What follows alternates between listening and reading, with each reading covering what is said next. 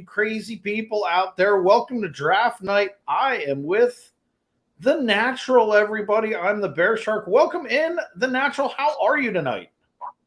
I am fantastic. This night is finally here. It is hockey night tonight, draft style. Who's it going to be?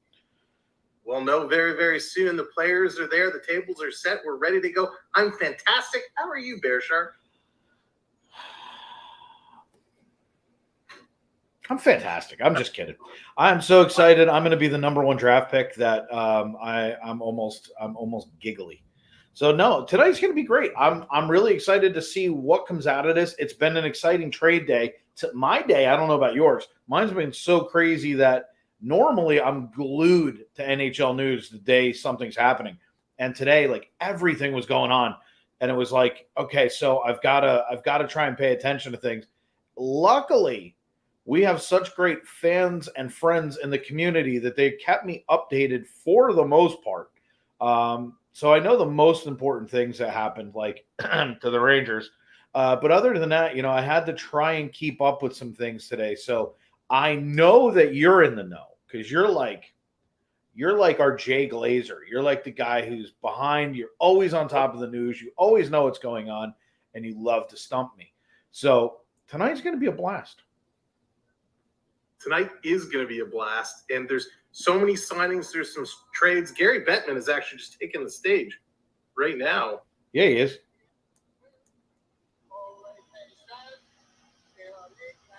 He's speaking French. I don't know what he's saying. The NHL, though, kicked off earlier today. Big press conference. They announced Gatorade no longer a sponsor of the NHL. They've now gone over to BioSteel. BioSteel, the new sports drink refreshment of the NHL. That was done earlier today. But huge trades, huge signings. As Gary's going to talk through what he's talking about, let me just bring you up to speed with a couple of these trades. And hello, everyone in the chat. I was going to say, before we do that, we got to say hi to our peeps, my man. We got to say hi to Bucks and Crystal and Lewis and Bernie, Not My Circus, Ian B, Carpe Diem. Oh, I love Carpe Diem. That's a great name. We've got so many great people. Jimmy 1970, Brian Wasco, Pico, Train in the House, all the great mods, all of our members, Dean Hill, what's happening? Welcome into every single person. So with that, kick it off for us, Natural. All right, here we go.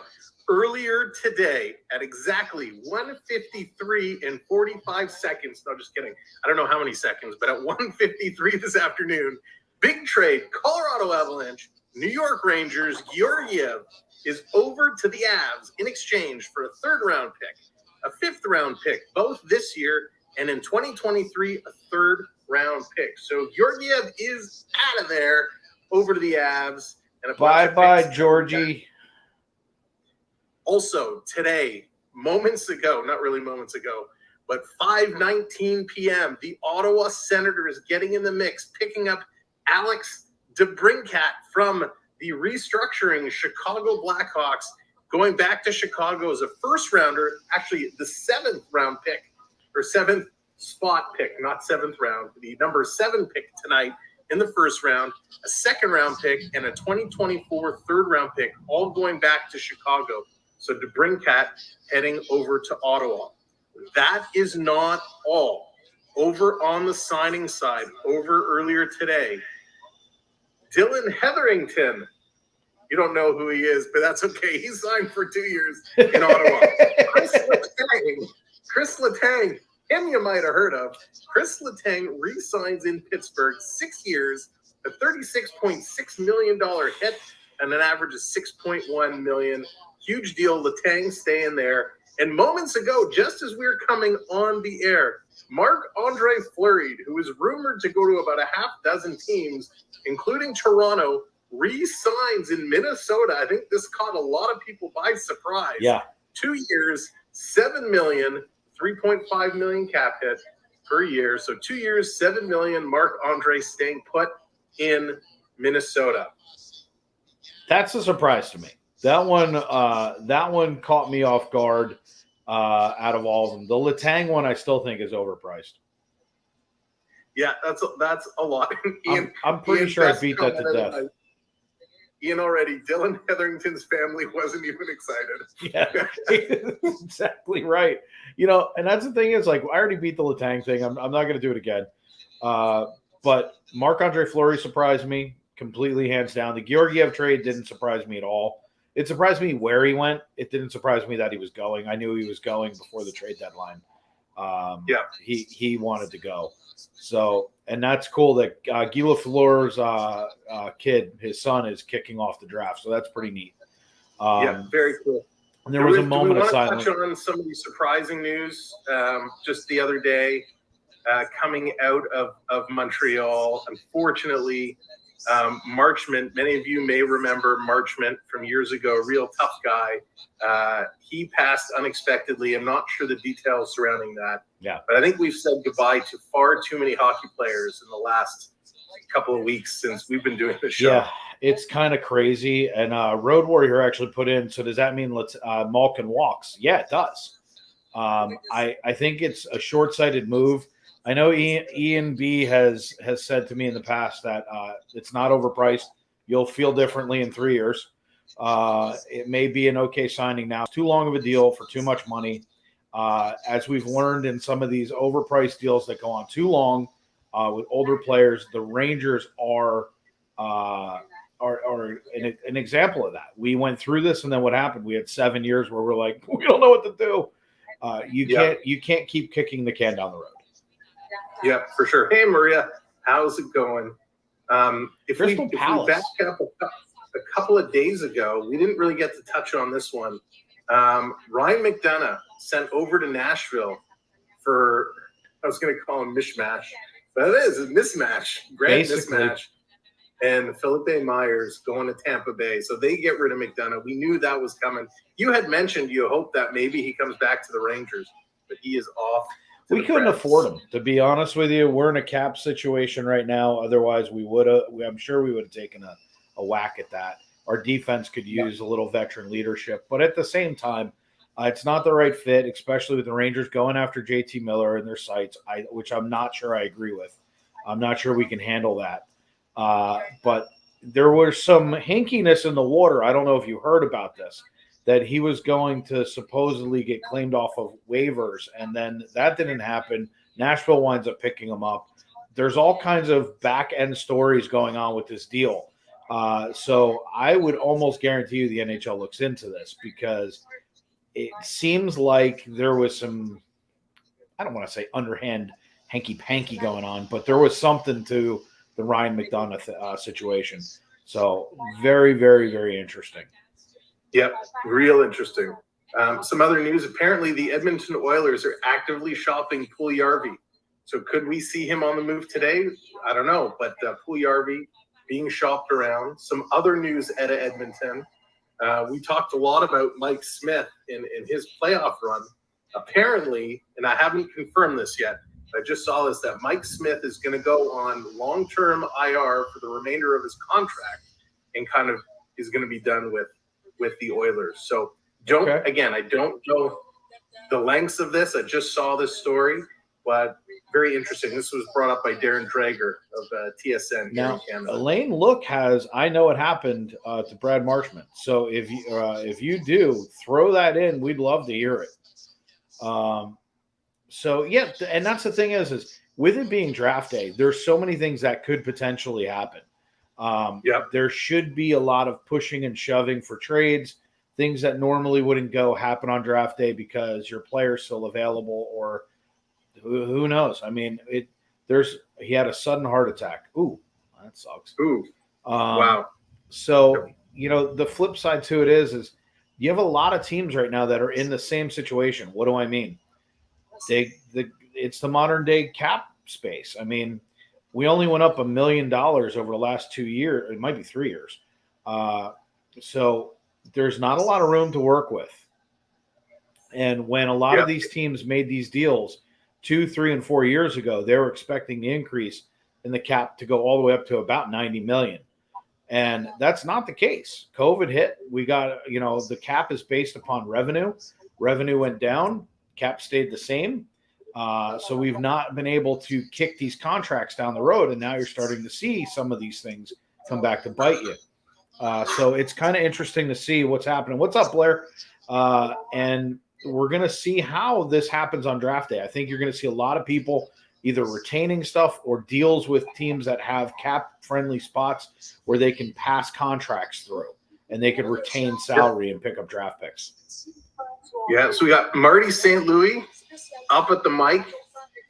Looks like this is going to get going. So who do you think it's going to be? Is it going to be Shane Wright going, or are we going to see Slafkovsky? I got to say it's Wright. I can't see it not being. But, I mean, look,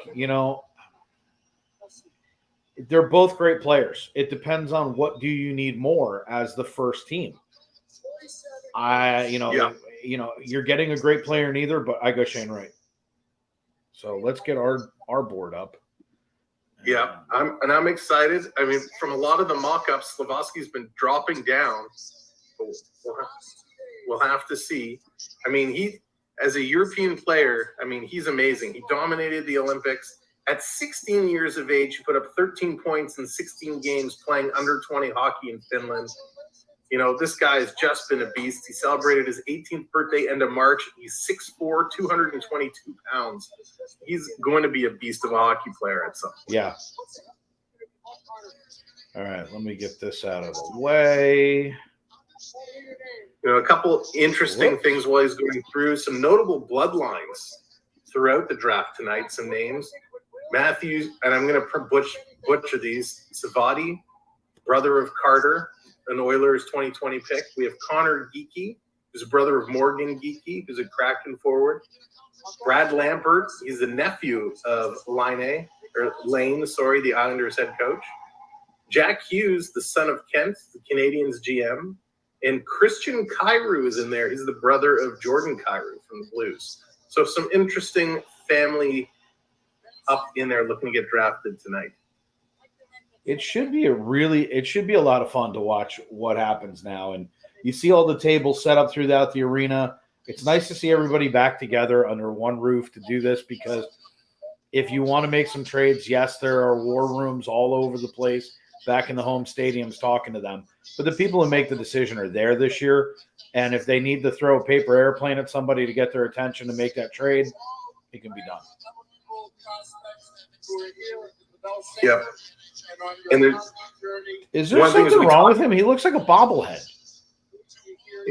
He does. How you doing? I'm expecting him to do like a Rodney Dangerfield and tighten his tie and go, hey, I got no respect up here. It's one thing he definitely doesn't get. He gets 0, and he deserves it. You talk about in the McDonough deal some shadiness potentially going on there. The Ottawa Senators have made a move, surprising to some as well. They've placed forward Colin White on unconditional waivers for the purpose of buyout.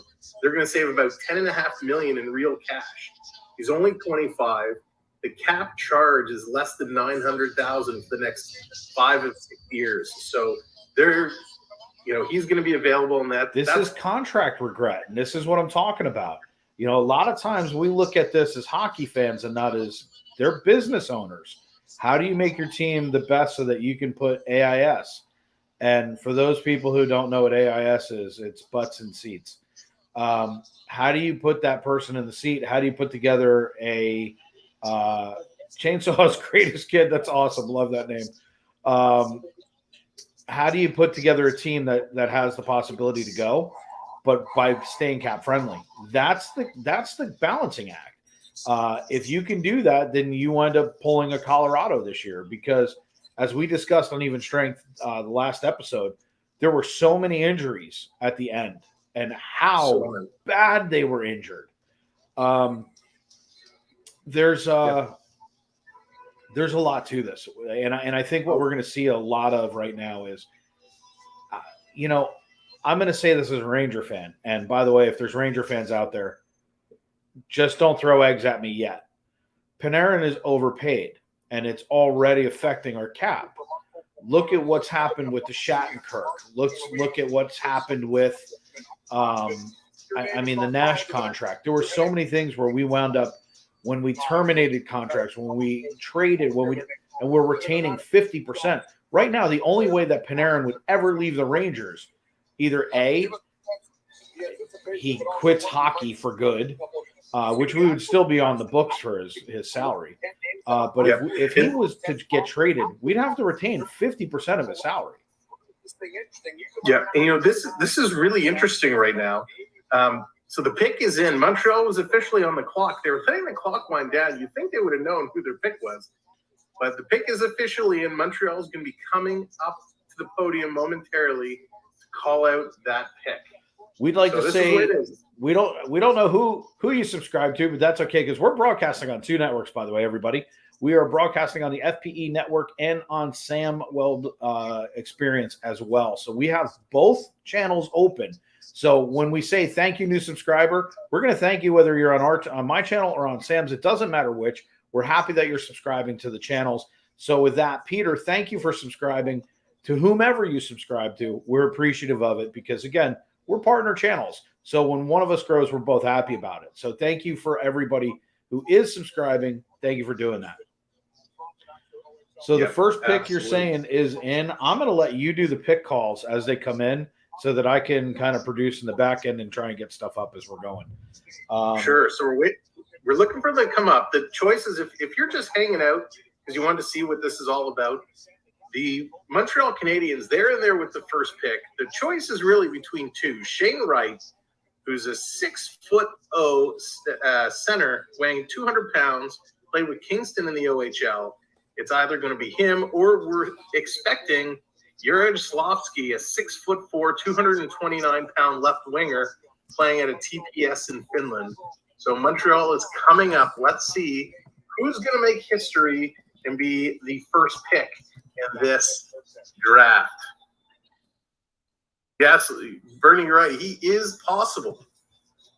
There's been so many mock drafts where the top 3 have really been all over the place.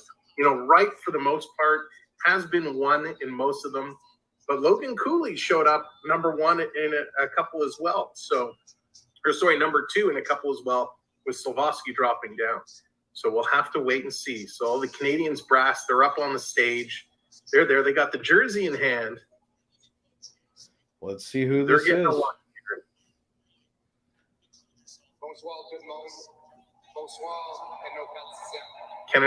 General Manager Kent Hughes to the microphone, welcoming all the fans in Montreal.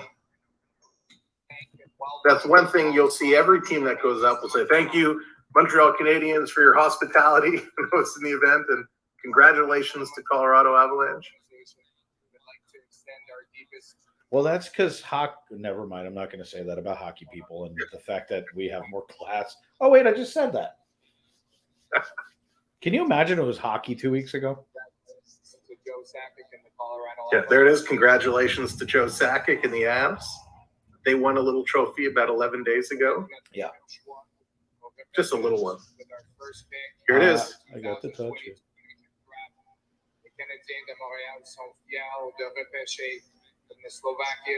Wow, from the Slovakian national team. What? Slafkovsky, first overall. Wow. Wow. Where's the surprise? I'm shocked. I gotta retype it quickly. This is great news for the New Jersey Devils or the Arizona Coyotes. No kidding. Shane Wright drops down. You gotta believe New Jersey's gonna take Shane Wright number 2. You gotta believe it. Again, Slafkovsky, this guy was a beast during the Olympics. He was spectacular in the IIHF World Championships. He's been great everywhere he goes. He's a big, big body player. Wow. He probably could step into play with Montreal next year, knowing that Montreal is really rebuilding themselves in a sense. So it would be excellent to see what he can bring. I'm going to assume he's going to play in the NHL next year with his size and skill. 6'3", 218 pounds is huge. Yeah, he's a big boy. So drafted first overall. Hat on or hat off? Let's see it. That's right. Hat on or hat off. He's got a nice head of hair there. So does he look happy to you? Come on, does he look happy? He looks confused. The mom's crying. Oh, 1 overall. Look at him. He's towering over him. He's like, "Don't make me throw you through the Habs sign." But look at him. They want to play for the Canadians. I wonder if he knew. Like, I wonder if Montreal in advance says, "Hey, kid, we're picking you," or if he thought he was going New Jersey the whole time. He wanted to be in a city that never sleeps. Newark. So he's going Jersey on. Let's see what happens here. Got the There jersey. There's the hat in hand. There it is. Hat's on. He does the slide, so he slides the hair back, not to mess it up. So good choice by him. And you're right. I think, Blair, you said it. Draft board's busted already. Unbelievable. So big surprise there. So I'm so curious. Again, if it was known that Montreal was going to take him, do the Devils, do they come back with Shane Wright now? They must, because between Wright and Cooley, they're both centers. And if you're talking a 6 foot, 200-pound center versus a 5'10", 180-pound center, you're going the 6-footer. So I expect this next pick from New Jersey to be Shane Wright. I would be very surprised. Dude, I'm floored right off the bat because, by the way, once again, let's give props where it goes. Bernie, you are correct. It's like Bernie just knows, because he also just sat there and said, he's like, watch out for a Devils trade. Wait, whoa, what? Like, I mean, I hate to even say that. Morgan, what's happening? Devils might look to deal number 2. Don't need another center with Hughes and Heischer right now. And yeah, could they deal their second pick? There is a good defenseman who is ranked number 3 of the European skaters. Nemec. Nemec, 6 foot, 200-pound defenseman, also from Slovakia, or playing at a Slovak. Are we going to see the board busted on the first 2 picks? That would be unbelievable. Right? That would be spectacular. Like, I'm sitting here right now going, hold on a second. So what you're telling me is we already busted the board right off the bat. The number 1, number 2. I already had it typed in. I had both the top 2 picks typed in. All I had to do was take one out. I had to totally retype it. That's awesome. And guys, thanks everyone for coming in and joining us tonight. This is going to be a lot of fun. As we're getting going here, make sure you do share whichever channel you're watching on. Make sure you share the link out on your socials. And it's going to be a party tonight. And this is already shaken out to be something we were not predicting, although Bernie was. I was going to say, Bernie got it right. Yeah, so let's see. Arizona would have a decision of hometown boy. Yeah, and that's the thing. Like, Wile E. Coyotes might come out of this and say, hey, remember us. So this is going to get interesting. And by the way, Kraken have what, 700 picks in the second round or something? Like, yeah, they have 31 of the 32 picks. I mean, like, I was looking at that. I'm like, you got to be kidding me. This kid literally, like, he finally cracked a smile during this interview and everything, but it's like, and by the way, I got to say this. I don't hate the new Habs hat. Yeah, it's all right. Oh, here's this. Listen, Chicago may not be done. Rumors swirling that they're taking calls on Kirby Dach in a deal that must include a top 15 pick. So Chicago really getting their wheeling and dealing. Now, if they do this and they make the Brinkat bye-bye, if they trade Kirby Dach, what does that mean for Patrick Kane and Jonathan Toews? Because they cannot be happy if they're going to start unloading all this talent. So here's a couple stats coming out of the chat, because while you're watching the board, I'm going to watch our chat and pull them out. So Bernie's sitting there saying, if I'm Seattle, I trade 4 and 2s and go up and get Wright. I agree. I would make some trades and go get this guy. The other thing is Matt Bates put in Phoenix has 13 picks this year. They have 13 picks. I don't think the Leafs have had 13 picks in the last 13 years. The Rangers had 4 before they traded for Georgiev today. You had 4, and we don't have a first-round pick. So if I'm the Rangers, by the way, I would trade to get into the first round. Maybe Doc for number 2. Let's see. Well, you'd be happy if we're going Well, would you be happy if you were going to Montreal? Montreal's beautiful, and the Canadians are going to come back. I mean, let's be fair. They've just got cap. They have cap issues. That's their biggest problem right now. All right, so Devils last 5 first-round picks. You got Hughes, Stillman, Holtz, Mercer, and I'm not even going to butcher that poor kid's last name, Mohamedulin. So, let's be perfectly honest. Devils are in position to strike right now. Just saying. The pick is in.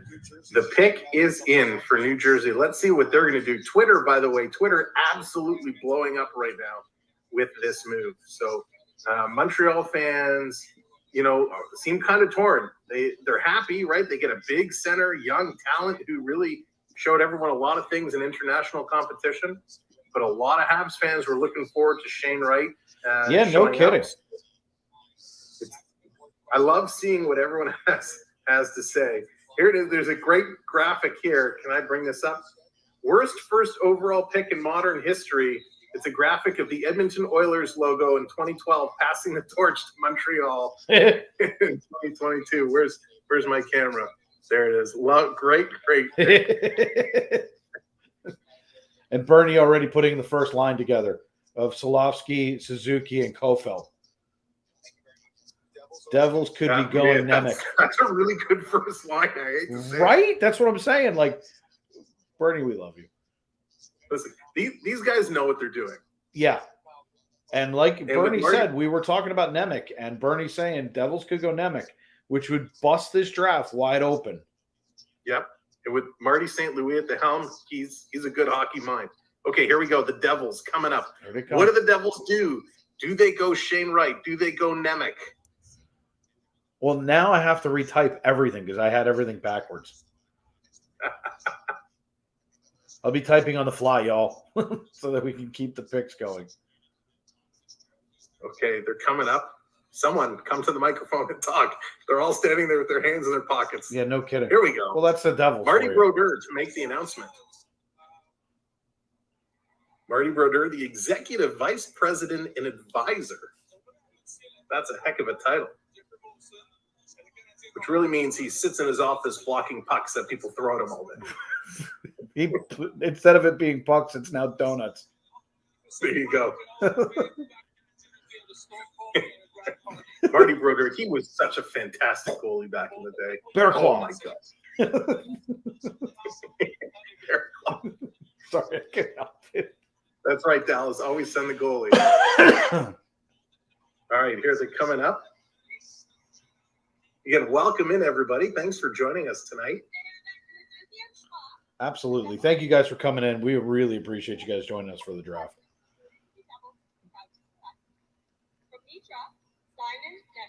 Oh, they go Nemec. They go Nemec number 2. Holy cow. Wow.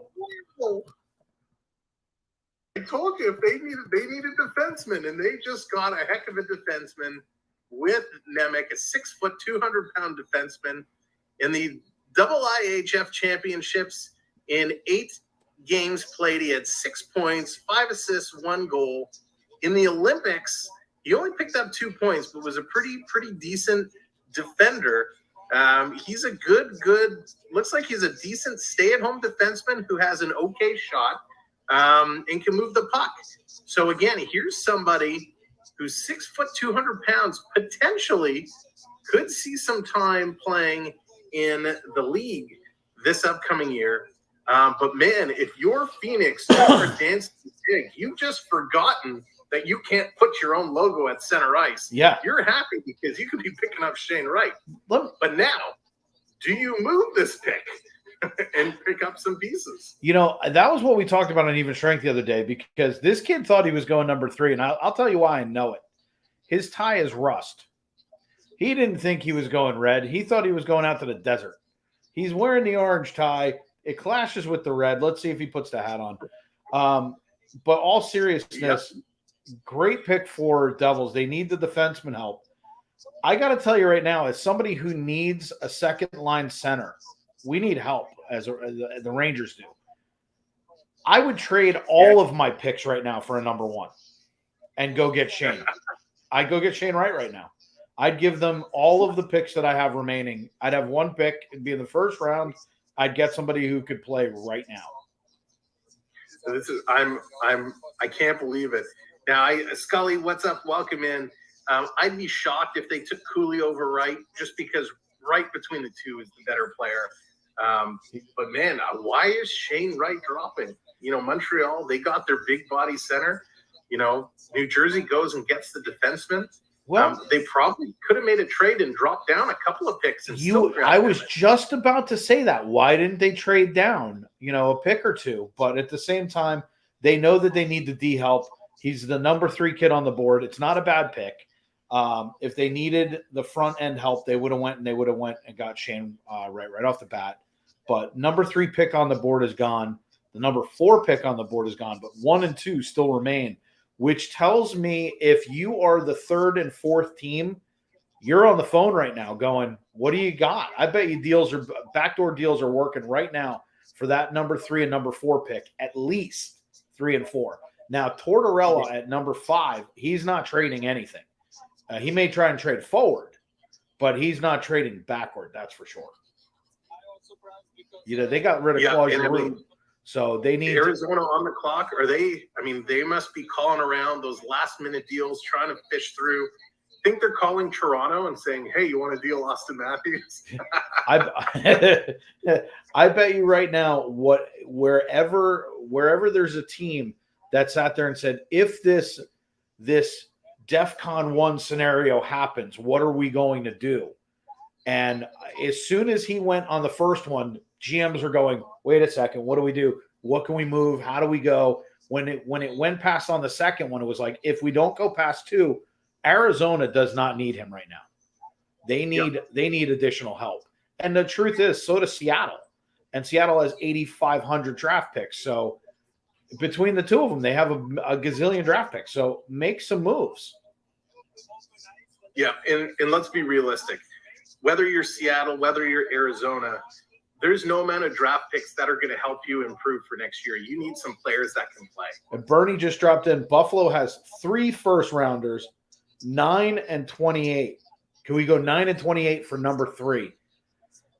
I say yes to that.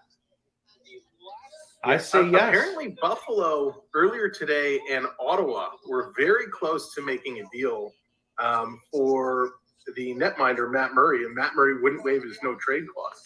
Now, it is just coming out that Matt Murray has agreed to waive his no-trade clause if it is a deal with Toronto. So could that be cooking up?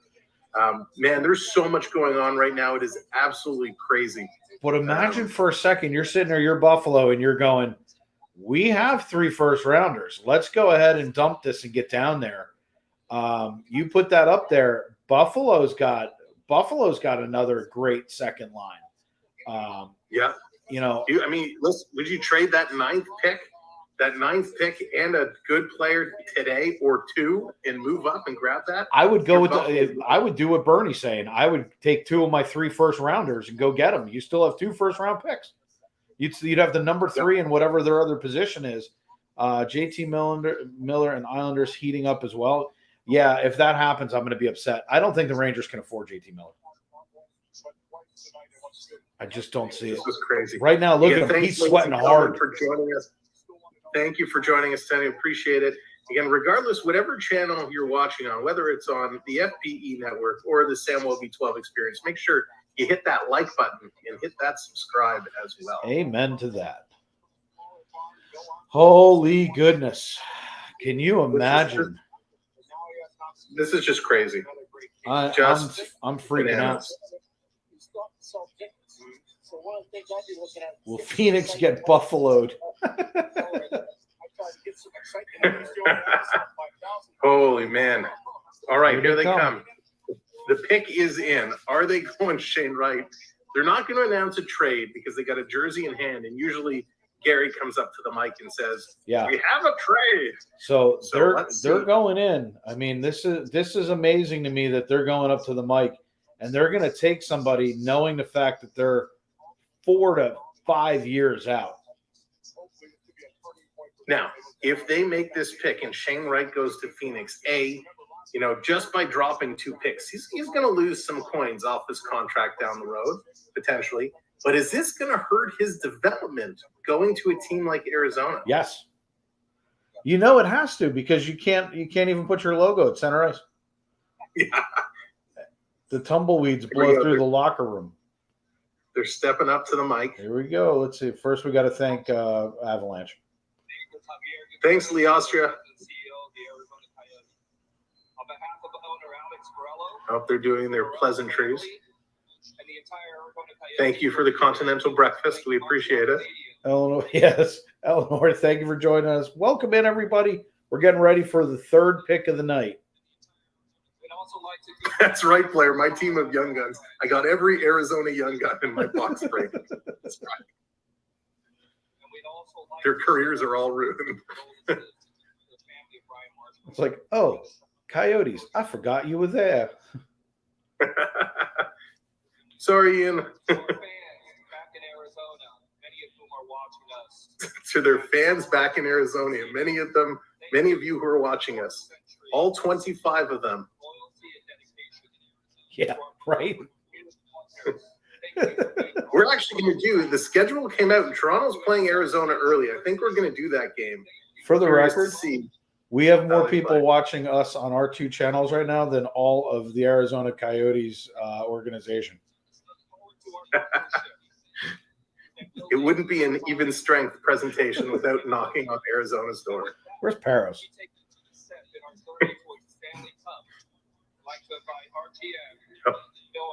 They're inviting their GM. Arizona has taken more time at the podium. I think they're just trying to get media time. I was going to say they want people to talk about them. Like, we're sitting here making fun of them. I really wish I had a Wile E. Coyote reference where you hit a brick wall. That'd be great. It is. I should have gotten that graphic. Logan Cooley. Wow. Logan Cooley. What is going on here? What happened? Look at him. This kid's despondent. He don't know what to do. Pick 3 is in. Logan Cooley goes over Shane Wright. Okay. Let's get into this. First of all, there's nothing wrong with Shane Wright. This kid is amazing. Should have went number 1 overall. He's the number 4 or 5 pick right now. What do you do if you're Seattle? Are you keeping this pick? Listen, Seattle, I think Seattle's sitting there going, holy cow, is this really just happening? I mean, I think I hold on to this pick if I'm Seattle. I think I keep it now. I think you got to keep it as well. I think this would be huge. Listen, Seattle had a terrible first season, but their fan base is so supportive. They were huge, and they have a cool logo. So I think you got to keep it, and you just build a whole campaign around this guy. This is your future. So do you feel like these first 4 players are NHL ready? Or because Bernie just dropped in, not playing in the desert for at least 3 years. He's going to University of Minnesota. So do we have I don't know. I mean, when you're drafting what essentially should have been the number 1, number 2, and they're going at 3 and 4, then the first 2 players theoretically are NHL bound. Are 3 and 4 going as well? Are we talking about the first 5 player? Like, what are we talking about here? I've never seen as big a shakeup. Right, I'm not going to say I've never seen it, but it's not often that you see this much of a shakeup this early. It's crazy. And listen, they're taking a risk. You're right. Logan Cooley came out and said he's going to go back to school. He's going to do his thing. Right. It's going to be a few years before we see him in Arizona. The thing is Arizona still going to have a team in a couple of years? Maybe they're the Quebec Nordiques. There's so many question marks around Arizona. Listen, he's going to be a good kid. He's going to be a good pick. I'm just absolutely floored. At this point, I'm surprised Shane Wright didn't tackle him in the stairwell going down to be like, people, what about me? Yeah, so Bernie just put in Slafkovsky is going to play next year, and so will Wright. If he goes there, he'll play in Seattle. Yeah. I still think I think Nemec's going to play in the land of the Devils. Got a trade? We got a trade. Two trades. Here it is. 2 trades on the board. Yes, Gary. Montreal has made a trade.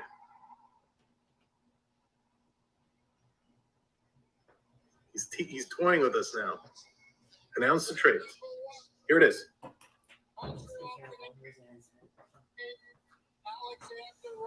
Romanov and pick 98 Sorry. to the Islanders for pick number 13. What? Romanov and pick number 98 to the Islanders for pick number 13.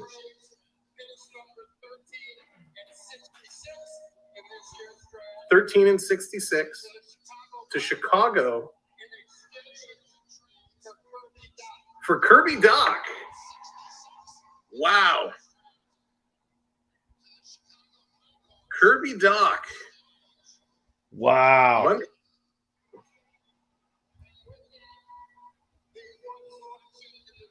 So Montreal. Were you expecting that? Kirby Dach. Were you expecting those two teams to make trades right now? No, I knew Kirby Dach was being shopped around. I did not expect it to be with Montreal. I did not think Montreal was going to flip those picks, pick up 13, and then flip it to Chicago for Kirby Dach. This is gangbusters. Yeah, like what in the world? Unbelievable. I'm floored by it. They interrupt future picks that aren't even there. And that's kind of E&B just put in exactly what my thought process was. We're going to stop and give more time to Seattle to make a trade or a pick when they're on the clock for things that don't happen for another 30, what are we talking? Another 10 picks. That's kind of crazy, actually. It's like the goalie coming to the bench to get his strap worked on in the middle of the right. That's exactly right. So Matt Carl just put Patrick Kane as a goner now in Chicago. There might be some truth to that too. That would be interesting. Bernie, new first line: Slafkovsky, Kirby Dach, and Caulfield. Man, Montreal is not going to finish in 32nd place next year. Well, 30th sounds about right. Hey, I said I like the hat. I didn't say I like the team. Okay, what Montreal has come out to play, unbelievable. I got to be honest with you. They're the one team right now that's making moves left and right and taking care of business. This is amazing to me. If I had papers in front of me right now, I'd be doing this. I got a cup of coffee, so I'm not going to throw mine in the air. Rangers definitely calling Chicago now to see about Kane. Let me say this to you. I really don't want the guy. Everyone keeps going, oh, Kane to the Rangers. Yeah, I know. I don't want him. But I guess I'll take him. Yeah, and I just saw in the chat somebody asking about Vegas. I missed it. Christian, how's it going? Vegas, they do not have a first-round pick. It was traded to Buffalo, so Buffalo is picking in Vegas's spot. That was Christian Santiago. Can someone please tell me what place Golden Knights will be drafting someone? That'll be day 2. Sam, you think Leafs will trade anything?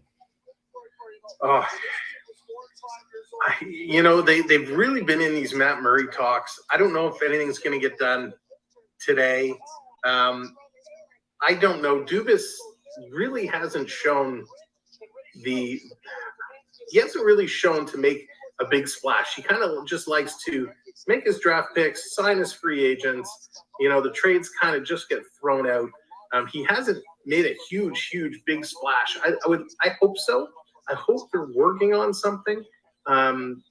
They need a goaltender. Dubas came out and said they are working with Jack Campbell, trying to get something done. The two are just too far apart. Jack wants too much coin, and Toronto doesn't want to pay him what he wants. They've been rumored in on talks for Varlamov, which, God, I hope they don't do. There's even talks they might keep Mrazek now that they have a new goalie coach they just announced. So I really hope. Unless it's the second coming goalie coach, Mrazek should go bye-bye. Now, by the way, Seattle's up on the stage. And let me say this. Doesn't it seem like it's been 10 minutes in between picks? It does. Like, here they are. Shane Wright. So, okay, good call. Finally, the Kraken do something right in picking Shane Wright. That was terrible. I just realized. They get the right pick in Shane Wright, drafted 4th overall by the Kraken. Here was the expected or projected number 1 kid. Falls down to 4th. It's been a long time in a draft when the expected number 1 has dropped 4 picks. I'll tell you what. Look at the kid, though. He's pissed. He is pissed. Look at the look on his face. And this is a kid. You're going to see him. He's going to be in the gym. He's going to be working his tail off to come in and make an impact. He wants to prove everybody. Yeah. Yep. You can see he's fired up. He's smiling, but you can see it in his eyes. His eyes are like, that's not a real smile. No. 6 foot, 191. He's relieved that he's off the board before number 5. Let's be honest. But having said that, this kid right now is sitting here going, you know what? If you thought I was ready to go before, wait till you see me in a couple of weeks when I've hit the gym and I put on 9 pounds. Like, this kid's going to go to work. He's going to I'm shocked by this. Yeah. He goes down. Listen, you've lost your potential, EA Sports cover photo.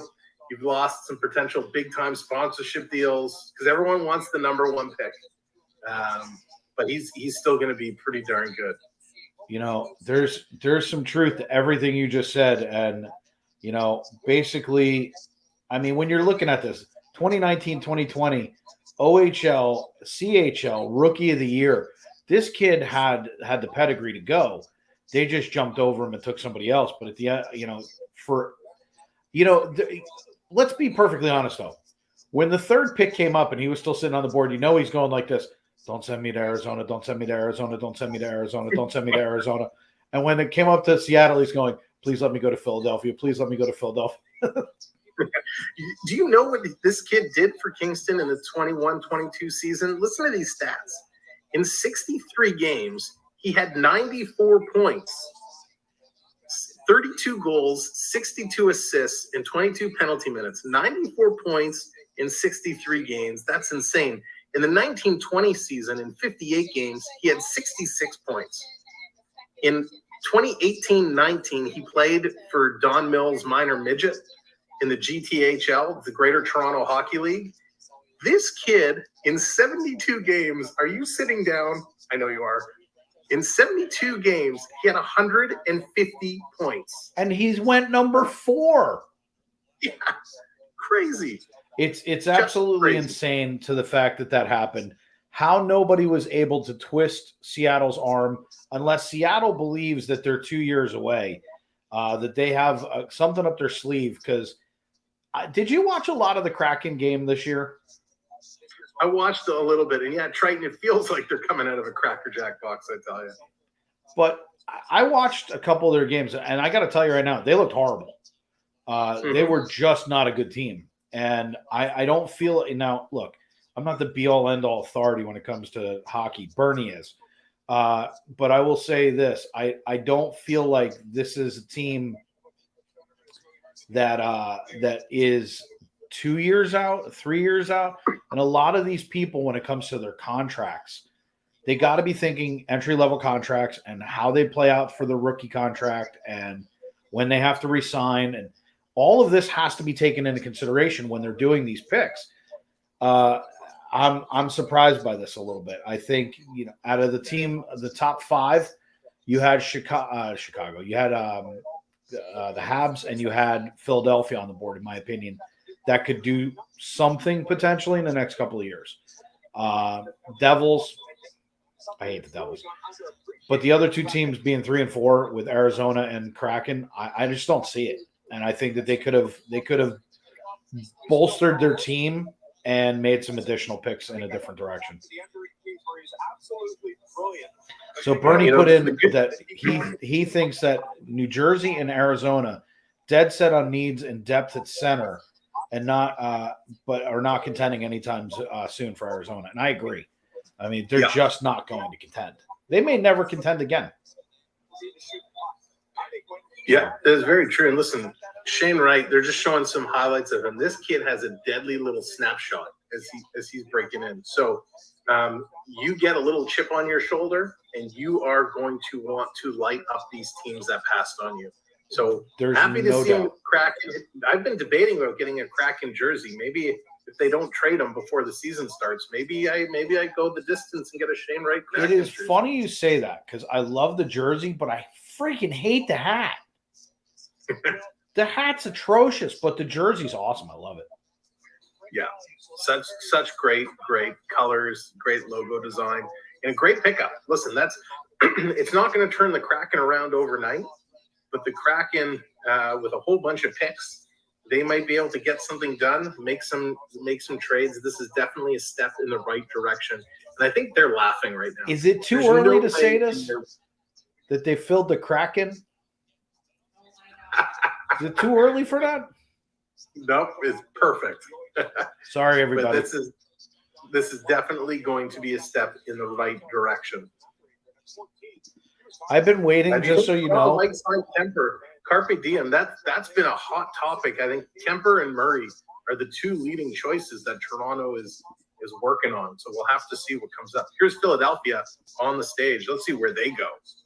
I've been waiting to make that Kraken joke for weeks. just want to say that to you.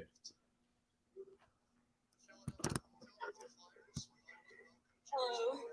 With the fifth overall The fifth pick. the Philadelphia Flyers are proud to pick Connor Gauthier, he goes to the Flyers, a 6'2", 200-pound left winger, played in the under-18s in the NTDP League. This guy he also played for Team USA this past year in the USHL, 22 games. He had 28 points. In the USA under-18, he played 54 games, had a total of 65 points, 34 goals, 31 assists. So this is a nice little pickup there. Man. Ian's killing me. He goes, nicely in the Flyers program. Ian goes, did she say hello like it was a question? That was awesome. That was awesome. Hello? It's like, wait a minute, are you Obi-Wan Kenobi? Hello there. Is this thing on? Yeah. Tap, tap, tap on the microphone. 6'2", 189 pounds. This kid's got to put some meat on those bones. Yeah, he was born in Sweden. He shoots left. He's going to fill out. Again, he's a big boy. We know the Flyers, they like their big players, so he's going to fit in well nicely there. And with the new coach, let's see what he can bring out of him. Tortorella is gonna ride this kid like a jockey. I mean, let's be perfectly honest. Torts likes big. He likes gritty. He's gonna expect this kid to put some meat on his bones. There's no doubt about it. Torts doesn't play around. And they're all going hat on so far. So very happy to see they're showing their team dedication by flipping the hats on. Maybe they watched the show and they said, you know what? There's something to what Sam was talking about. Just saying. Look at the mom. Mom's balling. He went number 5 overall. I did it. Woo! I got the minivan with all the pads for the right reasons. So he was ranked 3rd in the North American skater. He moved up from 6. He was 6 at the midterm, moved up to 3rd. So that's, he's probably right in when you combine both the European and North American players together. It's probably right where he was anticipated to go. So I think now we're kind of back on track after the shakeup with the first several picks. All right, so Carpe Diem, I happen to agree with you. Tortorella, his winning record is good. He's a very winning coach, but he's not a good coach. And I happen to agree with you on that one. Now, addressing what Bernie said, Islanders did the Montreal deal instead of JT Miller deal. I agree with that. Vancouver deal fell through when Montreal came with Romanoff at number 98. So what that essentially is probably done is put the Rangers in line for JT Miller. Good and bad. He's a 1-year rental with whatever the Rangers come up with. Now, the Rangers are talking about giving back Philip Hedl, which I totally disagree with. But Philip Hedl, potentially a prospect. I mean, and they're talking about either Niles Lundqvist, or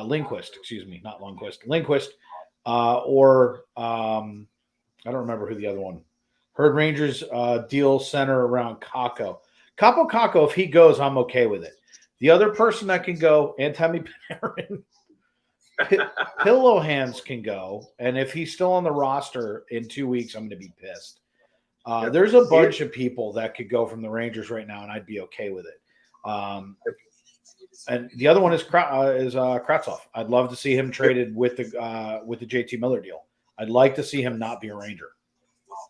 There's some interesting news coming out of Seattle. Now that they picked up Wright, apparently they're really interested in picking up Nazem Kadri as well. So this could be bad news for the Avs fans because I believe he's an unrestricted free agent.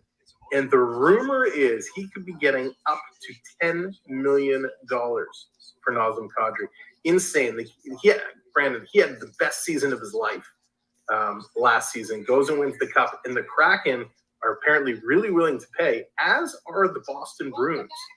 So that would be interesting. They pick up Wright. If Nazem goes to the Kraken as well, that gives them a nice little combo. It would be interesting to see what happens in the next year or so. If either team, and if you guys are watching, if you're on the Seattle Kraken and you're watching us, or the Boston Bruins, which we all know you're watching us, Panarin's available. I'm just speaking on behalf of Chris Drury. I'm just saying. So.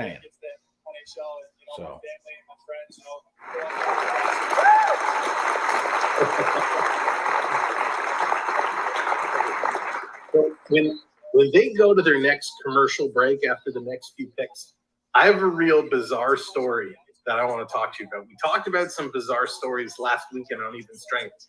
I got another crazy one that I'm going to talk about. So everyone, if you're here, make sure you stick around for a little bit because we have a doozy of a story coming up soon. So should we start a new segment for you that's called Sam's Crazy Canadian Stories?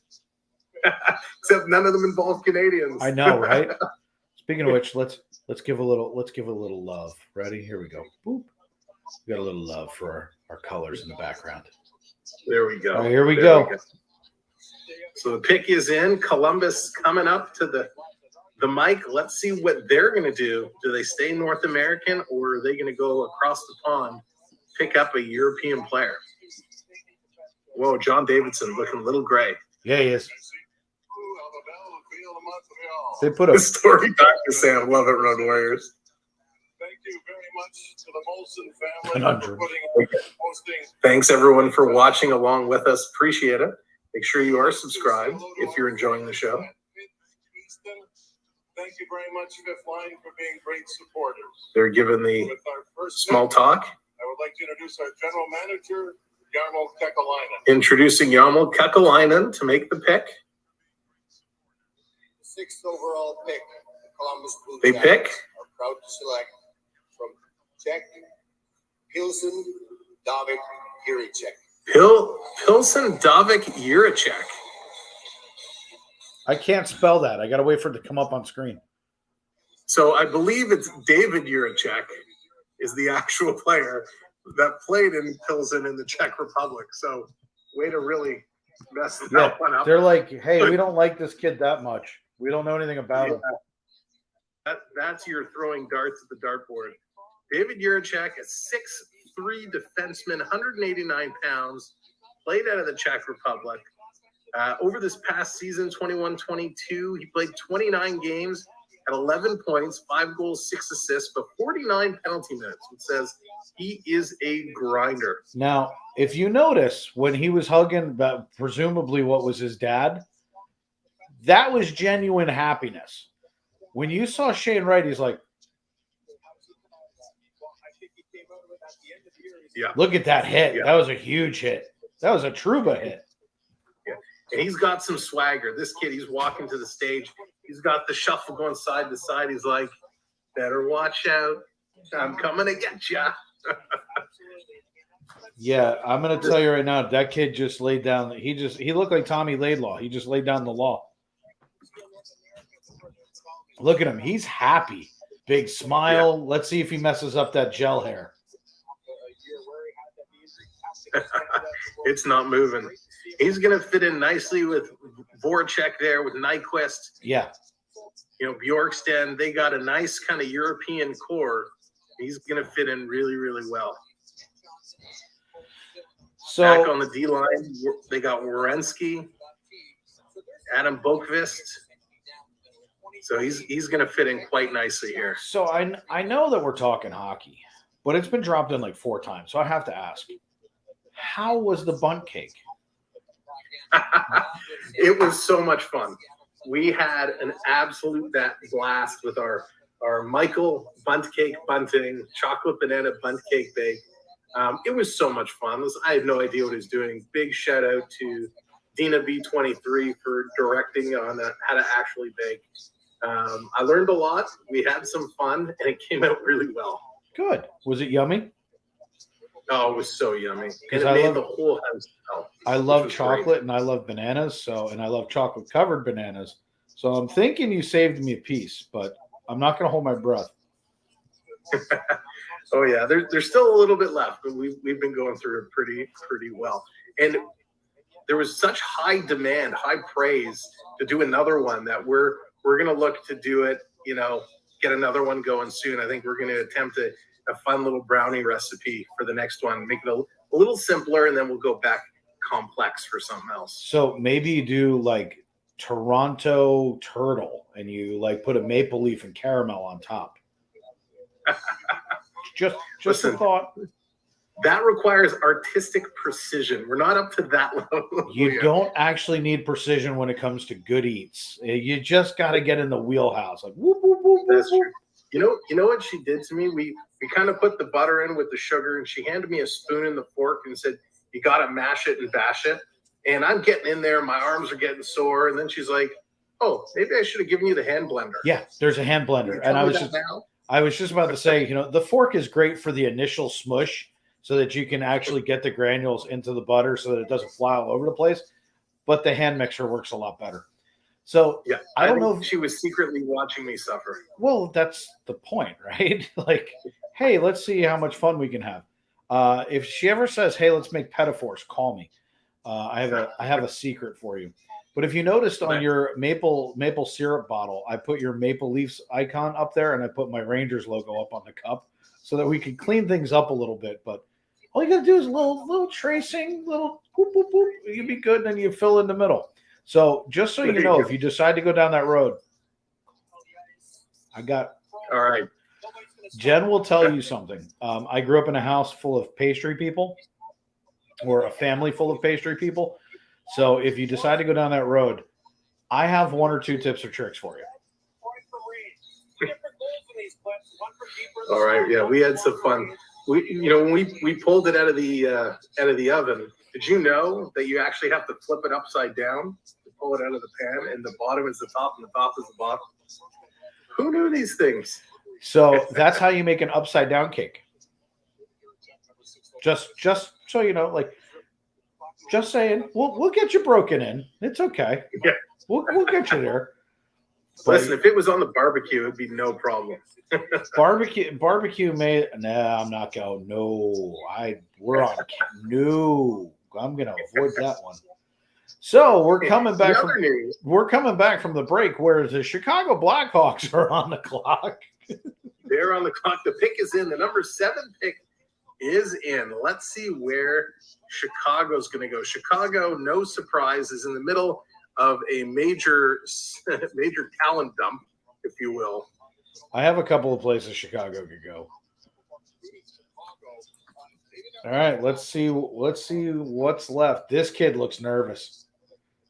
Look at him. He's like, I don't want to go to Chicago. It's cold. Let's see where Chicago is going to go. Chicago, they have a whole lot of decisions to be making. They got Kane and Taves, who are, they got one more year there. Sam kept staring at the bottom of the cake. How rude.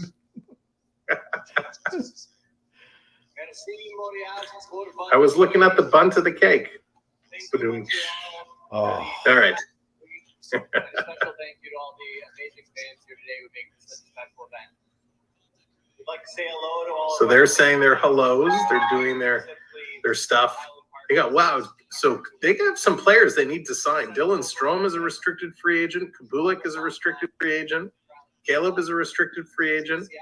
Hold on 1 second. We're going to flip over to Studio B. We have a guest Calvin joining us. Korchinski. Let's get over to Studio B. What's up? So we can bring in Ian. 1 second, Ian. We'll get you in there. Calvin Korchinski, first among defensemen in last year in the WHL. Welcome in, Ian. Maybe.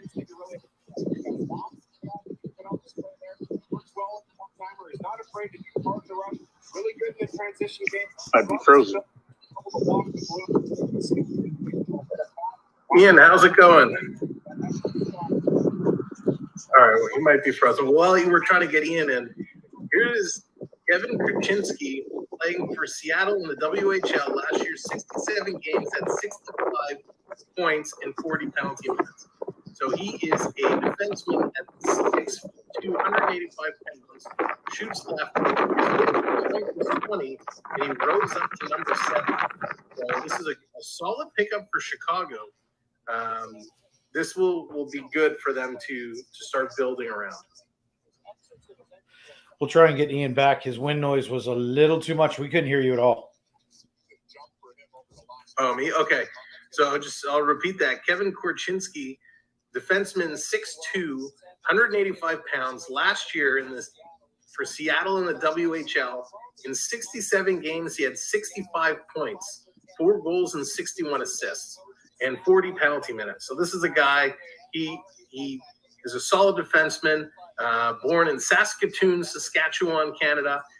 Great at moving the puck, probably plays the power play, which is why he picked up so many assists. So really, really looking good. A nice pickup for Chicago. Theo, Sam Eagle, welcome in. Thank you for just stopping by. I know that you're just coming in and show a little love and support. We appreciate that. Yeah, Gordon, it wasn't static. It was wind noise. He was outside, so that's why I kicked him back out so that this way you can get a little bit clearer. He was frozen, and we had a little bit of that wind noise. So our apologies on that. And Ian, if we can get you back in, come on back. We've got Studio B set up right now. Detroit is on the clock. Let's see what the Red Wings do. Let's see if they pick Barry Sanders.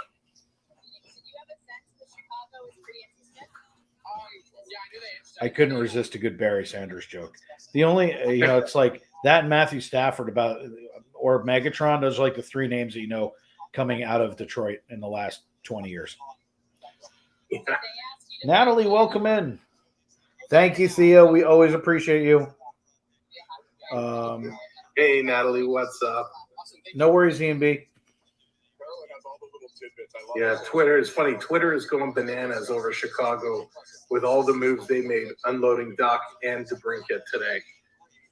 So they're actually not talking too much about Korchinski, but he did have that 61 assists was the most assists by a WHL rookie defenseman in a single season since 1983. So a lot of promise with this kid. Senators Blackhawks trade.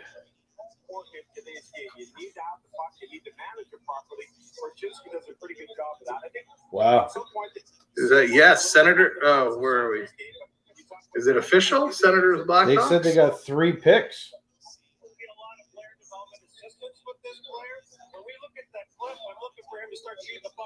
Is this another one outside of the Kirby Doc deal? I don't know, because there were 3 picks sitting up there, and it looked like 3 picks for this year, but it went by pretty quick. Because they did. So they got 2 picks in the DeBrincat deal, a first and a second. They did pick up another first and a second in the Kirby Doc deal. So Chicago suddenly find themselves with a plethora of picks. So well, Detroit. Oh, Detroit's pick is in. Let's see what Detroit does.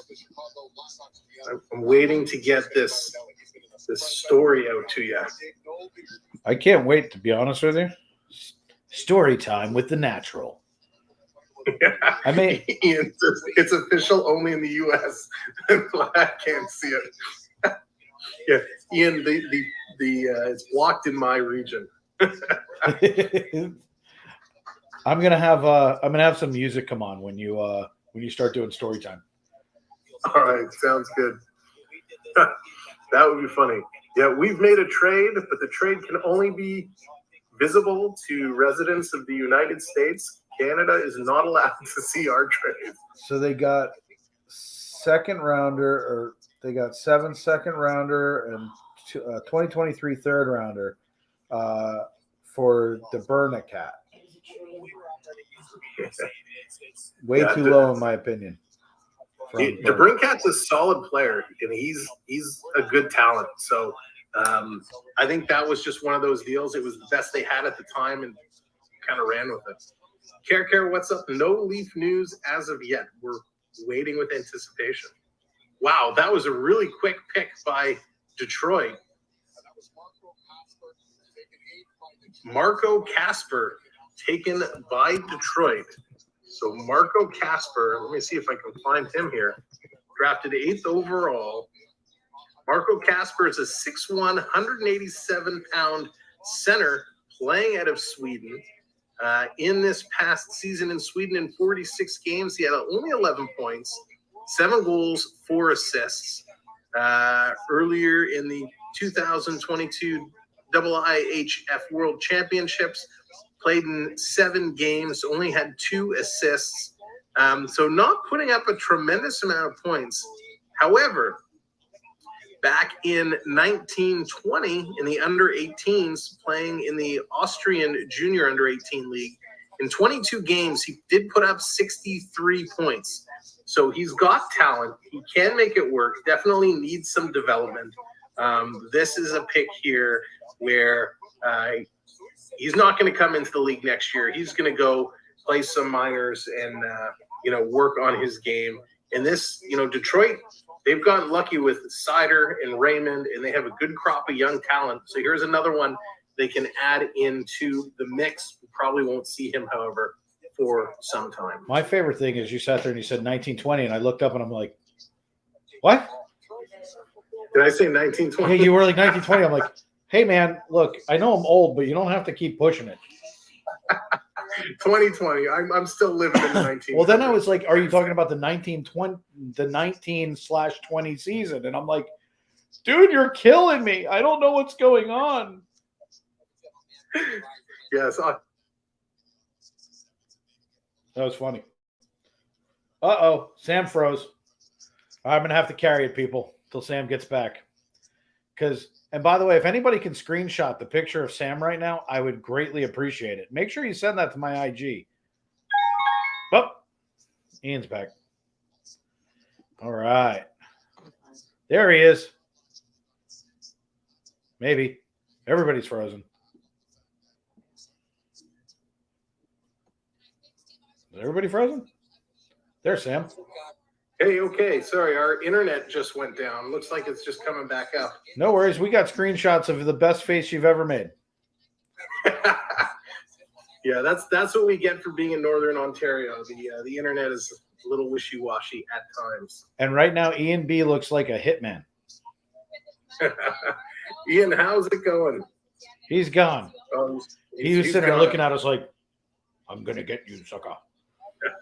That was great.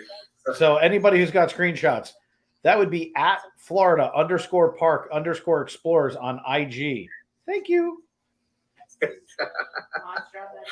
If anybody winds up getting that to me, I promise to post them during this stream. Oh, that was funny.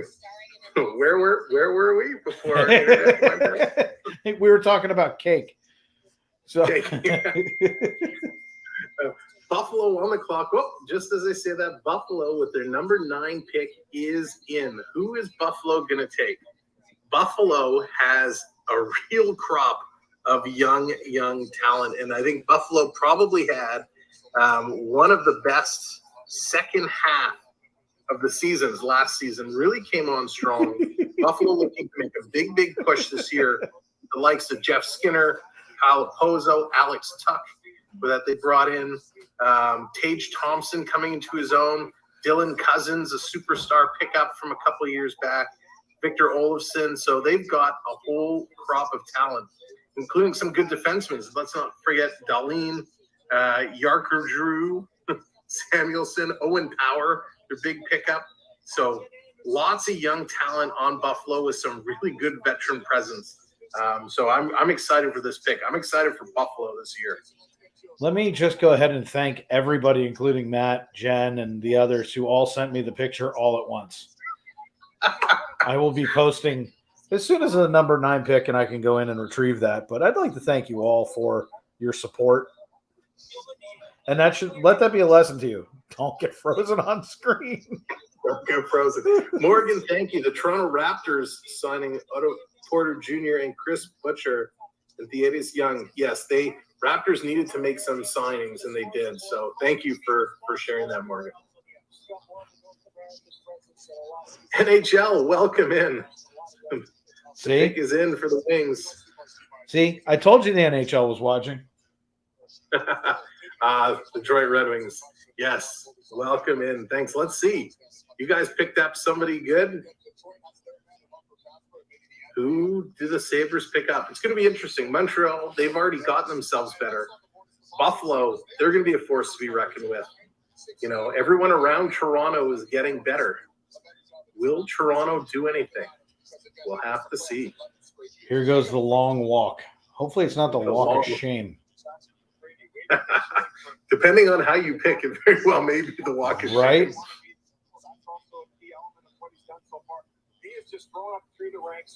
So here they are coming into the mic. The pick is in. Well, I thought something was being dragged across the floor, but it was the top of the camera as he was walking in front of the stage. That's great. Matthew Savoie, who is midterm ranked number 3 in North American skaters, dropped down to number 4. He is a 5'9", 170-pound center. God, I remember being 170 pounds once upon a time. He is out of Winnipeg in the WHL. This kid last season in the 2021-2022 season, in 65 games, he put up 90 points, 35 goals, 55 assists with 32 penalty minutes. The year before, playing in the USHL, he in 34 games had 21 goals and 17 assists for 38 points. So definitely a plus goal a game or plus point a game player. Looking good. Nice Canadian pickup out of St. Albert, Alberta, going to Buffalo. So nice little pickup here for the Sabres. And he's going to fit right in with a team of young players. So again, probably won't see him unless he really impresses during camp. They're comparing this kid to Braden Point. They're saying he has that kind of an upside where he can skate, he can shoot, he can be a playmaker, really make a difference. And looking at the depth at center with Buffalo, you know, they have Casey Middlestad in there. Again, Thompson, Cousins, Peyton Krebs, Cody Eakin. Eakin's an unrestricted free agent, so they'll probably let him go. Savoie will probably play a year in the minors, but man, some great upside here with this kid, and we'll get to see him definitely in exhibition games early on, and we'll probably see him in a couple of NHL games, I would assume. Let them get a real taste of what this kid can do. Again, for those who don't know, they can play, I think it's up to 9 games in the NHL before they're considered a rookie. So for those of you who ever come on a show with us and know that we like to have a little bit of fun with one another, I have proof. looks a lot like this.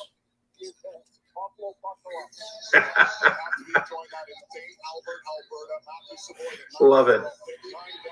So thank you to those who were able to get a screenshot over to me so quickly. We appreciate you. I got to learn to keep my mouth closed. What was funny is you were in the middle of saying something and just stuck. And what's even better is through the years of through the year of doing YouTube, I have been caught in so many stupid positions. And the best part is when you're doing a screen grab, you can grab, all you got to do is hit pause. So they could do it at any time to you. Yeah. I got stuck with a Bucky hat. Yeah. Stephen, welcome in. So minor league hockey, depending on where you're located, some networks carry it. I know up here in Ontario, certain regions carry different games. It's kind of tough to find depending on where you're located. They're in a commercial break, so can we do story time with Yeah, let me just tell Ian what happened. Ian, I have a moving background behind me. It's my Rangers highlight video from when I was calling games. I forgot because I built the studio around my Rangers live feed, so that's what's behind me. I didn't even notice it. So and it's also in my chest. Go ahead. Story time. All Hold right. on. Let me get some music queued up for you. Story time with Sam. Brought to you by the Sam Welby Experience. Okay, I'm ready whenever you are. All right. So here we go. You remember a week or so ago, we talked about Philadelphia Flyers prospect goalie that was having a bunch of trouble in Russia, where he talked about, evading being drafted into the Russian army, and he was detained and then thought he was poisoned, and the whole crazy story. Well, here is another one. According to this source via Sport Express, Kirill Kaprizov, the superstar for the Minnesota Wild, who I think he finished 4th or 3rd in scoring last year, Kaprizov, he has returned to the United States after his name has been linked to fraudulent military IDs being sold to players. Kaprizov is now considered a wanted man in Russia. This is stemming from the recent arrest of the Flyers goaltender. But yeah, Kaprizov is now a wanted man in Russia after his name is being linked to fraudulent military ID cards being sold to players. Moeller Man, what's up? Gordon Bruce, hello. And wow, are you always full of great things? I need to get a wanted poster and put it up here. Like, wow. What is going on? It's just crazy. This has been Story Time with the Sam Welby 12 Experience. We thank you for joining us, and back to your regular programming. I mean, like, out of all the obscurities that's going on right now over there, I guess they really want the KHL to succeed, but this isn't how you do it. Unbelievable. Just crazy. There always have been stories like this, but they normally just don't get out. So here's the question. If he's found over here, or when he's found over here, are we going to send him back? No. I think as long as he's over here, he's safe. But if he ever returns home, he's and this is still going on, he's going to be in trouble. And that's why, like, when Panarin took the 2 weeks off to go back to Russia, I'm like, he's never coming back. Yeah. I was like, oh, here we go. Pat Verbeek up to the mic. Where's Charlie Conway? Charlie Conway, Mini Conway, hoping to get drafted today.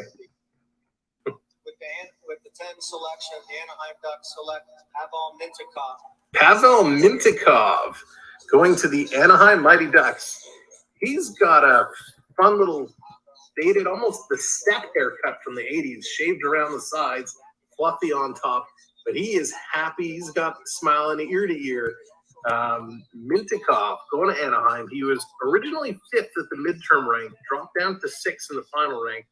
A 6'2", 194-pound defenseman coming out of Saginaw of the OHL. When we look here in Saginaw, in 67 games, he had 62 points, 17 goals, 45 assists as a defenseman. That's pretty good. He did play for Russia. He is originally from Moscow.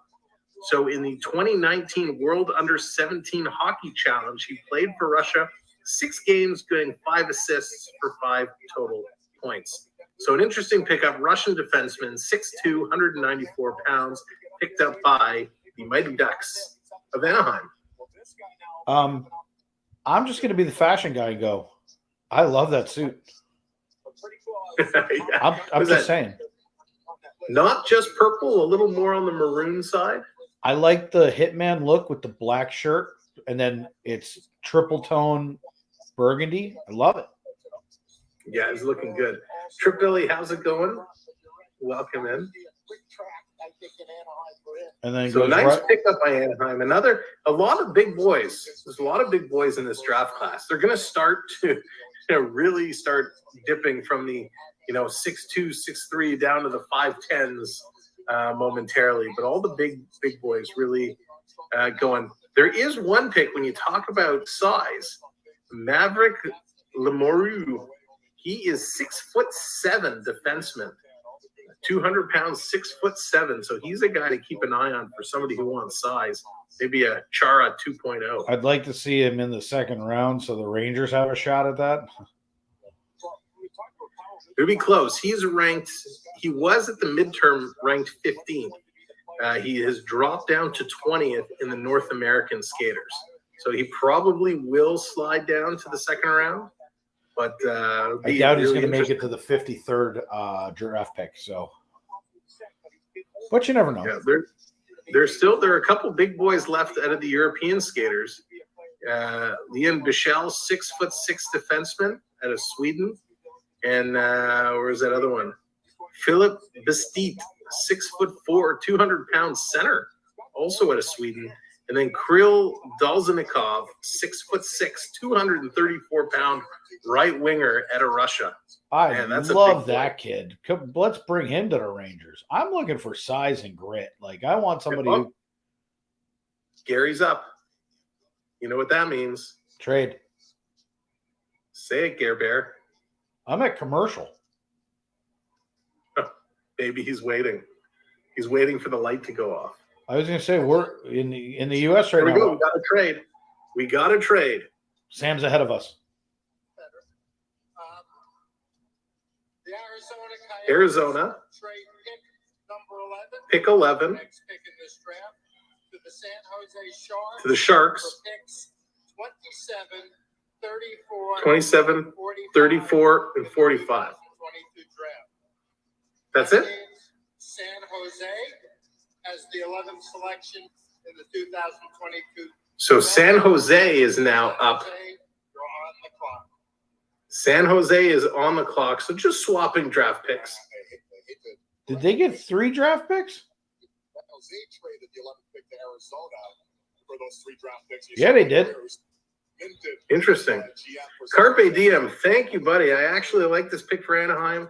They got a good young D-man from Colorado, Barron from Manson. They have a good D-line in a couple of years. Yeah, they will, for sure. So thank you for the super chat. Appreciate that. So 27, 34, 45 first and seconds for pick 11. Wow. Dude, that's strong as death for that. That's a first, a high second, and a mid-round second. That's a lot. I mean, they got to think that whatever they're doing right now, I mean, does that make any sense to you? A team that is in dire need of rebuilding gives up 2 essentially almost 2 first-round draft picks. The 34, Bernie's mentioning, and listen, Bernie's been pretty bang on so far. He's calling it out. They're going for Frank Nazar, Cooley's teammate, a 5'10", 180-pound center. Let's see if this. I mean, I can Arizona. understand it, but at the same time, you're losing that high second round and mid-round draft pick in the second round. 45 is essentially a late first rounder.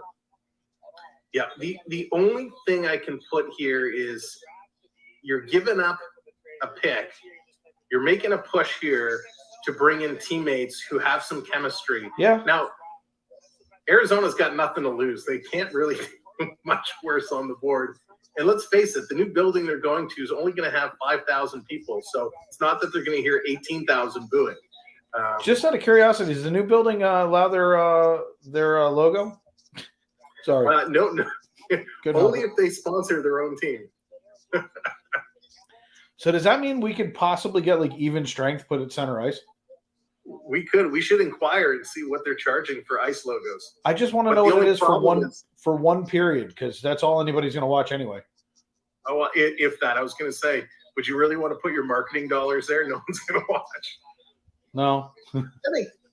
I would pay just to get an aerial kind of drone shot of center ice with your logo there. It would be awesome to just say, hey, by the way, our logo is at the center ice at one point, with like the FPEN logo on one side and the Samuel B12 on the other. There you go. 500 people can boo wherever they go. That's true. They will get 800 more picks when they weaponize their CPA from this summer. Oh, poor Arizona. They will never get old. So it's interesting. They're going to be on the clock. I'm very curious to see if they are going to do this. I mean, it's not every day you see someone, stashing picks and moving them around to try and get line mates. You kind of saw it when Vancouver moved some mountains to get both Sedins. So you do see it from time to time, but it is very, very rare. And let's be honest, Nazar, I don't think is going to be as talented as either of the Sedins. No, not even a little.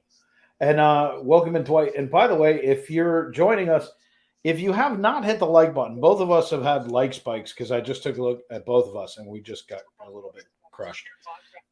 So please don't let that stop you. Hit the like button if you're coming in, whether you're watching Sam's channel or my channel, if you're on Samuel B12 Experience or the FPE Network, please hit the subscribe button. Both of us do sports. We both do fun stuff. We both do Disney. We're partner channels, which is why we're streaming together, and you'll be seeing us on Even Strength.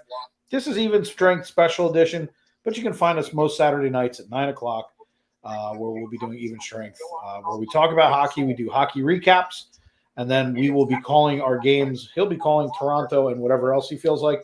I'll be calling Ranger games primarily just so I can yell and scream, and you guys can watch me flip out. It's going to be fascinating to watch. So Arizona is in. And one thing that Arizona is going to have to do a lot of, and I'm going to do it because I haven't done it yet today, they're going to have to do a lot of shimmying for position. So I'm just going to break it out a little early shimmy. There we go. Because Arizona's going to make their pick. We're going to shimmy it up, shake it up for them. And I didn't even hear, man. Holy, they said it so fast. Conor Geekie. Conor Geekie is selected. Man, this kid, he has the hair of the draft. Conor Geekie drafted 11th overall. He has the best head of hair of any kid so far. He's got the long, flowing 80s hockey hair. I was just about to say, do you feel like you're watching the movie Miracle? Yeah, and Conor Geekie, the first player to slip down the stairs, caught himself on the railing. That would have been tragic. Don't want to get hurt on the stairs of the draft. But here he is, Conor Geekie. So he was initially ranked pretty high up. He was 5th overall in the North American skaters. He is a 6'4", 190-pound center out of Winnipeg of the WHL. Over this past season in 2021-2022, in 63 games played, he had 70 points, 24 goals, 46 assists. That's a geeky pick. That's a geeky pick.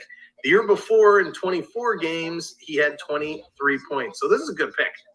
This is actually a really good pick for Arizona. I mean, 6'3", 6'4", 190, 196 pounds, respectively speaking, as it was put in elite speed. I mean, obviously Arizona's saying, hey, we're going to try and do something in the next couple of years. So we'll see what they do. But as soon as I saw this kid, I'm thinking, where's Herb Brooks? Like, I want to see, I want to go watch Miracle. Yeah, I'm very curious. I'm just taking a look at the Coyotes lineup. With Clayton Keller, he's tied up there. He started to kind of find his game. Nick Schmaltz, he's 26, but I would almost consider him a veteran at this point. He's been around. You got Andrew Ladd. He's got 1 year left on his deal. These guys, potentially could slide right in.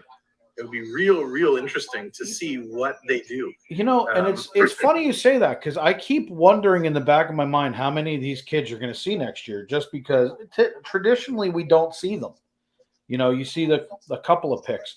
But if you're picking the number 3 and you're picking the number 11 and you're making moves, you obviously think that this is a piece you need now, especially to give up 3 draft picks. Like, they obviously feel like this kid needs to be on the team. So they're obviously going to play Logan Cooley, and I would assume it's going to be Geekie Cooley. Sorry, I just had to say that.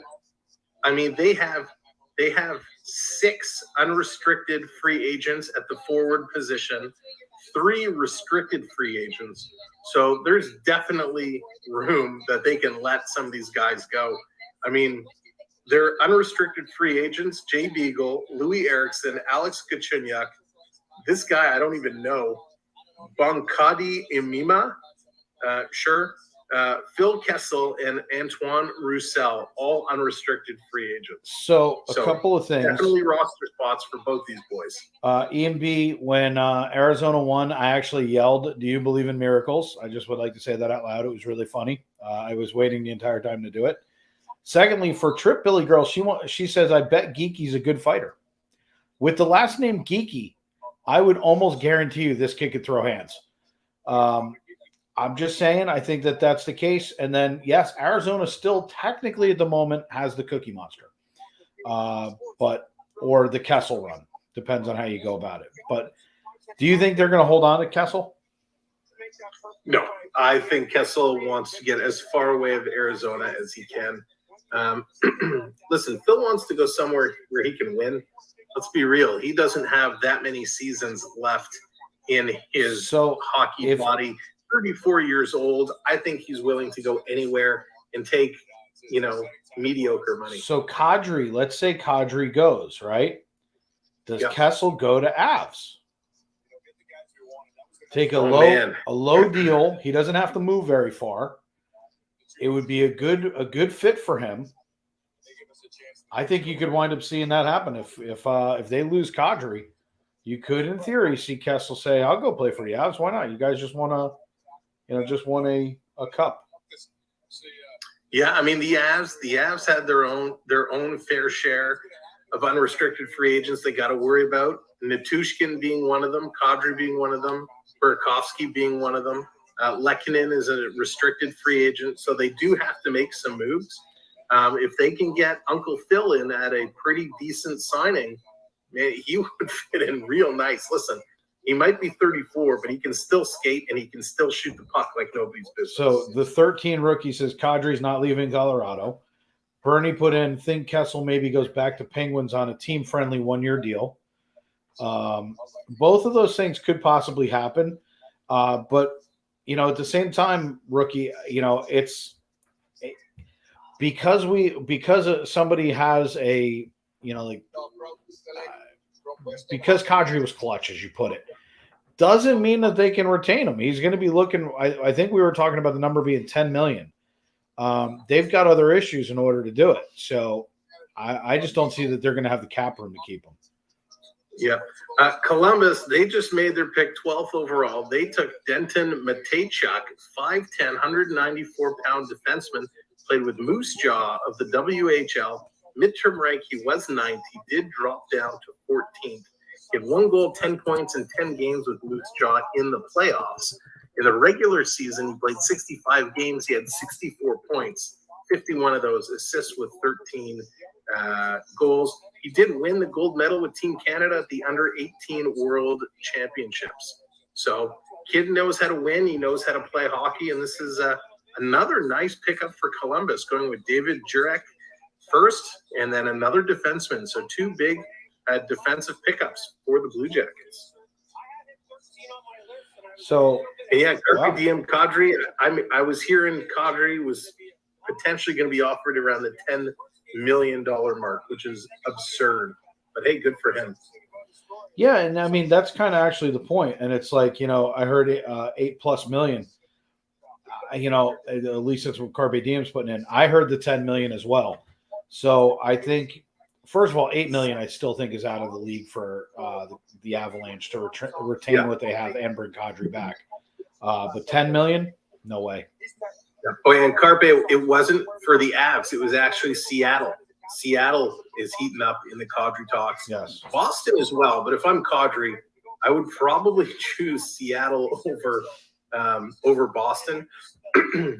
But Agreed. I just personally don't like Boston. I don't like but Boston. They're going to have a lot of games this year. I don't like Boston, and they have half their teams sitting in a hospital right now. So I don't think anybody really wants to go play in Boston because there's going to be a lot of issues with new coach, lots of what I'm going to say rentals from the AHL.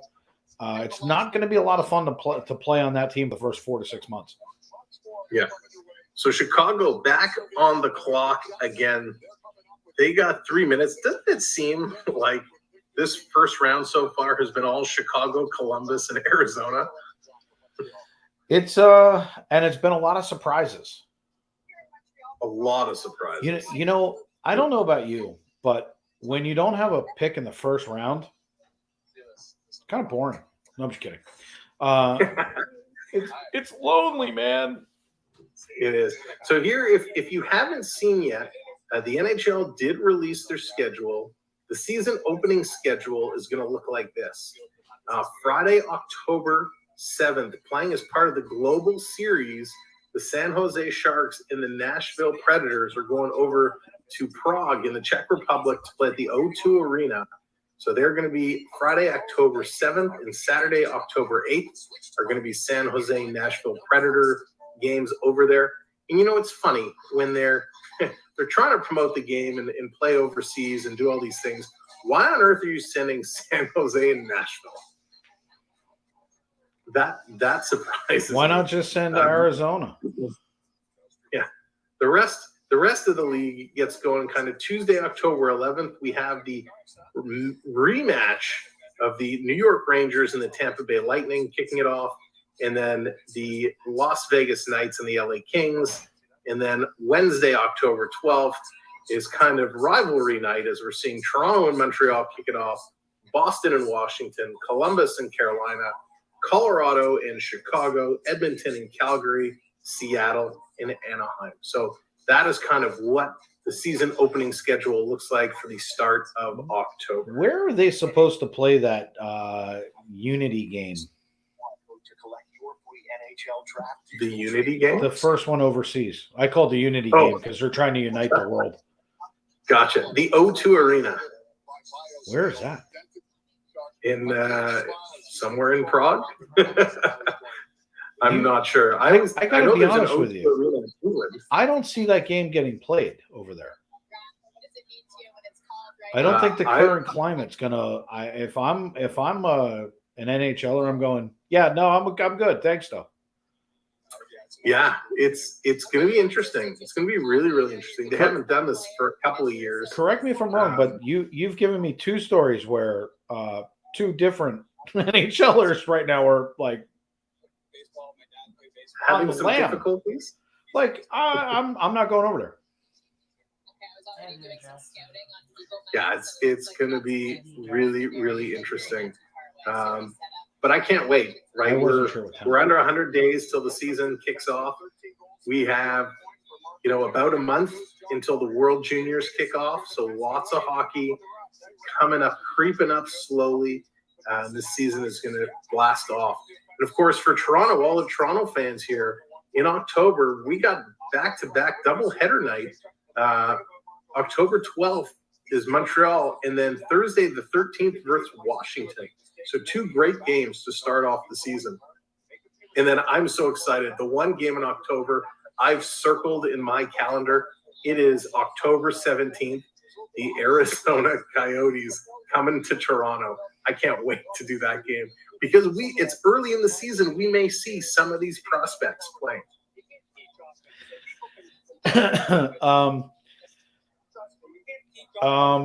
Yeah. Just tell me one thing. Are you inviting George Parros to your stream that night? George Because Peros. if you're going to have Arizona in Toronto and we're going to make fun of them, it wouldn't be – you know what? I'm going to send you a mustache.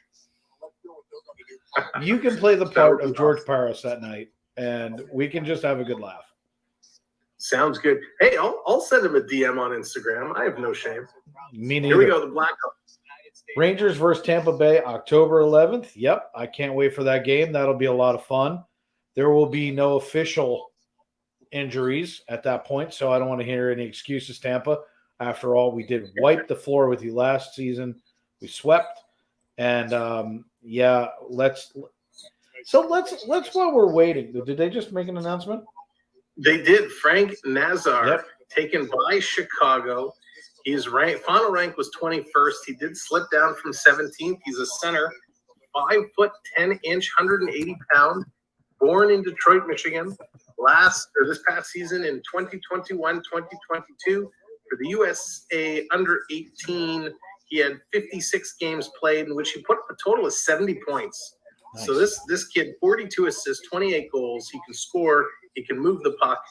He also played for Team USA in the USHL. 24 games played, put up 35 points. Wow, this kid has just put up points all over the place. In the under 18 World Championships, in 6 games, he put up 9 points. He's got some good moves. He doesn't look terribly quick, but he's nicely dressed. I'd like to say that, he obviously called Henrik Lundqvist, said, look, I want to look good on screen. Who's your tailor? Kid's got a nice cut. Like the colors, looks real good, but he thinks he was supposed to go to the Kings. You know what? He kind of has a look of like a young Joe Sakic. What's really funny? Has there been somebody that's gone up there tonight that doesn't look like a hockey player? Yeah, they all have. They have the swagger. They got the cut. They got the style. The hair. Like, they all look like hockey players. Like, if I went up there, people would be like, wow, there's a moose on the stage. And the best part of all these players is they're so freshly shaved that it's like they're so young. Can they even grow stubble at this point? I shaved an hour ago. Look at this. It's like, however, I could be all of their dads. So, like, I guess I can't say anything. So Nazar's least favorite food is onions, and his walk-up song is The Real Slim Shady. Well, then he better stand up. Oh boy. Oh my God. Time to stand up. Shows what you got. Look at this is class right now by this kid. He's walking the line, shaking every single person's hand. He's not rushing to get in and take the picture. He's going through. He's shaking every single hand. He's exchanging pleasantries with everybody. Now he's coming in to get here. This I could see a potential leadership, an A or a C on this kid's jersey in the future. So just by these few moments seeing him here today. Here's the real question. Did he bring hand sanitizer? It's probably on the tables. Let's get. But even just there, I don't know if you caught that. He takes the picture, and there were some people chanting his name in the crowd, and he kind of turned and he pointed up, engaging with the fans, engaging with the people there. Doing all the right things. I thought he was going to take the hat off. Ian B., welcome in. Hey, how's it going? We're good. How are you doing? All right. Can you guys hear me okay? I couldn't get the Bluetooth to work. You're all right. All right. Yep. It's all good, Ian. For whatever reason, I can't get my phone to hook up with you. So, you get weird shots. Yeah, we're all good. So what do you think of everything so far? I agree. So far, it seems to be the Phoenix show. I mean, I needed to know a lot more about the Coyotes. Gretzky's not still there, right? Because I think I stopped caring about the time he left. No, he couldn't help them. So what they decided to do is they called Warner Brother. They brought in a road runner, some tumbleweeds, and Yosemite Sam, and they're trying to turn it around. Maybe they need to bring Gritty from Philadelphia. Maybe he can help out. I'm going to go out on a limb here, and I'm not going to speak for Sam, but I have a feeling he's not going to disagree with this. I'm not sure anything's going to help them. Nope. So where are they going to move to? That's the question, right? Well, That is the question. Ian, I got to say, I know I've said it to you offline, but now that I can actually see it, congratulations. Ian's a huge Colorado Avalanche fan. Congrats on your team winning the cup. Extremely jealous. But my follow-up to that is, did you get any merch, and what did you get? Because Dave looked at about 25 pages of merch. So we want to know what you got. Ask this. And so my daughter bought a shirt. I could try to squeeze into it, but you guys, we're probably not late enough at night for that show. So. not even close, but this one's just for you. Nice.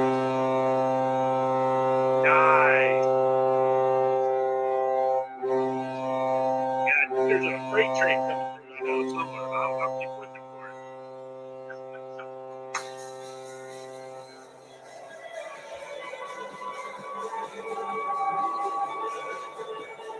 Nice. I like it.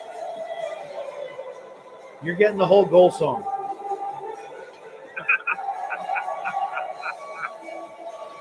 What was your favorite part of the celebration? The favorite part of the celebration? I mean, oh my gosh, that parade. So I actually didn't get to watch it. You know, I work 12 hours a day. But the text from my wife and my daughter, I think probably the best quote was Rakkinen, right? I can't speak English when I'm too drunk.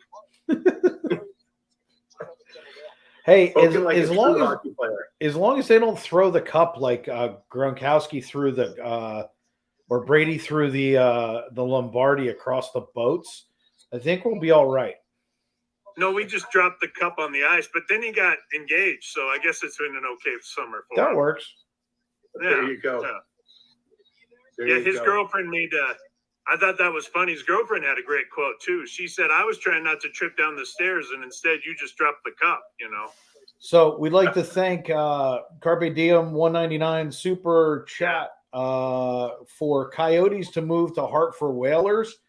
Earth Citizen 3, hello to all from the United States of America. That Whalers was a cool jersey back in the day. I love that Whalers jersey. Yeah. Thank you, EC3, and thank you, Carpe Diem. Here's the Winnipeg Jets with number 14. Okay. They're just coming up. Let's see who they do. Amy, how's it going? Oh, they're acknowledging their season ticket members. That's a first. No one else has acknowledged their season ticket holders tonight. Yeah, right? They go with Rutger McGroarty. All right, these kids got to come up with different names. I can't spell these until they come up on screen. Yeah, he was 18th at the midterm, dropped down to 22nd. He's a 6'1", 204-pound right winger. This guy in the USA under 18 in 54 games put up 69 points, 35 of those goals. And with Team USA in the USHL in 25 games, put up 33 points. And then, of course, in the IIHF Under-18 World Championships in 6 games, put up 9 points. Also played in the 2021 Five Nations Tournament, putting up 8 points in 4 games. So, again, this kid is putting up points everywhere he goes. At a Lincoln, New England. Wow. Nice little pickup here by the Winnipeg Jets. This is a big boy, too. 6'1", 200 pounds. I'm watching him on his replay right now. Good moves, good skill. I like what I see out of this kid. He looks like a hoss, too. He looks like look at this suit. Boy, he's got the 3-piece on with the pink tie. Look at that. Is he Have wearing hockey tails? players always been that big? I was wondering that. These hockey players are big nowadays. Well, nowadays, you know what? I'm going to get in trouble for that one. I'm going to bow out of that. The answer, no. I'm going to go with 5'10", 5'11", average 180-ish. We're hitting 6'1", 6'2". We're starting to see that 210, 215. They're definitely bigger kids. By the way, if you notice when he's on stage, he's not got any socks on, and his pants are actually above his ankles. Someone needed to call Henrik Lundqvist-Taylor. His pants are too short. Yeah, let me tell you, I think the last time I saw 180 pounds was 1984. So, my senior year, I was 185. You know, For the record, I'm going to make you guys feel a lot better about yourselves. When I weighed in for freshman football, I was 6 foot, 225 pounds. Wow. I was a big Well, I was boy. trying to play tackle at 185. I was a little undersized. When I walked in the locker room, the coach goes like this. Like when I walked into, the initial day for sign up, he looks at me and he's like, seniors are down the hall. And I go, no, I'm a freshman. He goes, really? And I'm like, really? And he goes, you're not going to be here long. He's like, he'll be on JV soon. Yeah. Well, I will say, Ian, my favorite moment, there it is, the champion shirt. Love it. My favorite moment I was, made her bring me her shirt so you could show off the Champions logo here. I love it. All right, it's time for Ian to go. No, I'm just kidding. That's the logo then she's we got looked at. this. We said that's the one to pick. She's got this one coming too. That was a This shirt one we was liked. Yeah. That That's a nice looking shirt. That was on page 74. It was about the 9th one down. On the left. I think you're not wrong. I probably just got overwhelmed and gave up, I think. What's really funny is Sam and I were talking about it after we got off stream, and I couldn't get off the page. I was like, I just kept thinking it would end, and that it just wouldn't end. We got a question in the chat. What's our opinion on the Columbus Blue Jacket picks? I think they've been solid. I think every pick so far has been a good pick. Sam, what's your opinion? Ian, what's your opinion? Yeah, I agree. I'm liking what they're doing. They definitely have a strategy. They're improving their team, and that's exactly what they need to do. I'm sorry. What was the question? The daughter was distracting me off camera. That's okay. Columbus Blue Jacket, what do you think of their picks so far?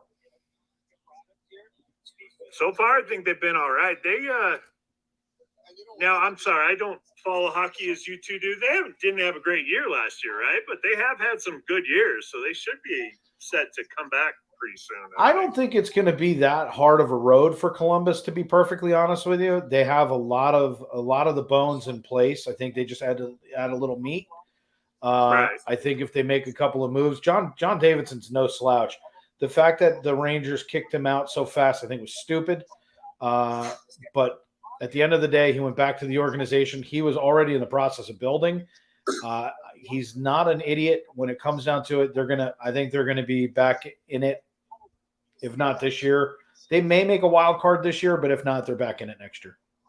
Yeah, and listen, they need defense, right? They have Werenski. He's tied up all the way through to 27, 28. So he's tied up for a while. But other than that, they have, Vladislav. He's an unrestricted free agent in 23, 24.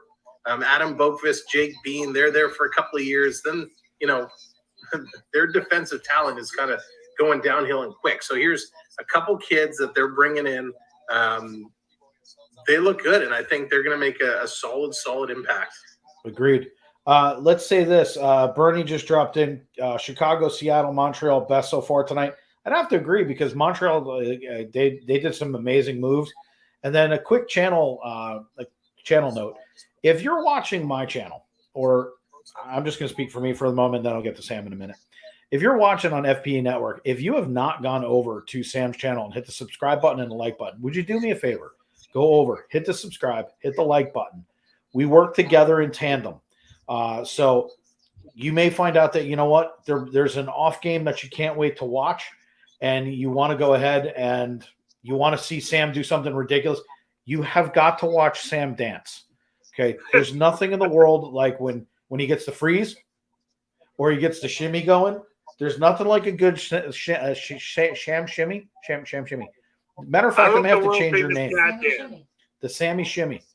So go over, please hit the like button for Sam, hit the subscribe, hit the notification, follow along, help our channels grow, because at the end of the day, content creators love waking up and seeing that their numbers have gone up and that they're appreciated. So thank you. Yeah, thank you for that. Yes. Yeah, lots more dancing to come this year, boy. We are revamping our look and our feel and our show for this season.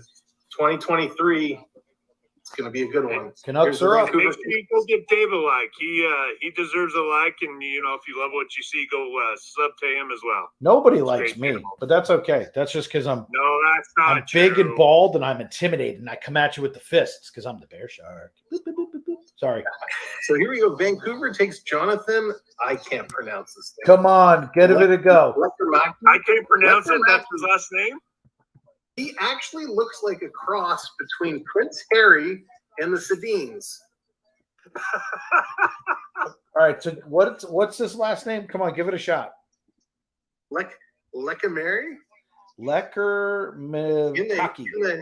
Lekka Hi. Lekka Mecca Hi Mecca Heine Ho. Yes. Yeah, there you go. Lekkerimaki. I'm trying to find him here on the board. Lekkerimaki.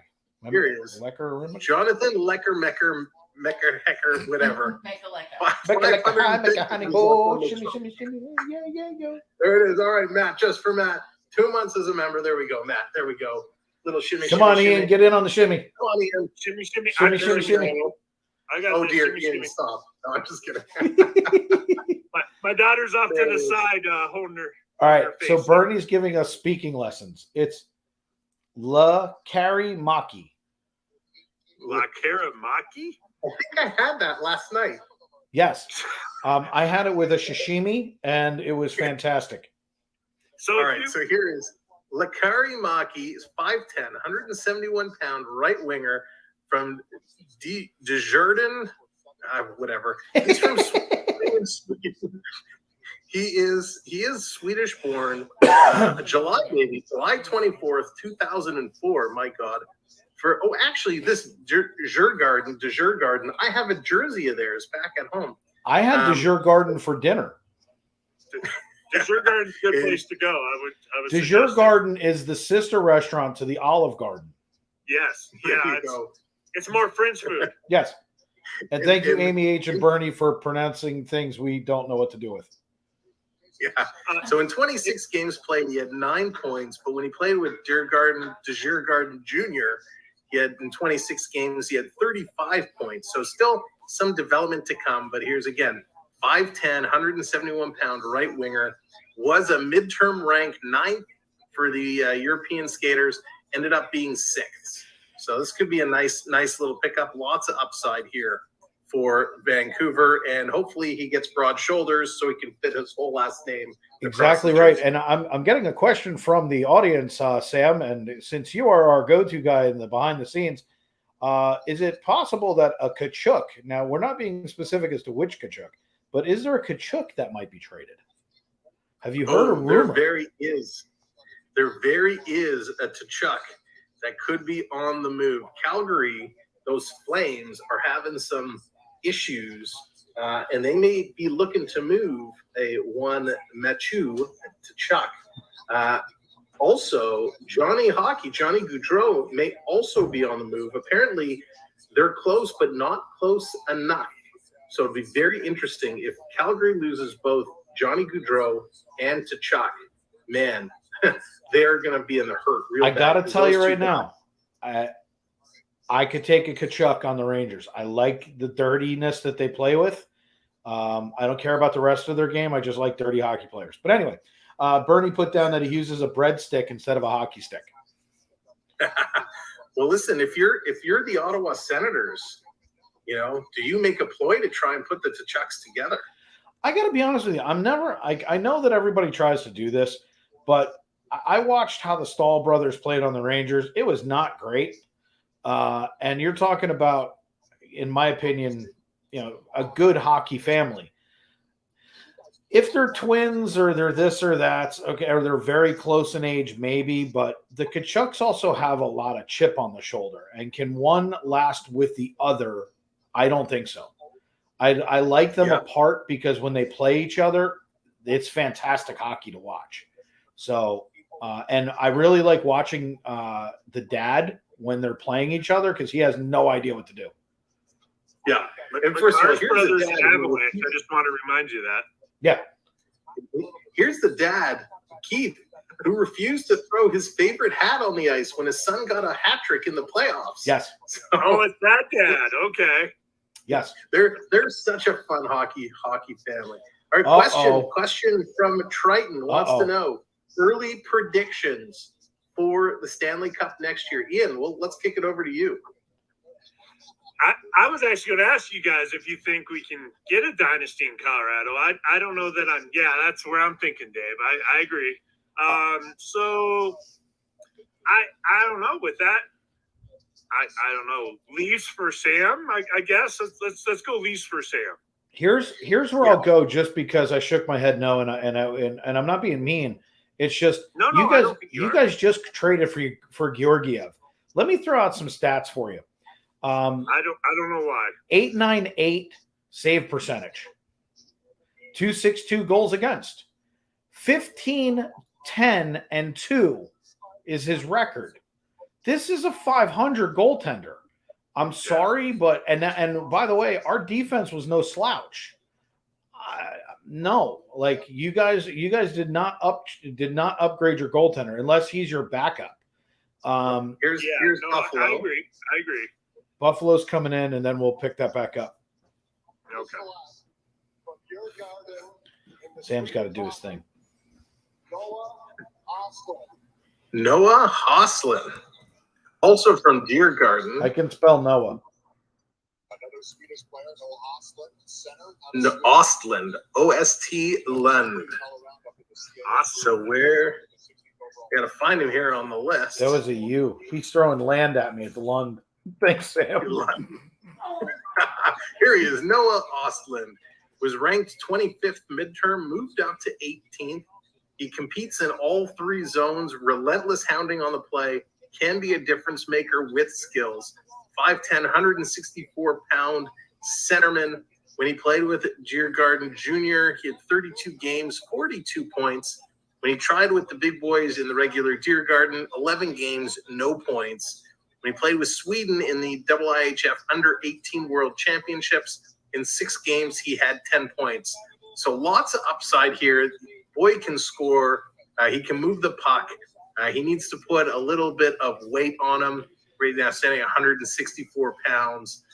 He was born in 2004, so let's see what he can do. A nice little gamble here by the Buffalo Sabres. They have a lot of young talent. Here's a guy who's going to take a couple of years to develop. I was 14 when I was that size. I just want to say that out loud. Like, this kid's tiny. This is what we were talking about before, Ian, with size. 5'10", 164 pounds. That's your typical hockey player that needs to develop. So he's not coming into the league till he's 21, 22 years old at least. Might be 23 by the time he makes it in. This kid, he doesn't even fit in the jersey. His arms are still haven't even come through yet. He's growing into it. They gave him the hat. He had to actually adjust it. So, basically that's the kind of hockey player we're talking about. He's small. It's going to take a lot of development.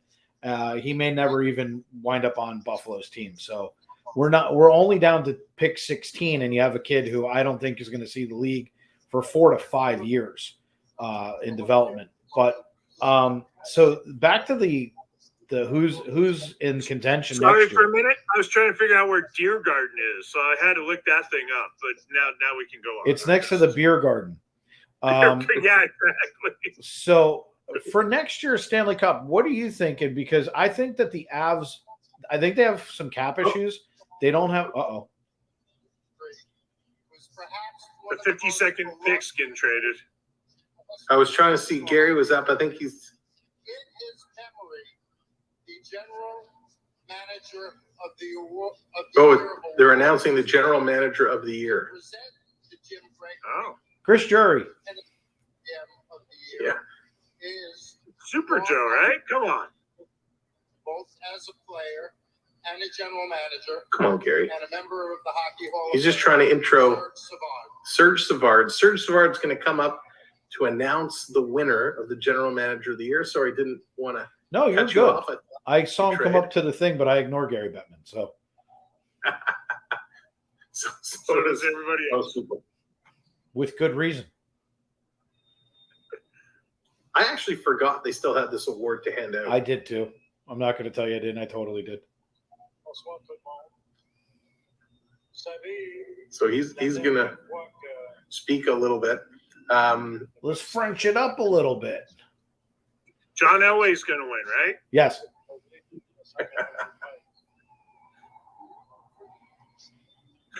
Waiting to hear the nominees. AAU Triton, I promise you we will answer your question sometime tonight.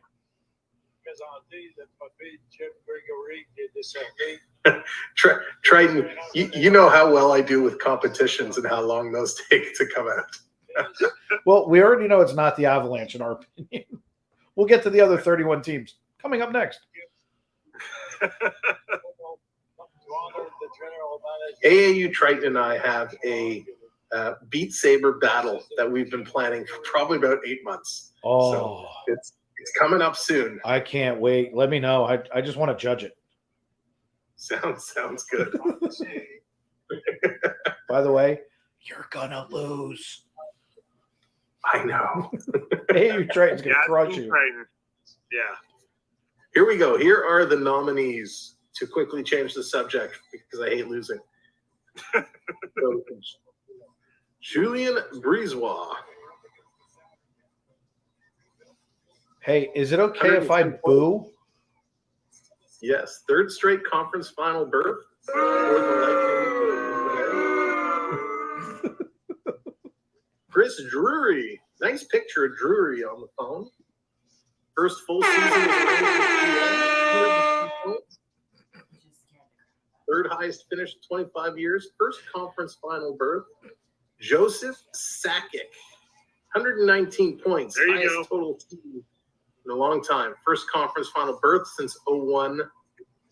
And they are the Stanley Cup champions. You got to assume he's almost going to win because they won the cup. Yeah, I would think. got to be a lot. You kind of think that.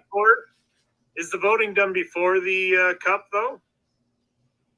I'm not sure when it's actually done. I think that they vote up until about 15 minutes ago. Joe Sakic. Super Joe.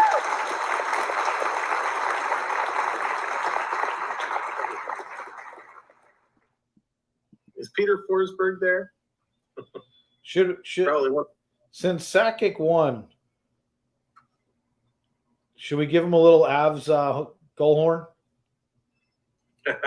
Oh, Sakic's looking a little rough. Wow. He's been partying a little hard. Do you blame him? No, you missed my daughter off screen doing this. Yeah. Look how many stitches are in his face. Yeah. It's like holding So his talking lip about- together. Talking about Joe Sakic, talking about the Avs, when we go back to that original question about potential Stanley Cup champions, when you talk about a repeat, they have some key bodies they need to re-sign. So Joe's got to get busy as he almost takes out the microphone. Right? He's got to re-sign Burakovsky. He's got to re-sign Nichushkin. Nichushkin was such a key part of their Stanley Cup run. So they do have a good core together. They need to do a little bit of re-signing there. So it'll be interesting to see if Colorado can come out and maintain the pace of play that they did this past year. I'm not saying that they're not going to have a good team next year. I think they will, and I think they're going to contend. The question is, will they repeat? And I think that if you're asking Georgiev to carry the workload, I think you're screwed. And, Kemper was a good goaltender. Was he spectacular? No. But he was a good enough – he's a better goaltender than Georgiev is. And let me say this. You look at Talbot, you look at Georgiev, you look at Lundqvist, you look at Shesterkin, they all have one thing in common. His name is Benoit Allaire. And this is a goaltending coach's dream. He's one of the best in the world. The Allaire family has been around forever. And I'm just going to say this. He's still a 500 goaltender. Like Benoit Allaire did the best that he could with him. 15 wins, 10 losses, 2 ties. That is not a goaltender I want to rest my season on. So, and if we did, chances are we would have. But I can't see it. And I think Colorado's going to have Nashville Predators are on the clock. I think Colorado's going to have the same issue Toronto has right now, and that's goaltending. Because you're right. I don't think Gregioff is the difference maker. No. Especially if Kemper ends up leaving Colorado. So hey, maybe he'll end up coming to Toronto, and Kemper is the missing link, and we'll go on a run. But it's going to be a fun Kemper year. might help you out. So Kemper's better than you had. So what do you have in teams that were up there? You had the Panthers that won the President's Cup. They're under new coach with Boozing. So their potential, because they're a good team. You got Carolina Hurricanes, another good team. Rangers. I don't know what the Rangers are going to do. It depends upon how our signings go. We just let three forwards walk that were intricate, were integral parts of what took us to the playoffs. So I don't know. So I'm not going to say that. Florida has a lot of key pieces they need to work on re-signing too, as do a lot of these. Most of them do. And one of the teams that doesn't is your team. Yep. They just unfortunately have about $3 million in cap space. We're going to lose Ilya Mikheyev. We can't give him what he deserves. We're going to lose Jack Campbell, which could indeed be a blessing. More soon. So they're going to have some tough decisions to make. But when you look at Florida, Claude Giroux, do you sign him? Heck yeah, I think you do. I would say so. Yeah, Mason Marchment. Got to sign one. Bernie's correcting me because Bernie knows I take criticism well. It's Paul Maurice, not DeBoer. DeBoer went to Dallas. That's my bad. So Maurice is down there. I think Paul Maurice is going to be great. I think he's going to be fantastic. I saw the face, got the wrong name, but I will say this: you definitely sign Giroux. If you don't, you're stupid. But you guys still have Frankie. So here's the question that I would ask to those who are Avs fans: would you rather see Georgiev your starter or Frankie as your starter? I say Frankie, and I put Georgiev as the backup. The problem is Georgiev complained about not getting enough ice time. So if you get a whiner in the locker room, keep in mind Tony DeAngelo beat him up down the hallway for a reason. And most people don't even know that story. Do you guys even know that Tony DeAngelo jumped Georgiev in the going down the walkway? No, last I heard it was Brock Lesnar and Chris Jericho that got mixed up. They did. Sounds like a New York thing to do. So there were now. Don't get me wrong. There is no love lost between me and Tony DeAngelo. I hate the guy. He's a racist who literally took shots at K'Andre Miller. He's a horrible teammate, but he literally, and one of the reasons I couldn't stand him, he and Georgiev, after I think it was a practice, I don't even think it was a game. It might have been after a game though, that DeAngelo thought that they should have won, that the defense had played well enough, and that he didn't play well enough. They went down the Rangers corridor, and he jumped them and started fighting Georgiev, his own goaltender. Okay, wow. So Georgiev stood up for himself, did his thing, but at the end of the day, that's what kind of teammate you're dealing with Tony DeAngelo. Georgiev, great guy, but he's also a whiner. So if he's not getting enough ice time, you're going to hear about it in Colorado. Predators are up. Here's Nashville. Predators are up. They got two big free agents to sign. Philip Forsberg, one of them. Nick Cousins being the other one. Don't worry. Trotz will get it done. Second best Forsberg to play. Joakim. Again, I don't know how to pronounce that name. Let me find him here. Joakim Kemell, drafted 17th overall. This is a huge, huge drop. Joakim Kemell was ranked number 1 at the midterm rank for European skaters. Dropped down to number 2. He's a 5'10", 185-pound right winger playing in JYP out of Finland. Looking at his points with JYP in 39 games, he had 23 points. In the Finland under-18 in the Helinka Gretzky Cup, 5 games, he put up 6 points. In the Finland IIHF under-18 World Championships in 5 games, he put up 8 points. In the JYP Junior, in 38 games, he put up 36 points. So again, here's a guy, he can put the puck in the net, he can move it around. Not sure exactly why he dropped down as far as he did, but definitely a nice pickup here by the Nashville Predators. So Site Guy's got it in here, says, wow, shocked to see Joakim Kemell still on the board. He's practically the best winger out of the bunch. He's a steal now. Oh, finally, this is a big pickup. So there's that coming out of there. And the great debate still going on about Avalanche. I still think Frankie beats out. I think he beats out Georgiev. I just do. We both in here believe Frankie wins. Yes, for sure. So out of all the teams, we've got 3 people who watch hockey. Who do you say at this point? Who's a cup winner? Let's go on record right now. 12 months out. What are you thinking, Sammy? Oh boy, I hate to say it. It's not going to be Toronto. It's definitely not going to be Toronto Because he said that they're going to win the cup. That's why I'm saying it. No, it's not going to be Toronto. I have a good feeling that I think it's going to come down to the Florida Panthers in the East getting there, and it's going to be, can they defeat the West Coast? And I think it's probably going to be Colorado. In there again for the West. They just have a good team. If they can sign those key players and if their goaltending holds up, I think they have all the pieces that can get there. My sleeper pick, my surprise, I'm gonna pick Arizona to make the playoffs. Whoa. They're still playing hockey down there? I'm gonna pick Arizona to squeak in the line, only for comic relief. Does anybody have a paper bag I can wear over my head? Okay.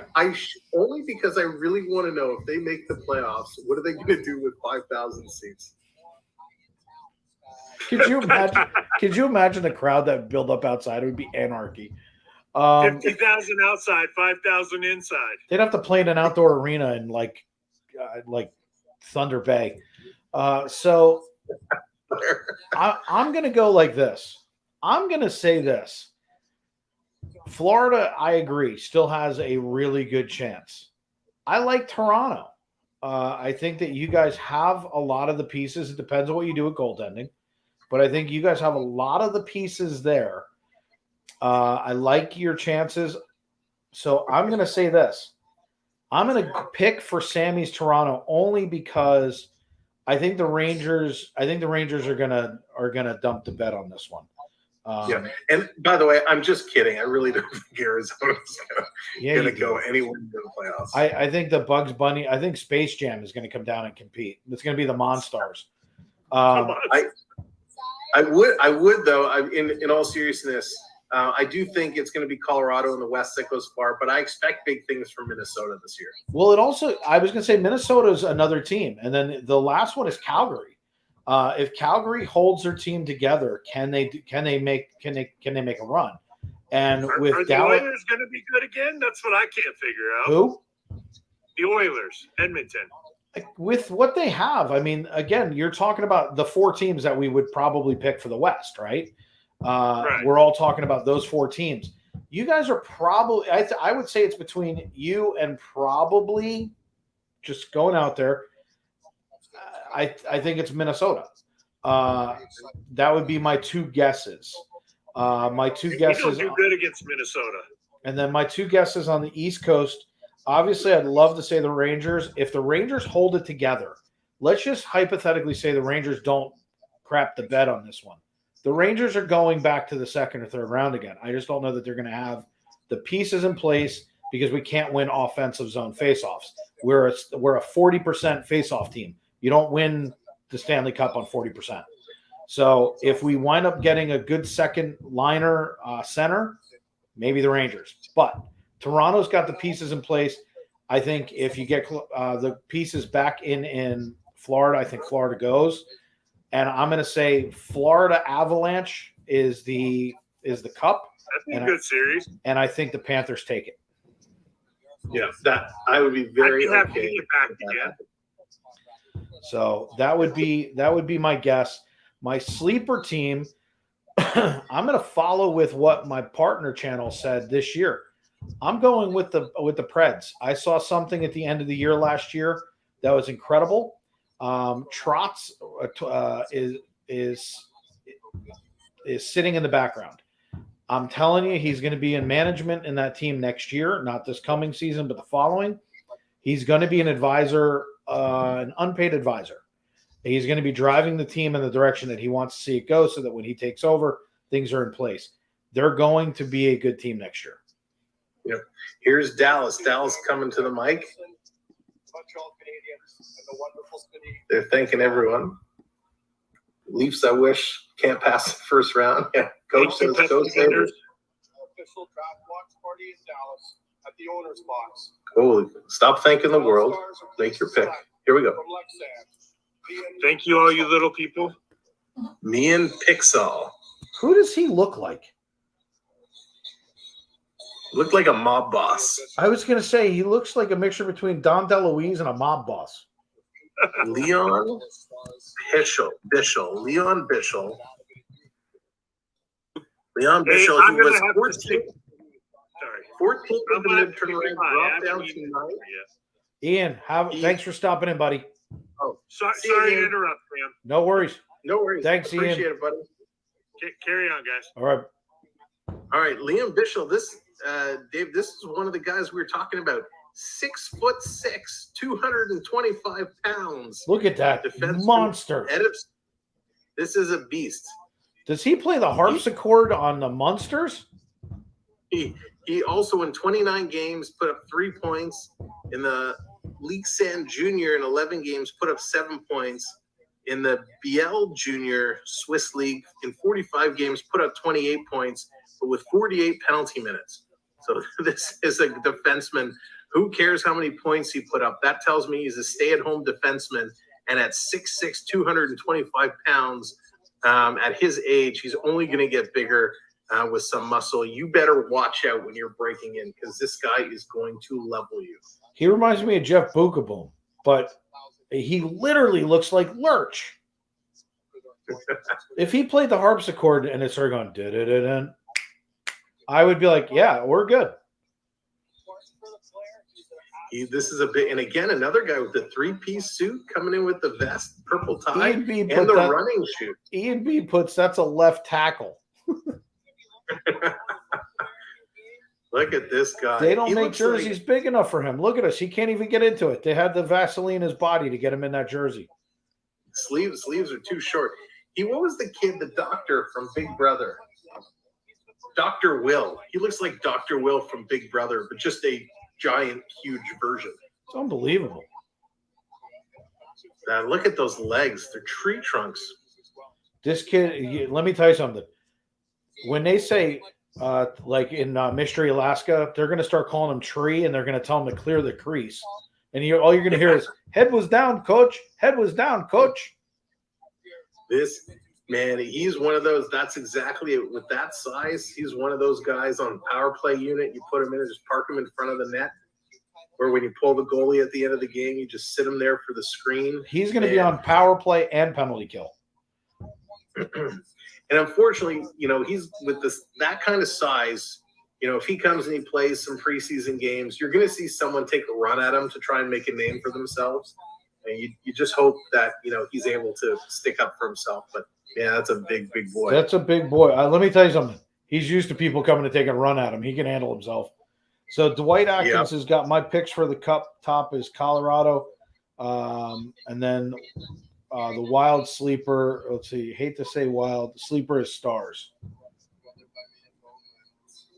Jonathan, what's happening? Interesting. Jeannie, The how are you? Stars. The Stars are one of those teams that just they quietly go about their business, and they're either there or they're not. We don't hear a lot of noise coming out of Dallas. Well, it's the one Let's take team. a You look can't have real two teams in Dallas that make a lot of noise. The other one's the biggest whining team in the world. And their last name is Cowboys. If you're a Cowboys fan, I'm a Giant fan. They got lots of cap room. Oh, here, most countries represented in the first round. 14 Canadians, 5 Americans, 2 Swedish, 2 Russian, 2 Finnish, 2 Czechs. And then it went too quick. So a nice representation spread around. We look at Dallas.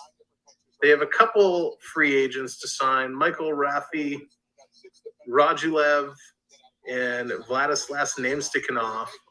A couple, Jason Robertson, he's the biggest one, restricted free agent. They're going to sign and keep him.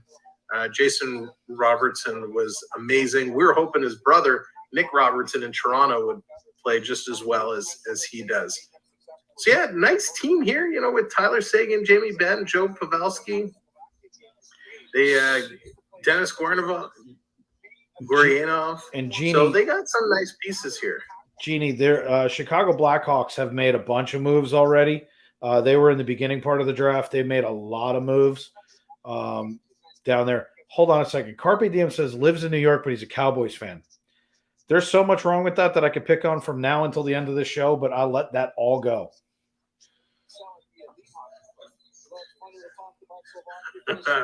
There's Right. so Let's- much.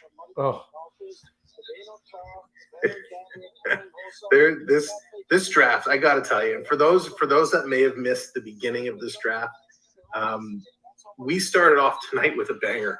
Montreal kind of shaking it up, if you will, going with Slafkovsky, Shane Wright dropping down several picks. What a crazy draft it's been. And this has been a lot of fun so far. oh yeah. We're moving our way through. We're up to 19. Man, Minnesota here. Let's see what Minnesota can do. Because here's somebody that, we both kind of talked about. We both expect big things for them next year. I do. So I think this is a good team in the making coming up. Yep, with their superstar, most wanted man in Russia right now. Right? For Like, having his name sold. Let's see, Bill Guerin. Wow. I happen to agree He with doesn't Sight even Guy. look. Joe Sakic, the Colorado Avalanche, and our deepest condolences to the San Jose Minnesota Sharks. desperately need a center. Yeah, Totally agree with that. Our first pick, here they go. we'd like to pick from your garden, Liam Ohgren. For another from your garden, Liam Hogan. Ohgren, sorry, not Hogan. He's not the Hulkster. He's Hulk Liam Hogan's Ohgren. younger brother. Yeah. Liam Ohgren, 6'1", 201 pounds. It's important he has that extra one on there. From Beer Garden, a left winger. He was 11th midterm, dropped down to 8th. He in Deer Garden Junior, 30 games played, put up 58 points. Wow, That's 33 goals, 25 assists. In the IIHF Under 18 World Championships, 6 games, put up 9 points. So, again, looks like a good scorer. He's got some nice hands, moves well laterally. Again, he's got the hockey hair, so he's got that going. Gotta have hockey hair, man. He's going with the ties a little loose, the neck collar a little open. So he's got the George Clooney kind of look going on there. Leaves the buttons done up as he walks down. His jacket's a little too small. I'm going to pick on him a little bit, but I like the triple monotone. I'm a big fan of triple monotone. I like the hairdo. European cut. Yeah, but whenever you get that crease right here at the lapels, it's because you're too tight around that midsection. So the tailor should have let that out about 3/4 of an inch to an inch. Would have fit like a glove. Here they come bringing the jersey and the hat up on stage. Again,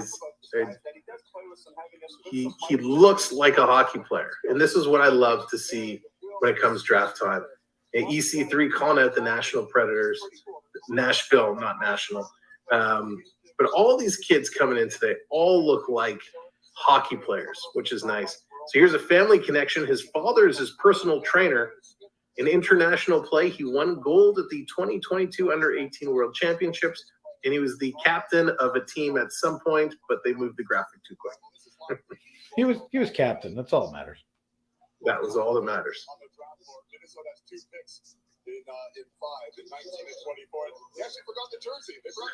Now that's a nice jacket next to him. Look at that jacket next to him. That blue and black plaid. That's a beautiful jacket.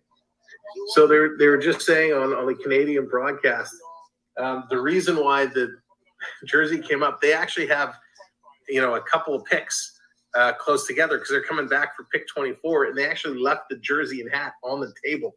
So they had to run back and get the jersey and hat. That's So, it's live and somebody didn't do their job bringing up the jersey. That's great. So what are your thoughts so far, Bear Shark? Is there – I know we've been kind of talking about teams in general, about Stanley Cup, and who do you think tonight so far, because we're, a little more than halfway through the first round, who do you think has made the biggest splash that will have the biggest impact for next season? I think, I got to be perfectly honest with you. I really like the shakeup in the first pick. I think it was kind of a unique move. Are we talking about, like, when you ask that question, are we saying that it's going to have the biggest impact on team? Because if that's the case, I hate to say it, but it's the team that's not allowed to put their logo in the center of the ice. They may actually have done something if they're counting on both players to come in and play. It could very well be them. I like a lot of what we saw with. I like the Philadelphia pick early on. I think that was a big pickup. So I would say if it's not pick one, the Devils needed defensive help if they're counting on him coming in early. But if you're talking about who's going to jump forward, I think it's Canadians. Because it's not just what they drafted tonight, but it's the moves that they were making all along. It's the trades that they made. It was their overall positioning for tonight. I think they did very well. I would say that they're probably the leader at the moment. Chicago's done very well. So those would be my top two. Yeah, I agree. I like what Arizona's done. I can only assume they're going to fit these kids in next year to really give their fans something to cheer for. Right. But I also like what Buffalo's done. I mean, Buffalo, I'm expecting real big things from the Sabres next year. So I like the moves they made.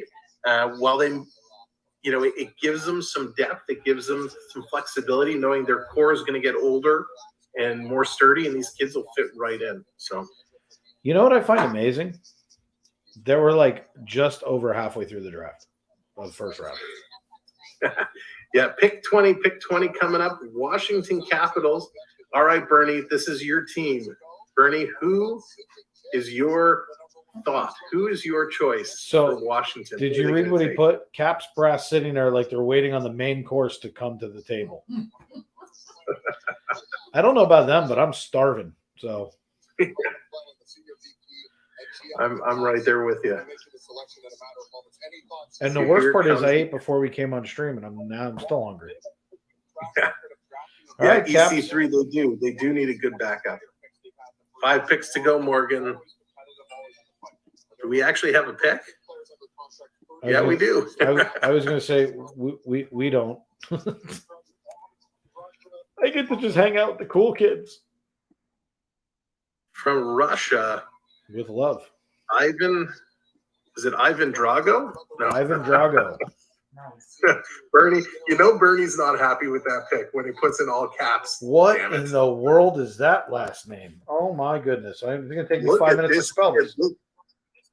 This is a beast. Look at, holy moly. I'm trying to find him here. Wow, that kid's gigantic. He doesn't look that, although he looks a lot bigger than 6'1", 185, doesn't he? He knows how to walk a room. He fills it nicely. 6'1", 185 left winger out of Russia. Was 8th in the midterm, dropped down to 11th. I can't pronounce that team name, but in 31 games, he had 16 points. In the Helsinki Gretzky Cup, 5 games, he had 9 points. And in the 2021 IIHF Under-18 World Championships, 8 points in 7 games. So he scores a little bit. He looks bigger than he is. So I agree with that. And by the way, no hockey hair because he's already in the military service. So you don't have to worry about draft dodging with this one. He's already been through the Ivan Drago school of. That kid's huge. Steal of the draft. We'll have to see. It's Miro from AEW. Miro Shinchenko. Wasn't that a figure skater? Miro Shinchenko? If you're, I dare you to walk up and call him a figure skater. The kid's like 15 times your size, and you outweigh, and you're bigger than he is. Yeah. I'm afraid of him, and I fear no man, and one woman. He really, really does walk. He looks bigger than he is. Here, let's see the highlights of Miroshchenko, number 10, coming down. Oh, he looks like a smooth skater. Nice hands, nice pass there. Let's see his skating ability. Nice crossovers, nice puck control. Wow, he actually has a nice instep. This could turn out to be a nice pickup. So my wife just said that it's the figure skater from the Cutting Edge. The move that they do. The Pemchenko. I love The Pemchenko twist or the Pemchenko spin or whatever they call it. The Cutting Edge, fantastic movie. As well, there was a Cutting Edge wannabe show on Disney Plus. I forget what it was called, but the hockey player, it was not them getting together, but the story of the hockey player and the sisters, the figure skater. I actually really liked that. Of course, it was canceled, but it was a fun show. Well, you and I are going to be going over some hockey movies. I definitely want to bring Topic into it. So, Okay. and we'll do a couple of movies a night, have a little bit of fun with it when we do Even Strength. We'll bring in some stuff. Jen just butted herself into another stream for that night.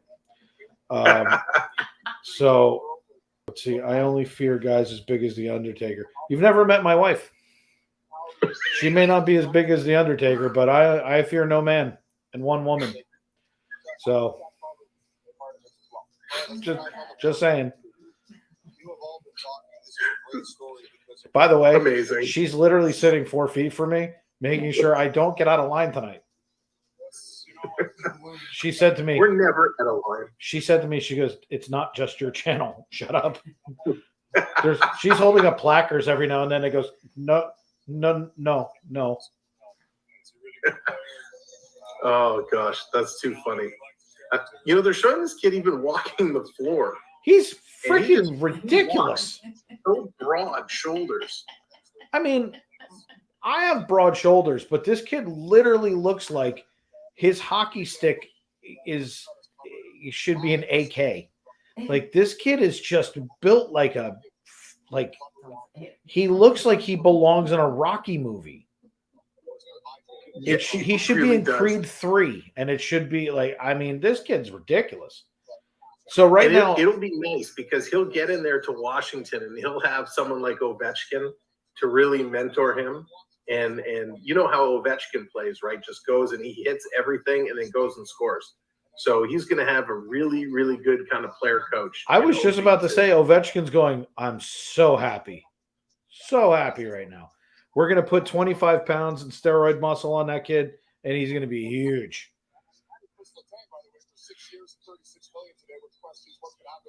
Evgeny Plashenko was the figure skater. So that was pretty close. And Miroshchenko. And the Pemchenko is from the Cutting Edge. We were all right in the same area. You're very welcome, Earth Citizen. Thank you for being here and hanging out. We appreciate it. Thanks to everyone for being here and hanging out. Absolutely. And of course, if you're enjoying the show tonight, we're on 2 different streams, as you know, the FBE Network and the Samuel B12 Experience. Make sure you subscribe to them both because there's so much fun happening on both these channels, and you don't want to miss anything. I agree with what Sam just said. So I'm not going to add to it. Pick is in. Here we come. The Pittsburgh Penguins coming up. They They have still the have big a team. signing of the night with Letang. Letang sticking around for a little bit in Pittsburgh for 6 years. Question is, what happens with Malkin? Malkin's got to go. They can't afford him. That's $6 million. What they should have said was, will you take 5 so that we can bring Malkin back? Oh, so Ron Hextall introducing Chris Letang to make the pick. Was this a condition of his signing that Probably. he wanted to announce?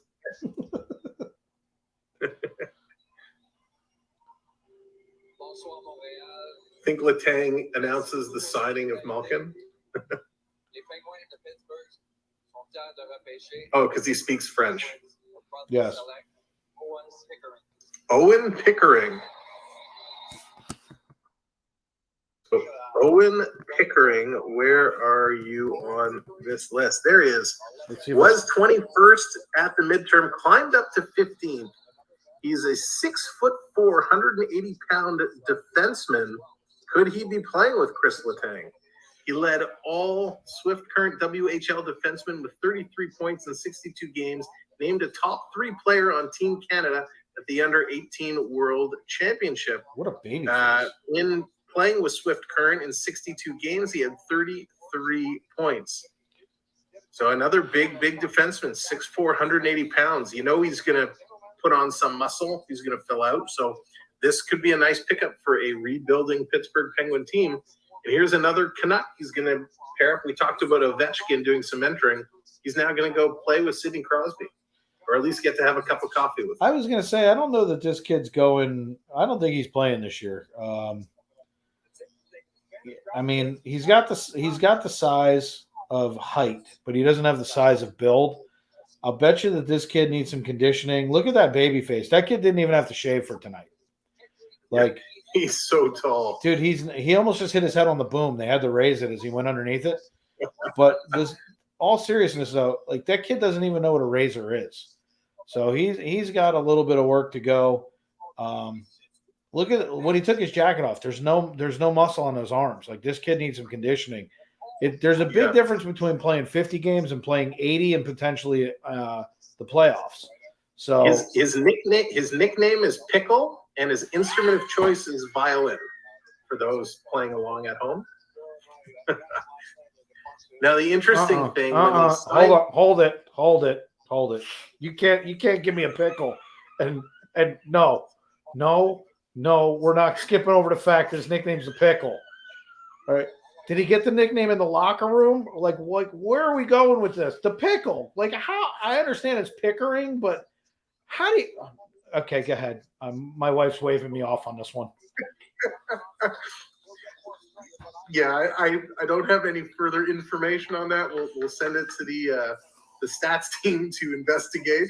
This is my yelling hat, just so I can say it out loud. This is my yelling hat. But Pittsburgh, when they signed Letang earlier today, an interesting tweet from Evgeny Malkin tweeting out saying, "I hope I don't have to play against you this year." Well, he's pandering inside in Twitterverse so that he can try and drive them to come up to his number. But the simple truth is, look, in a salary cap era, you can only go so far. And if you're not going to have Letang take a home team discount, and he did not take a discount, I'm sorry, $6 million is not a discount for a 36-year-old, 34, 36, who cares, year-old player. You're talking about a guy who in 3 years from now is not worth the money. He might be worth it now, but Pittsburgh, when we played them, I'm sorry, they were not that good. They did not. I think when we talked on the weekend about Letang, I think he was asking for 7.5. So they come to 6, and we kind of said, 6 is still too much. Closer to 5 is where 5.25 is what I said the number should have been. And a short-term deal. So he gets a good chunk of change for 6 years. And again, I'll bet you there's a full no-move clause for a good chunk of it, 3 to 4 years. And then, so you're talking about look, hockey players get older. I'm not saying that, he's an old guy or anything else. He's in mid-30s. But you want to bring back Evgeny Malkin, you better position yourself the right way. And, I'm sorry, but get the guy to get under 6, even if you get to 5.5, 5.75. Try and make up as much room as you can, because Evgeny Malkin's going to get his too. And what did he sit there and say? This is a business. I hope I don't play against you next year. I don't know. It's very interesting. So here are the next couple picks coming up. We have Anaheim back on the board, picking up from Boston, St. Louis, Minnesota with another pick, then Tirana, followed by Montreal and Arizona, and then again, Buffalo Sabres. So it's unbelievable. And then, of course, guess who gets to finish the first round? Arizona. So Arizona has a ton of picks. They could be a completely different team in this draft. Well, that's what I said to you before was, when you're picking this much, how much are you relying on the first round to play next year? Because your team sucks. So do you sit there and say, well, you know what? Where's a better place to develop than in the NHL? If you pick the right picks and you're picking what you need, dude, like I still believe in AHL development, obviously. But at the same time, can you bring them up a couple of times? Can you play them here? Can you play them there? Can you put them on a taxi squad? A couple of different things to get them some playing time. I don't know. It's going to be interesting to see. Yep. We're saying Owen Pickering has a real good vision and a real good stick. So those are two good quality skills to have. And a good pickle. So good qualities to have to build on. Thank God he's off the stage. The Anaheim Mighty Ducks coming up. We know Charlie Conway off the table. So and I gotta ask the question. If your nickname is the pickle, is it still the bread and butter play? Sorry. Anyway, moving on. I digress quickly. Mason McTavish is coming up to make the pick. Oh, what a head of hair. Jeez. Dude, let me tell you something. He is scaring me with those glasses so bad I can't even tell you. Nathan Gauthier is the pick. Nathan Gauthier. He doesn't have hockey hair, McTavish. No, he actually looks like it's McTavish, yeah. But this Nathan Gauthier, he kind of looks like it's a Chuck. Yeah, he was ranked 16th at the midterm, ranked 16th at the final. He's a 6'3", 207-pound center out of Quebec from the QMJHL. In Quebec this past season, 66 games played, 57 points, 74 penalty minutes. The year before, 30 games played, 31 points, 22 PIMs. And then the year before, 59 games, 24 points, 24 PIMs. So here's a guy who scored 30 goals. He mucked it up, 74 penalty minutes. To me, this says he's a good all-around player. And at 6'3", 207, he's right in that nice hockey weight. He looks like a mix between a Stahl and a Kachuk. He does. And I mean, that he almost looks like he's wearing a toupee, but that the McTavish that introduced him literally looked like a WWE wrestler. Yeah, he sure did. He looked like if you handed him a piece of lumber, he could have been Hacksaw Jim Duggan's kid. Look at this guy. He's going with the kind of, is that like a grayish, bluish outer jacket? It's a shark skin suit, man. He looks sharp. Look at this with the colors, the bright colors on the inside of the jacket. He looks good. I got to be honest with you. Again, he's another one who picked up the phone. He called Lundqvist, said, "What do I do?" Now let's see when they show the faraway shot. With no socks.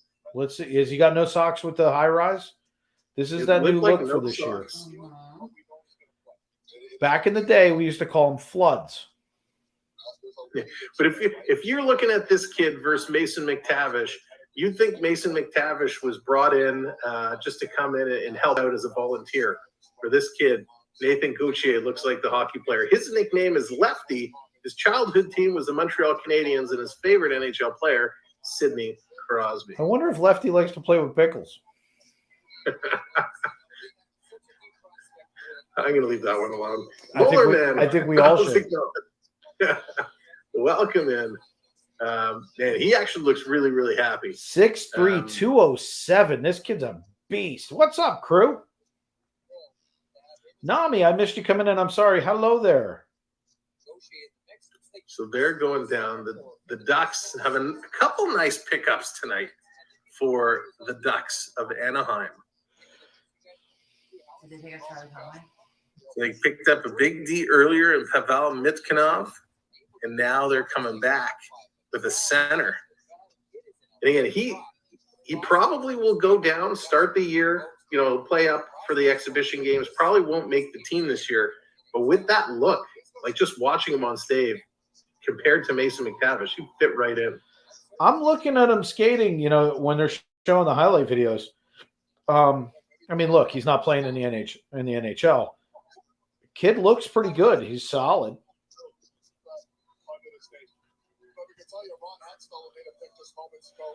Yeah, look at how young he is. He looks like a Stahl and a Kachuk, totally. Yeah. They're on our Canadian TV. They're interviewing Ron Hextall, and it's funny. He's smiling. Ron Hextall looks really, really happy, and it's weird to see Hextall smile because you're used to him charging out and just drilling you. But he's gonna have an interesting time to see what he's gonna do with Evgeny. Yevgeny Morgan, Malkin. how's it going?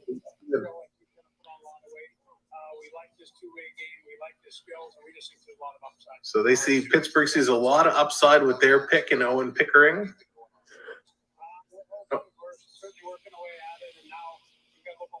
So they just asked him about Malkin. They're saying they're working on it, they're doing it, and they really want to try and get something done with Gino. So usually when the players, when the general managers are talking about, hey, they're trying to do it, you can kind of see in their facial expressions that, yeah, they don't care to sign a player or it's not going as well as they think. But looking at Hextall and how he was speaking about that, you can read it on his face. He really wants to get him done and signed. Look, there's no doubt in my mind that they both want to get it done. The question is, it's always going to come down for what's the best for the team. And secondly, do you simply have the money? It depends on what does Malkin want, because we knew where Letang was standing. We have no idea what Malkin wants. Is he willing to take a discount to come back and try and put it together? But I'm also going to pick on them for a second. You're talking about a really old team. Okay, like there's not a lot of youth in that team associated. And as I said before, when they came into the playoffs, the Rangers had no real problem with them. Like we went Game 7, but a lot of it had to do with, and everyone's saying, oh, it's the Crosby hit. First of all, the guy's had more concussions than he's changed his underwear. And at the end of the day, that's always going to be an issue for Crosby. But secondly, they did not look spectacular. They weren't. I mean, we hung in there with a young team that had never gone to the playoffs before against a 16 straight season team that had been to the playoffs, and we beat them. So I'm not loving the fact that they're trying to hang on to him. I don't know that it's the best move. Is it just, hey, let's keep the band together? Picks in. Here's St. Louis. What did he just say? I don't think that was English. Snuggaroo? Did I hear that correctly? Jimmy Snuggaroo, drafted 23rd overall. Jimmy Snuggaroo, here he is. He was ranked 8th at the midterm, dropped down to 11th. 6'1", 188-pound right winger. Good old Jimmy out of Minneapolis, Minnesota. In the USA under 18 in 59 games, he had 63 points, 24 goals, as well with in the USHL 26 games played, 26 points. So about a point a game player plus a nice little pickup here, Jimmy Snuggaroo. All right, so a couple things. First of all, everybody likes to snuggle. Second of all, someone had to tell him that was last year's suit. So last year's suit is what happened. We have a special guest joining us. Hold on one second. Let me get him come on in. All right, I gotta see. Is this guy's nickname gonna be Snuggy? It has to be. Snuggy. Has to be Snuggy. Let's see if I can bring this up and in. No, where did that go? See, I'm waiting for the stats to pop there's up two there. Sams. Oh, my dream. I don't think we need two Sams. How you do it? Hold on. Let's see. Let's bring this one back up. Dina says she can only handle one. I think she's not alone. Let's see. Ladies and gentlemen, we bring to you our special guest, Charlie Conway, everybody. Welcome Charlie, in, Charlie Conway. It's good to see you. Man, super, super hot. Well, just so you know, hockey's over. Yeah. That C right there is for where's it at? For Charlie. That C is for cool, not for good Lord, it's hot. Is it not for Charlie or Conway? No, I just rode my bike looking for my mom for Sam because she wanted to meet him. So, So, what do you think of Snuggie? Do you think his nickname should be Snuggie Bear? Snuggie Bear for sure. I think that I don't even watch the draft. I'm like playing nationals in the Canadian League with Sam. Hang on, breaking news. Kyle Dubas is on the phone with his hand over his mouth, not wanting the camera to see what he's discussing. So could Kyle Dubas and the Maple Leafs be pulling something off, or does he just not like the food and is ordering pizza? He's ordering pizza. Do we have a Maple? Is that a Maple Leafs fan? That he is just so that you know, Charlie. That is a Maple Leafs fan above you. Nothing we can do about it. I know. Go Rangers. See, Listen, be good, Charlie. Be good. Hey, you be good. Last time we met, Mr. Sam, you talked about my mom. Yeah, I'm glad she's doing well. So Next time we'll have to. We'll have a meet and greet. Well, when you work at a diner, you have to work extra hours. So we'll see what happens. So, just out of curiosity, since you're playing in the juniors up in Canada right now, is there a particular pie that they serve in Canada during the summer as opposed to during the winter?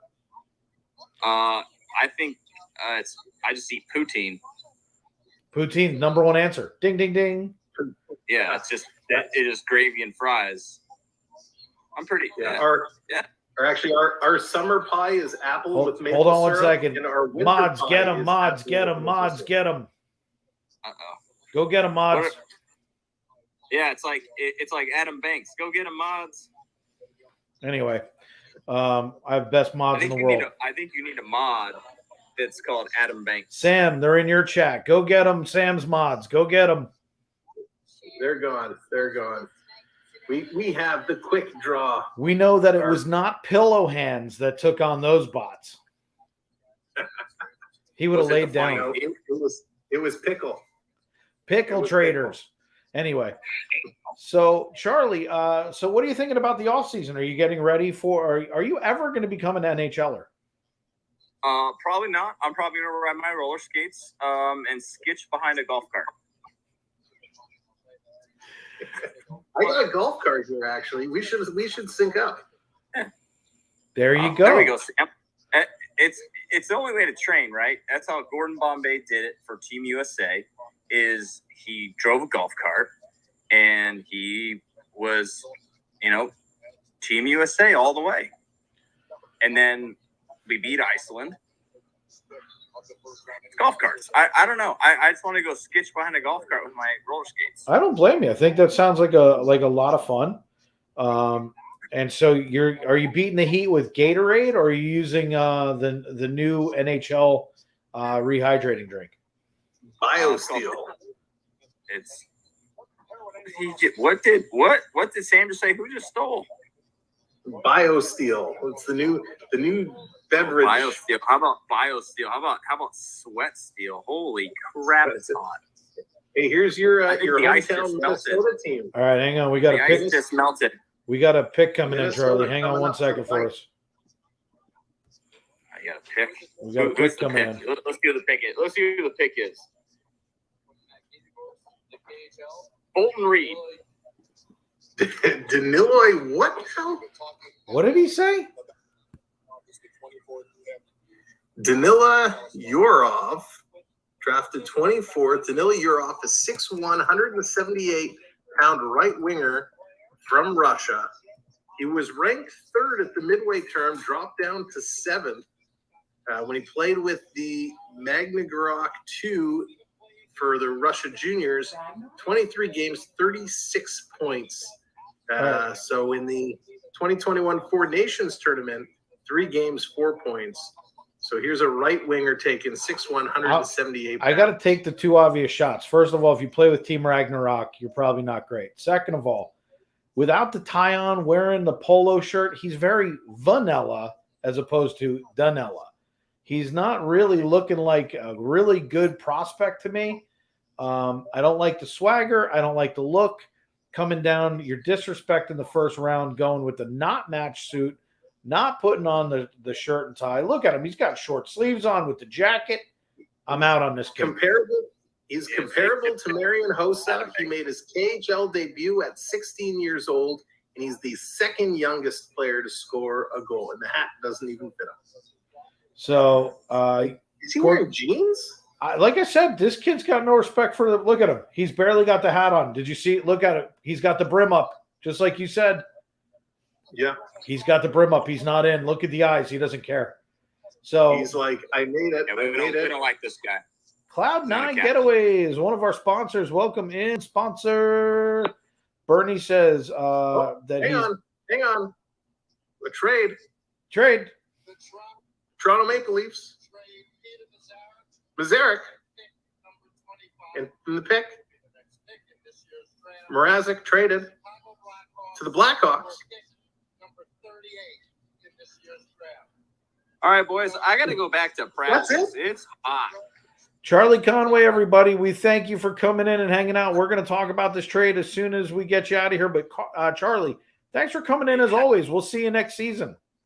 The only captain, where's it at? It's too hot. I can't do it. I'm about to collapse. Get inside and get hydrated. Get some BioSteel. BioSteel. Okay. All right, Sam. Thank you. Later, partner.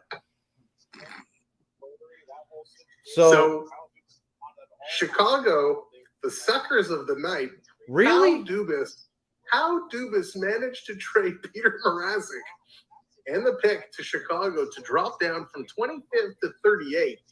I mean, listen, Dubas just clearly didn't want to get up on stage.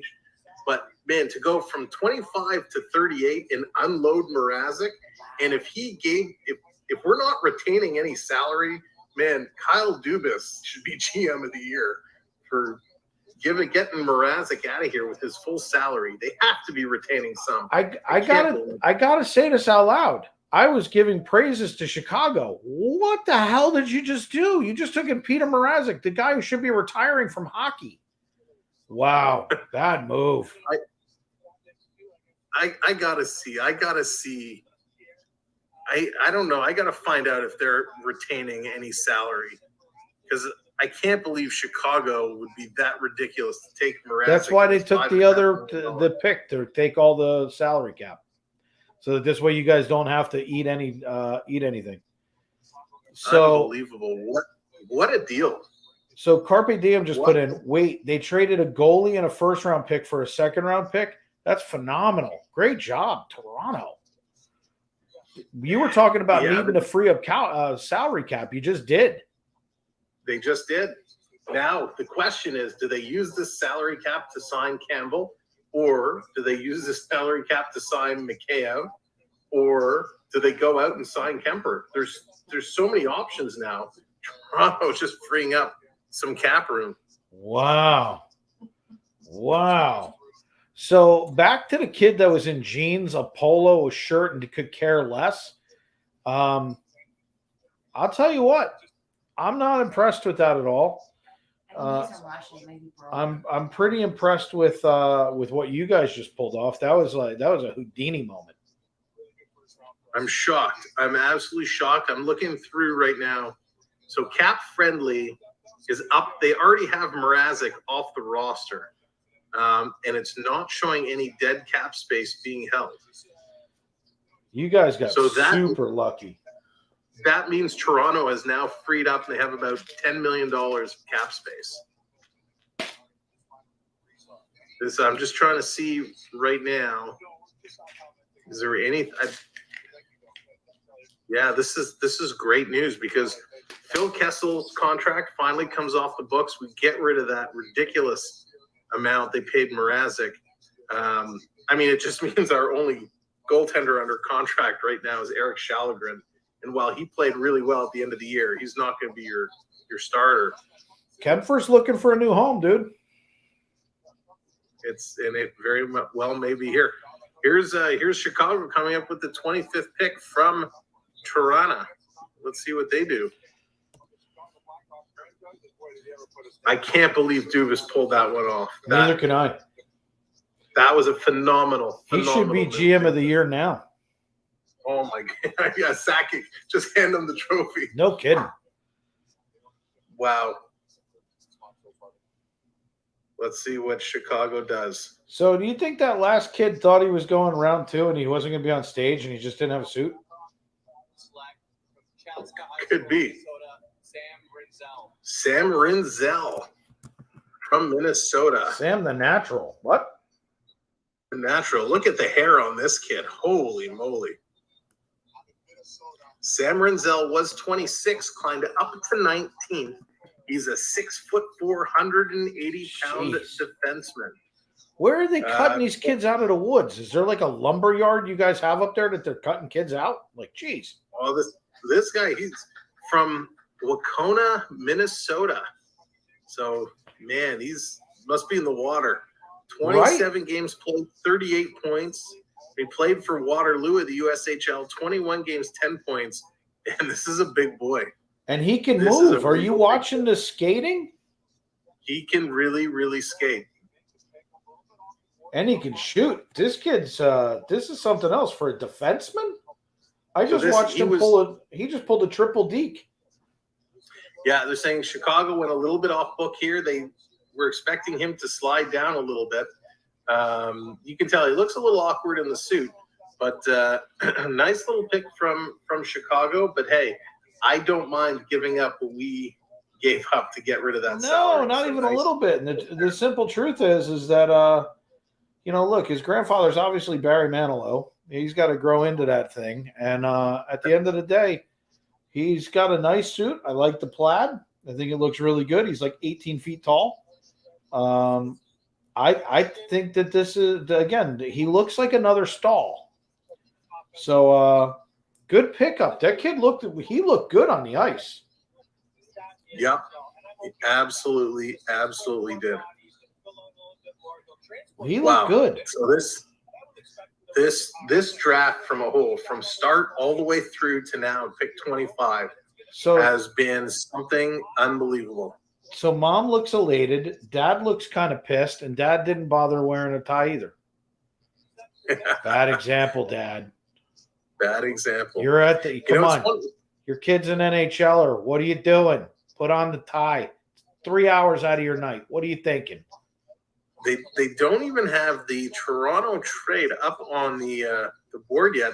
I'm just trying to look around. I need to believe what I'm seeing. I've got to make sure we're not retaining. Go get a mod. Sam's channel. Go get a mods. They love us so much. Yeah. Remind me after the draft. I'll tell you what to do. All right. Like and subscribe. Hey, if you're going to bother coming in, make sure you hit the like button on the way out. So I'll tell you a funny story. I know everyone who on my channel that's watching would probably remember this. We did a little while ago. Montreal's back on the clock, by the way. We did a little while ago a subscriber-only stream. Morgan, to celebrate good night. all of our subscribers. And these bots somehow, they came in and they subscribed and they were still able to take part. It was unbelievable. Yeah, look, you're not going to get around them. There's a way, and I'll tell you about it offline. All right, sounds good. We gotta keep you safe. Keep your chat safe.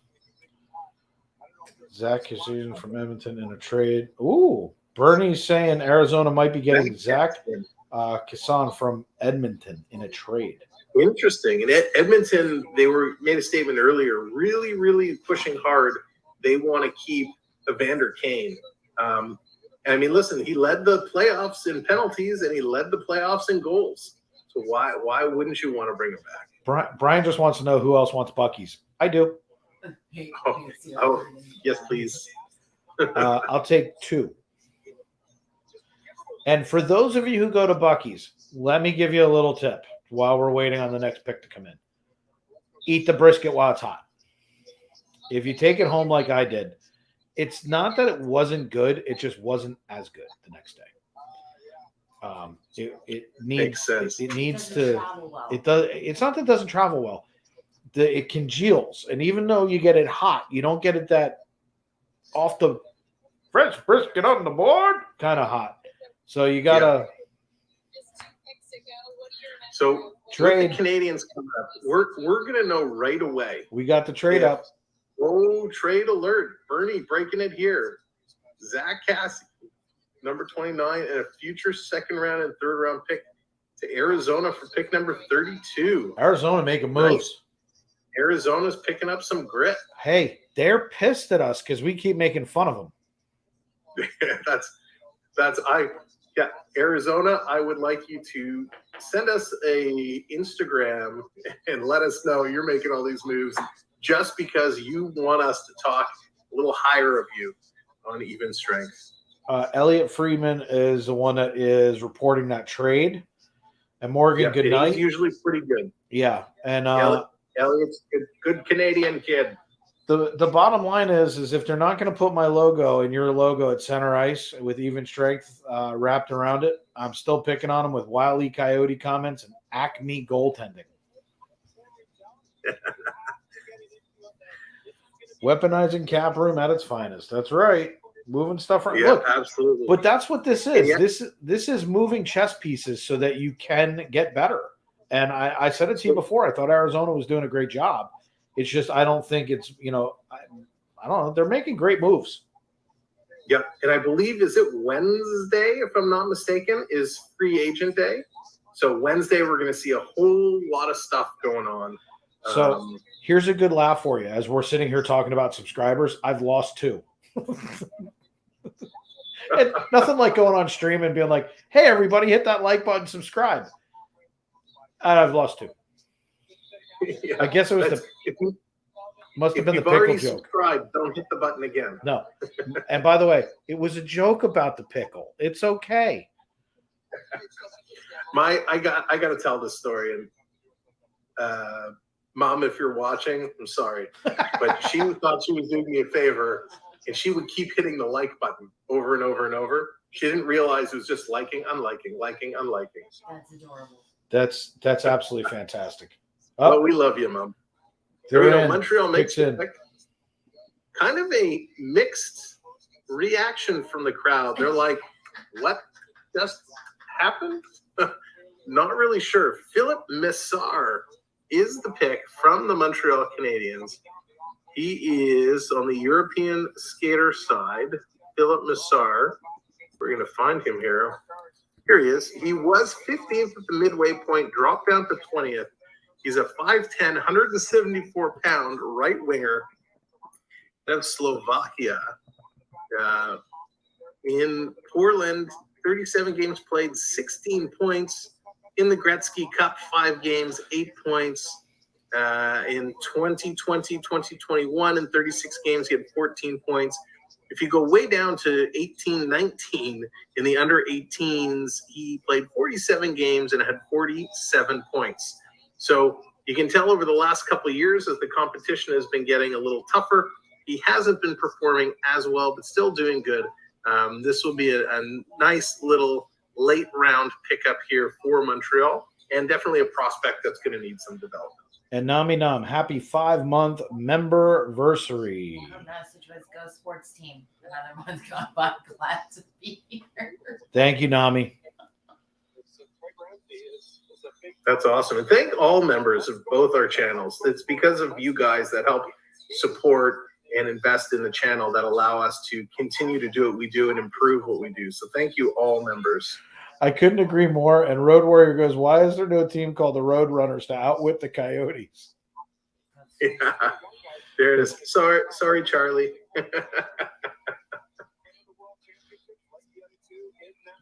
So Philip Messer's favorite player, Nathan McKinnon, idolizes Mitch Marner. He's got a sharp tie on there. I like the hat. And you like how they tuck the tag in? They're like, no, get that tag in there. Yeah, pretty nice draft caps. I'm sure those will be on sale probably right now. There's 28 pages of merch. So doesn't the jersey look huge on him, and the hat looks big too? It really, really does. Look, he's making the adjustment on the hat. That's great. He's going to need to fill it in. I think some of the web crew has fallen asleep because they haven't updated these trades online. They're not doing them in Canada. Hey, Let's see. wherever Sam Jennings is, bounce him. Goodbye. I know who you are. For you and Slovakia, what does it mean to share Oh, He's 17. Is he in ours? Yeah. I got it. Bounce him. I got him. I know who it is. Bye-bye. Can't even be on your own show tonight. Can't even be on your own show, huh?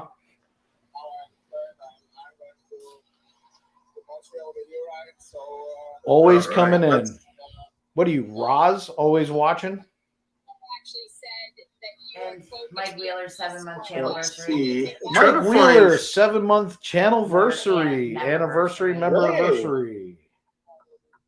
Sweet. What's up, Mike? Thank you, Mikey Mike. We love you, love you, love you. And not because you're a member, because you're a member of our family. We love you. coach on that. Congratulations. Trying to find. So I not really finding much on these updated transactions here. Jesse now. Let's refresh the trade tracker and see what's coming up. I'm really curious, and I know I'm harping on this a lot. I really need to know if Toronto retained any of Mrazek's salary because this is Yeah, just. I got to be honest with you. If you guys actually pulled that off, I'm going to tell you right now, Harry Houdini himself is congratulating you. Yeah. This is like, and I totally. We were talking about Malkin not too long ago, and I totally switched the subject. Malkin in previous years was making $9.5 million. So Pittsburgh, they have a little bit of room, but that's a whole lot to tie up for That's Malkin. what I'm saying, dude. Like, by the way, CeeLo, welcome in. Preds did make some moves. Preds picked up Joakim Kemell. I'm pronouncing that totally wrong. I'm about 1,000,000% sure. That's okay. But, look, that's what I was saying to you before is Malkin's going to be like, first of all, let's be perfectly honest. Malkin's not worth $9 million again. So what's Not he anymore. going to be asking for? Are we talking about half of that in his contract? I think if you could have picked up Letang and Malkin and paid $10 million, $11 million for both, I think you have a good deal. But you're talking about $17 million in signings or $15 million in signings. No.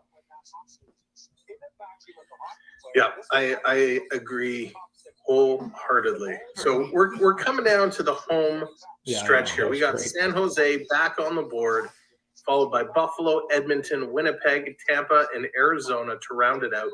This is getting to the point now where you're going to make a pick. You know the player is probably not going to play this year for you unless they absolutely rock your world in the rookie tournaments and in camp and whatnot.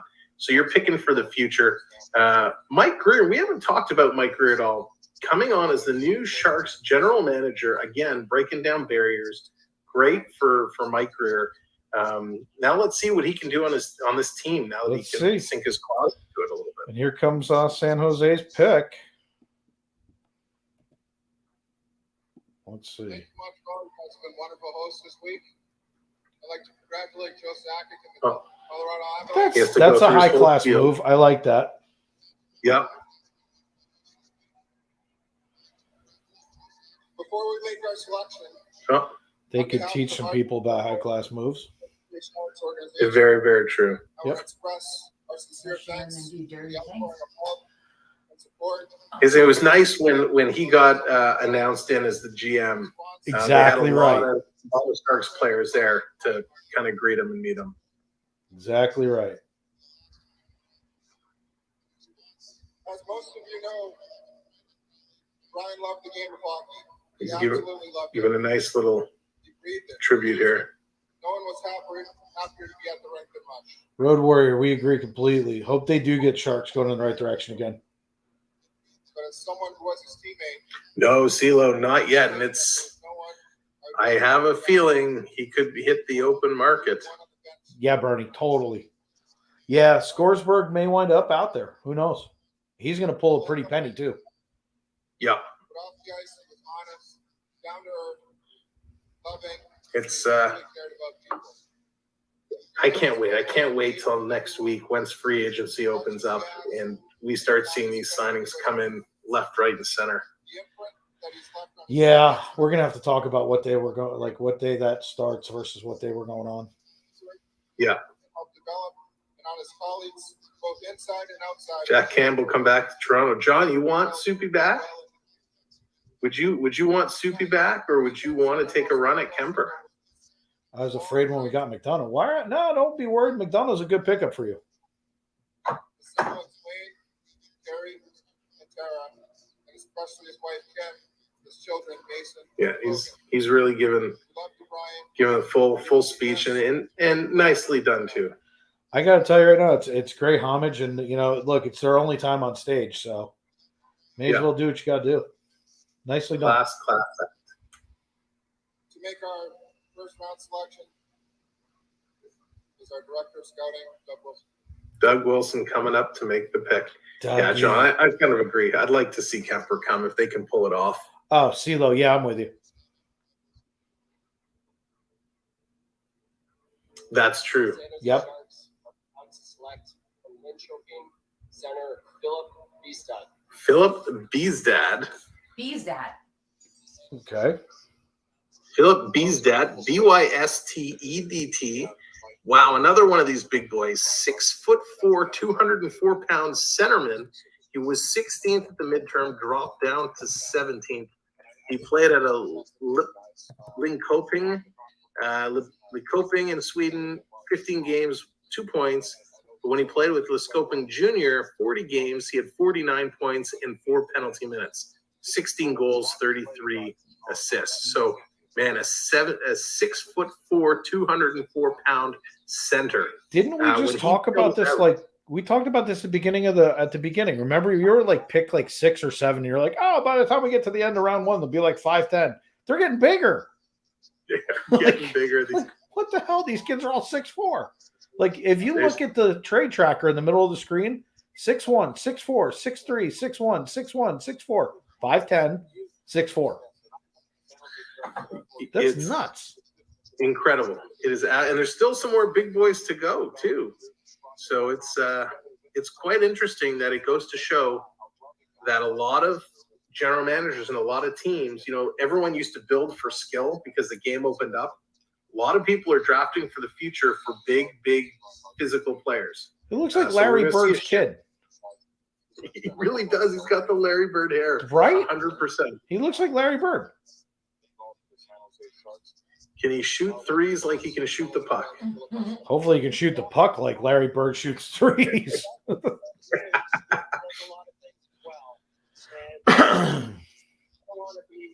So let's see what these guys can do now. Buffalo back on the clock. Sabres have had a great night. I think they're one of my favorites tonight. The Sabres absolutely coming up with some nice picks. Clown bashing. There he goes, slides the hat on. Yeah, all these hats are really nice. That's a nice arrangement. That's a nice thing that they did right there. That's got his jersey on it and everything. For Brian Let me Marshman. see. He's at the Sharks table. That's pretty cool how they did that. That's what San Jose's about right now. They're not in a rebuild, but a retool. So they actually don't have, at least on the homepage, they don't have the draft hats up yet. It's all the championship gear. I have it spelled wrong. Hold on. That's what Paul was asking. Yeah, I spelled it wrong. Oh, there we go. No, they do have the It draft hats. auto-corrected. Draft hats are available on NHL.com. They're $33.99, so $34, made by Fanatics. They're actually quite nice. Yeah, it auto-corrected because it does not want me to spell that. B-Y-S. There's 2 different versions of the draft hat. There's the Authentic Pro Flex hat, and then there's the Authentic Pro On-Stage Trucker hat. The trucker one, which is what they're wearing on stage tonight, and it's $32. It's actually a pretty solid hat. Yeah, totally, Bernie. And that was a class act of what they did with putting his jersey up like that.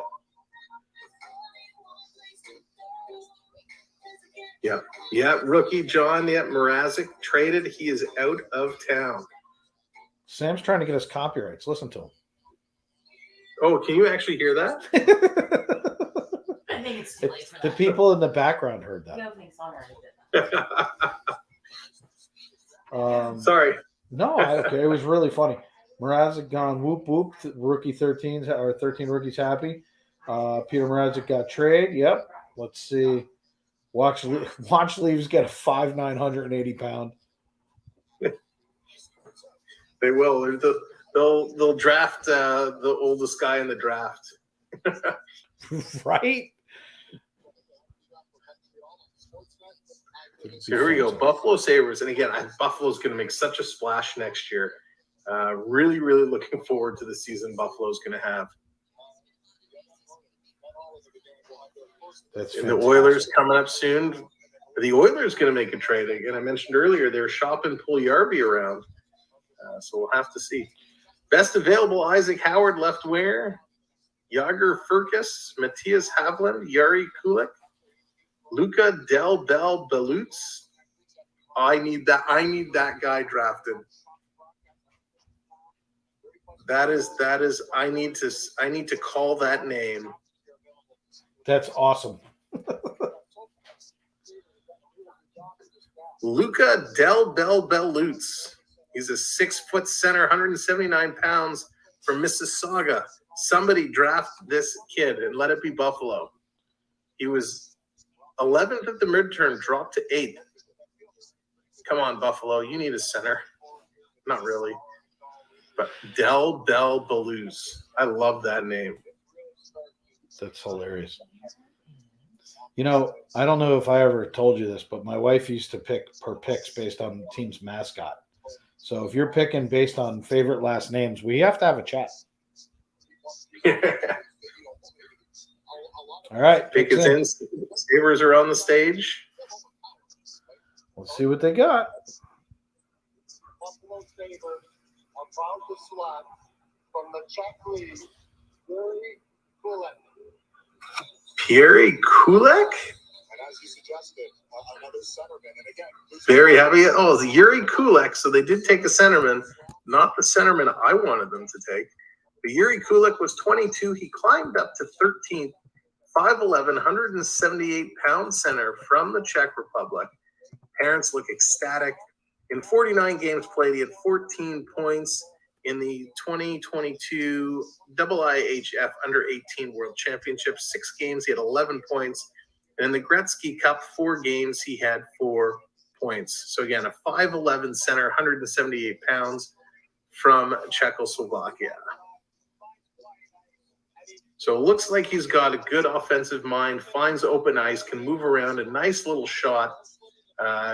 He could be a very well-rounded package, looks okay on his edges, quick hands. Again, he's a little bit smaller in stature, so he's going to need to hit the weight room.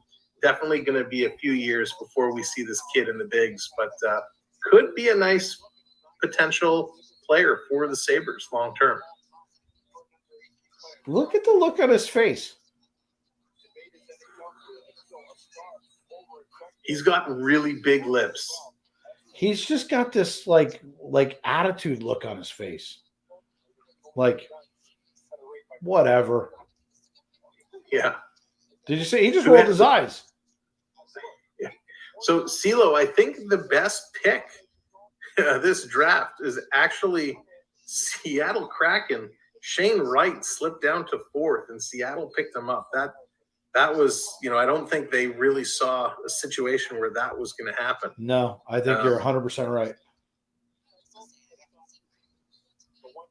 I think Arizona as well has done some really good drafting. So it's been very interesting. Very interesting. Montreal did really well, and then I hate to say this, but the magician of the night, Toronto. How the hell you got Chicago to take Mrazek? There must be some kind of a handshake deal. There's something that says, we'll do this for you now, but when we come and knocking, you better come and talking. There has to be something, because there's no way. It makes no sense. No, that was A ridiculous. This kid's deal. not happy to play for Buffalo. Oh, It's written hang all on, over his hang on. face. The Oilers trade Zach Cassian and 29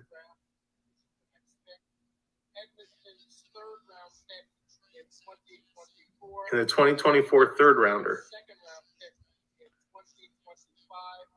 To the Arizona Coyotes for pick number 32 in this year's draft. Yeah, so we talked about all of this. Bernie broke this one long before Gary Bettman did. So Coyotes trade. They pick up Zach Cassian and flip some picks around. So nice move there, Arizona. I love when we're talking now 2025 picks. A 2025 second round pick. Crazy. Right? Like, it's amazing that we're talking about trades that are 2025. Yeah. Just crazy. Yeah, agreed. But yeah, they're not. I don't know what's going on with this site here. They're not. But that They're kid, sleeping Yuri, on the button. if you saw the look on his face, he is not happy to play for Buffalo. Yeah, he kind of. You're right when you talk about that swagger, that move. He went like this. He was like, yeah.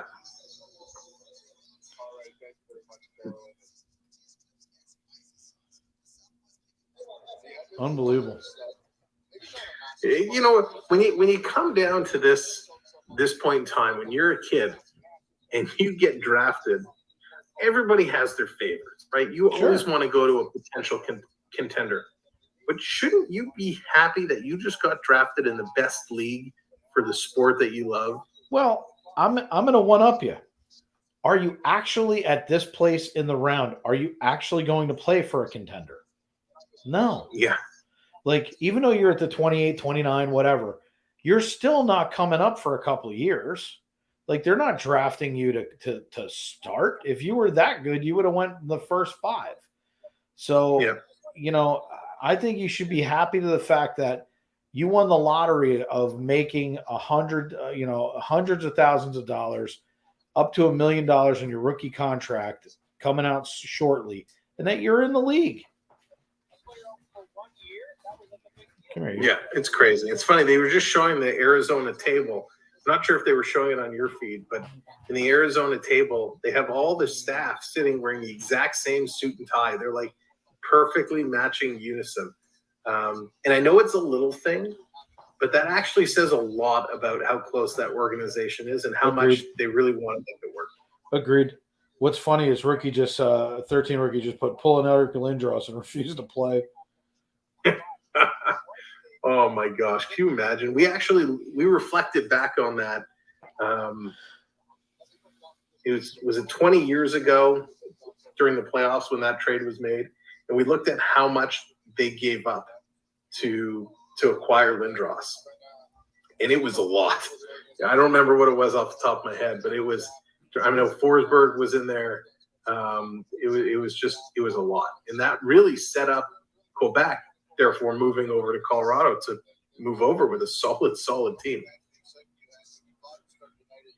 Yeah, like, no doubt. I mean, look, I can't say anything because my quarterback pulled that stunt. You might know his name. His name's Eli Manning. So we've already been there, done that, got the T-shirt. However, I have 2 Super Bowl champion T-shirts that go along with it, so I don't really care. There you go.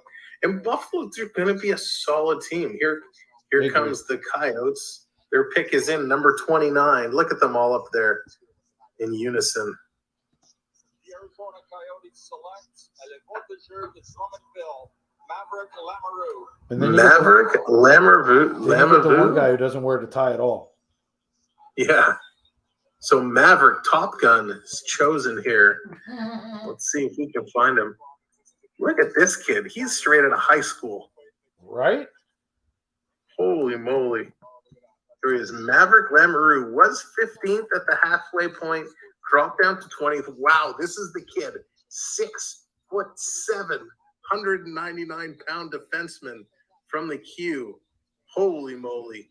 In 54 games, he had 24 points and 69 penalty minutes, but who cares? He's 6'7". Wow. 6 foot, 7 foot, 8 foot crunch. Like this guy's They're gonna gonna crunch people, dude. They're going to need a custom team bus to move this kid around. That suit, 6'7". by the way, was an entire bolt of fabric. Yeah. Wow. Hits the guy into the glass. The glass shatters. Look at the size of this kid. This kid's got a beautiful suit on, too. That 3-piece is matched. It looks good. Very well done. Although, guess what? He just wound up in Wile E. Coyote territory. His family plays hide and go seek in that suit at family get-togethers. Yeah, no kidding. If they all... Never mind. I'm not going to do that. I'm going to digress. Look at this kid. I mean, such a baby face. He can't even believe it. He's like, I thought this was the NBA draft. He's crying. No He's kidding. wiping tears from his eyes. That's hysterical. He's so happy, though. Look at him. He oh my goodness, his pants. Did you see the pants? He's wearing capris. Dude, literally, they're capris. Like, there's a little above the shoe, and then there's, come on, really? He's going to have 10 lines halfway around his shins. Right? Look at this guy. What a beast. Unbelievable. They were showing the clips.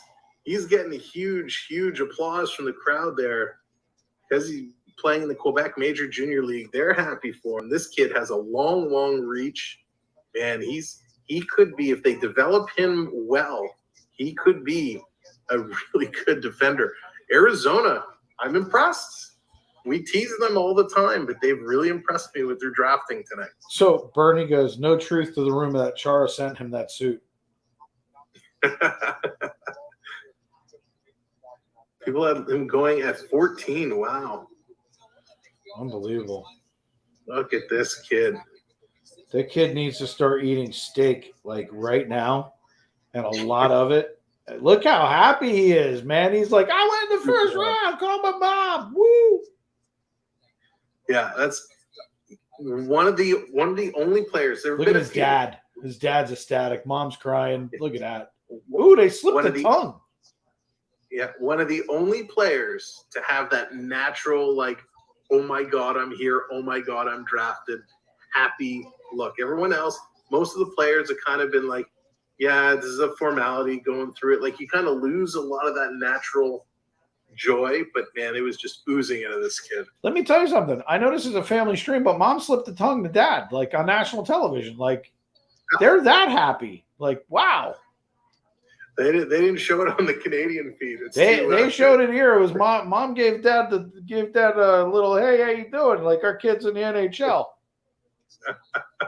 Like, new house coming soon. Yeah. Hey, we don't have to.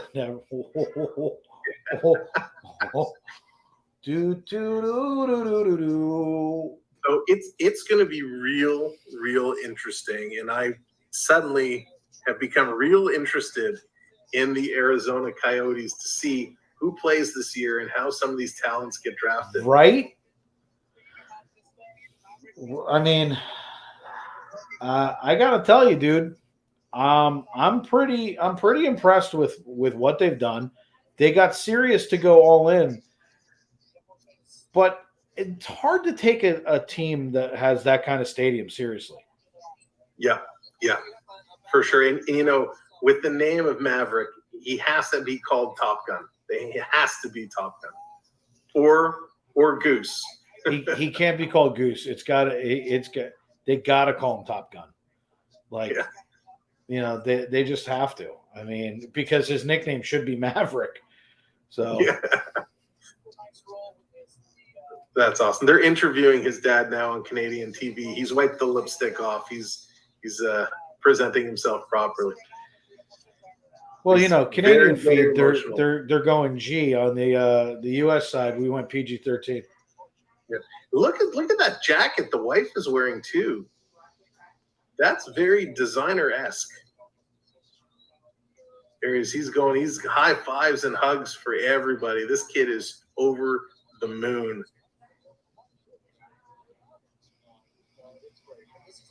So nice to see. This is what the drafts are all about, just to see the celebrations, how all these people, they've put their heart and soul, their lives into their kids to make something of themselves. And what is it, like 0.5% of hockey players get the chance to get drafted?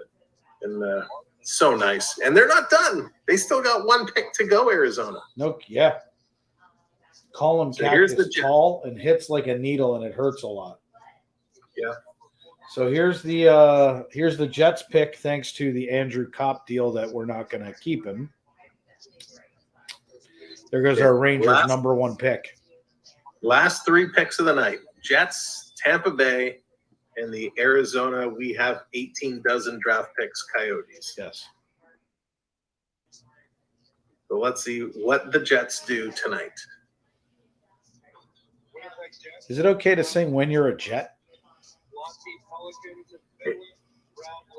So Brad Lampert. So they went earlier with Rugger McGroarty, a right winger. Now they go with Lambert. Let's see if we can find Lambert here on the list.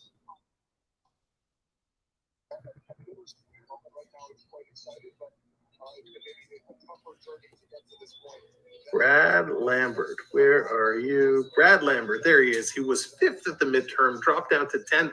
He looks like he's 16. Players. Yeah, he's 6 feet, 183-pound center. He won bronze medal with Finland at the World Junior Championships in 2021. With the Pelicans in 25 games, he had 4 points. He's not a huge goal scorer. Going back, he did okay back in 2019-2020 with HIFK Junior in Finland, 42 games, 38 points.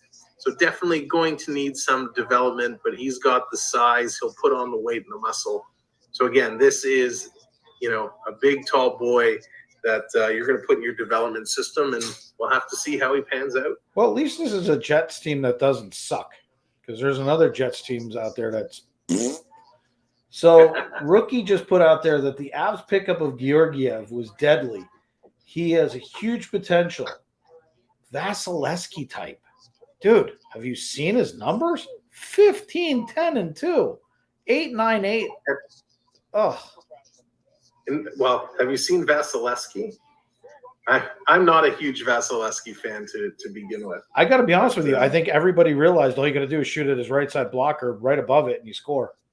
So you found his weakness. I mean, it's as obvious as day. But to think that Georgiev is, first of all, we're not even talking about in the same genre. You're talking about an almost a 500 goaltender. Like, yeah. Hey. Yeah, Steve, that's right. That was a big deal. Well, yeah, no doubt. I mean, hey, if you're happy about it, I couldn't be happier. We got rid of him. Yeah. Tampa was frothing at the mouth, thinking he'd slip to them. Right? Yeah, this is unbelievable. Tampa, they're coming in. The last 2 picks of the draft. Man, what a night this has been. I mean, if you weren't here from the beginning, we saw like craziness out of the gate. The whole lineup was shaken up as Shane Wright drops down to 4th. Other players being moved around. Some big trades coming through, which was awesome.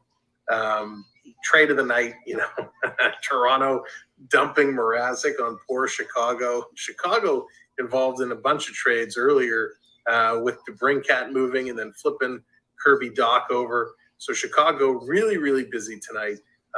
Just an amazing night. One of the better draft nights in a long time. Yeah, I mean, I couldn't agree more. I can't believe how it started and where we got to in such a short amount of time. It's like wow. I mean, hey. Yeah, and Matt, that's a very good point. It didn't even dawn on me. We have not seen a goalie taken yet. That is a really good point. That's because we saw one re-sign and we saw 2 traded. So, and listen, we have sitting number 1 in the North American goalies is this kid Tyler Brennan, 6'4", 185 pounds. Right behind him, Ivan Zagolov at 6'3". So a couple big goalies. There's another goalie in there at 6'5". Looking at the Europeans, the number one European goalie, Topias Leinen, 6'5", 233 pounds. There's some others, 6'3", 6'4". There's a lot of big goalies on the board. So do we see potentially Tampa Bay or Arizona cracking the goaltender list, taking one of these big boys? We know Tampa's had a little bit of success with a European large goaltender named Vasilevsky. I would say that they're going to be in the market to try and bring up another one. I can't see why they wouldn't. Ian, the draft is 2 days long. The first night they do this, and then tomorrow you won't see nearly the amount of time. Does anyone actually think Mrazek will play a game for the Blackhawks? No.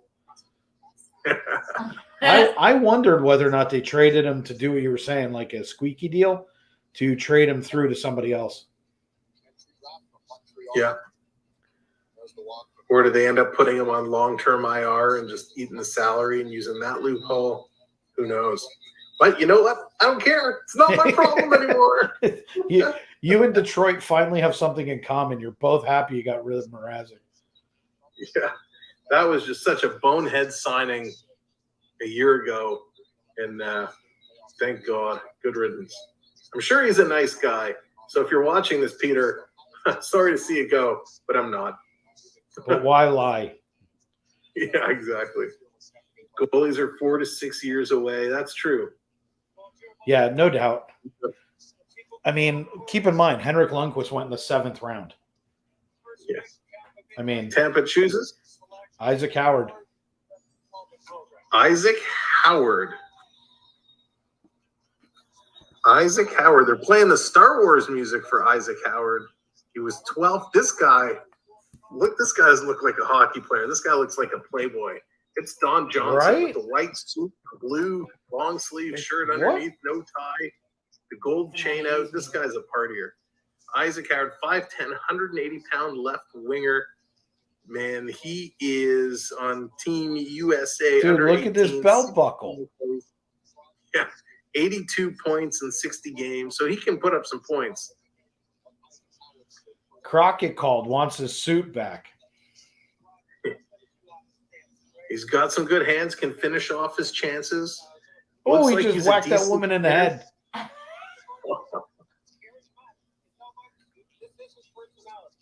Do you think he's mad? They're saying he's a very charismatic player. Do you think he's mad that somebody else has the exact same suit on? No. All he's missing is a cowboy hat.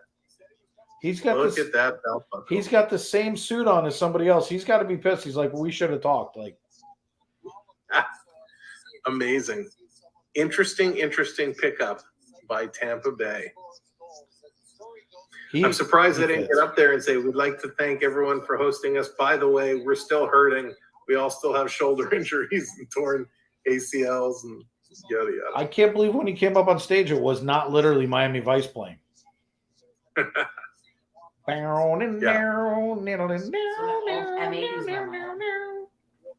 He's got the chain on the outside. He really thinks he's Don Johnson.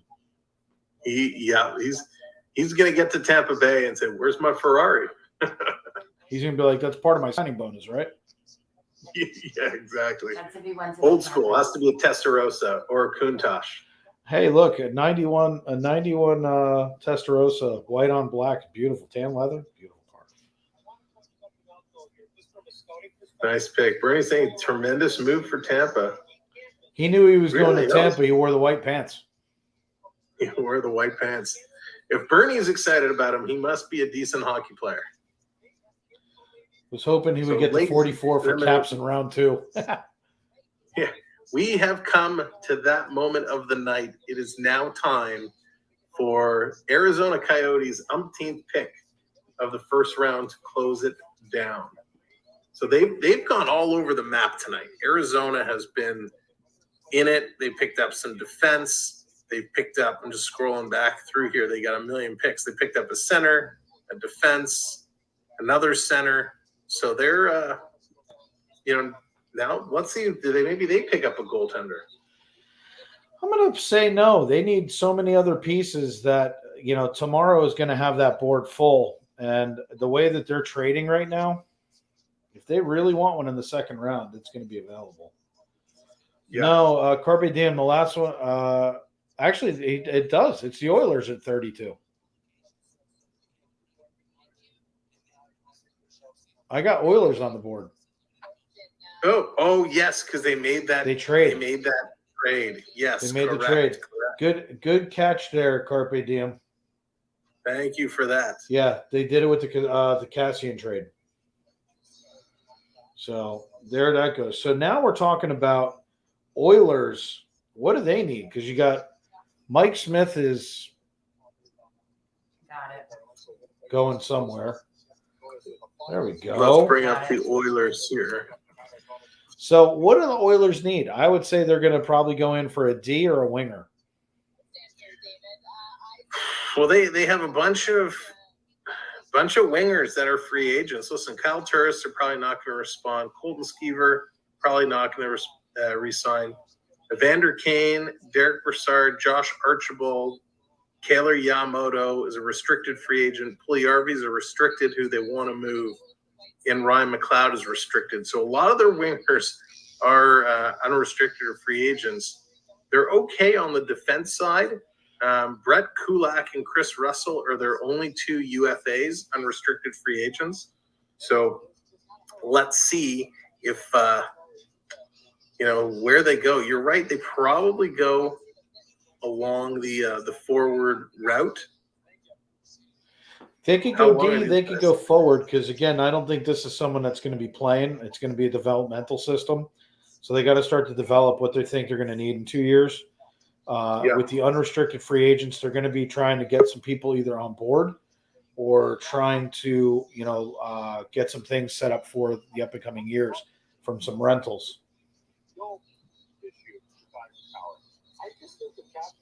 So we'll see how that goes. Yeah, here they come. The Edmonton Oilers making the long walk to the stage. Whoa. They're going to announce Connor McDavid traded. Could you freaking imagine? Dude, Oilers fans would go to the stadium right now and burn it down. This place would go absolutely bananas. It would have to have like 10 first-round draft picks for that. Yeah. Get them again. Holy, relentless. Just relentless. Get them again. Takes a second. It's this one. I like the wet drops. Hey, well, gotta. They're still coming. By Ken Holland, the GM and president of Hockey Ops. Again, a great season. Here they go. Here we go. Let's see what the Oilers Thank you, can Mods. do. You're welcome.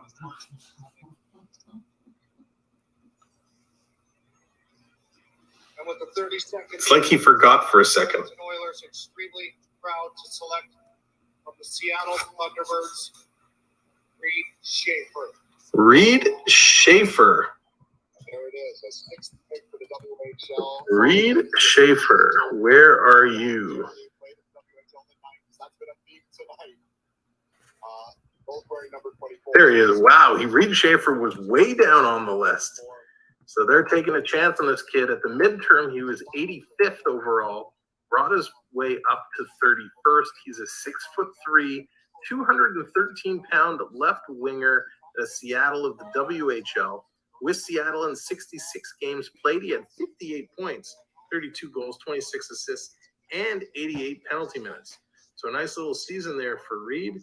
Again, a 6'3", 213-pound left winger out of Edmonton, Alberta, born and raised.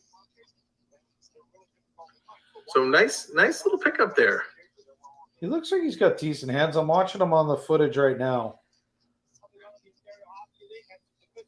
He's got a good wrist shot. Yeah, and the mom is pleased. She's got the iPhone up recording his whole march down to the stage. And it was not a flattering picture of him when they did the still shot. He looked like a bird. They're saying he is definitely ahead of the curve in terms of his development, which is a good thing for the Oilers.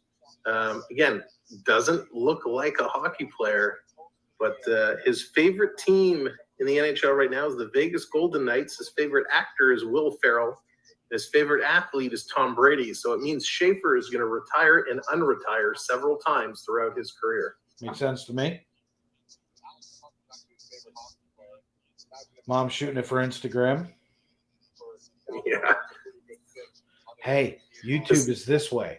Yeah. This is the moment the hockey moms love because they suddenly get a whole lot of followers. No kidding, right? And speaking of followers, if you are just tuning in and you haven't subscribed to either the FPE Network or the Samuel B12 Experience, click that little button. We appreciate it so much. So much more hockey to come, and I'd love to have you along for the ride. So while Sam is doing that, I'm going to throw up a couple of things over here, just at the bottom of the screen. Our other partner channel, because Sam is also now a partner channel with Pete McDevitt as well. So yes, big announcement, and I can't believe we didn't even mention that today. We got right into the craziness of this draft. We are now officially partner channels with our good friend Pete McDevitt in relations to sports. And yeah, carry on. Yeah, so we're both partner channels with Pete McDevitt. Want to say thank you to Pete. Obviously, we also have, if you are looking for shopping in the parks, we are Disney Channel. We live right outside Disney World. Contact my wife, contact Explorer Jen, FloridaParkExplorers.com. We have a contest going on. If you guys don't know, we're giving away a 5-day cruise, airfare, and hotel. It is sponsored by Cloud9 Getaways. Go over to our YouTube channel or Instagram, Florida Park Explorers, and get registered for that. We're giving it away next Thursday. Contest closes this Sunday, so make sure that you're getting in there with that for the giveaway. It's over here on this channel right here, Florida Park Explorers. You can check out our Instagram. You can check out our other channel. We have 2 channels, FPE Network and the Florida Park Explorers. And then we have one other partner channel, which is Ear to Ear Magic. That is with Florida Park Explorers. They do the parks also during the days. We do it at night. And Sam and I do sports and all kinds of other craziness while we're together. So, those are all the really great things. And if you don't know about Sam, let me see if I can pull this up because I should have this keyed up and ready to go.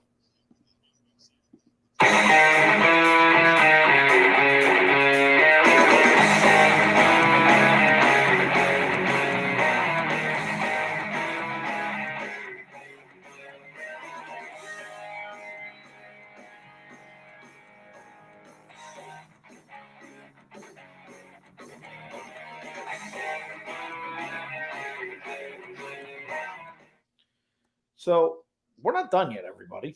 I mean, don't go running off. We still got hockey to talk about. We got to recap the 32s. Sam, what did you think? There we go. I was really impressed. In care. Yes, Toronto had probably the trade of the entire draft, and it's one of my big highlights, being able to dump Peter Mrazek over to the Chicago Blackhawks and not retaining any salary. At least that's what it looks like right now. So to me, that was a huge move. I absolutely loved how this draft started. Totally off book. I looked at so many mock drafts, and nobody was even close to how the first kind of few picks went. I loved every second of it. I love that we saw some trades. I love that we saw Joe Sakic come out and receive the award for GM of the Year.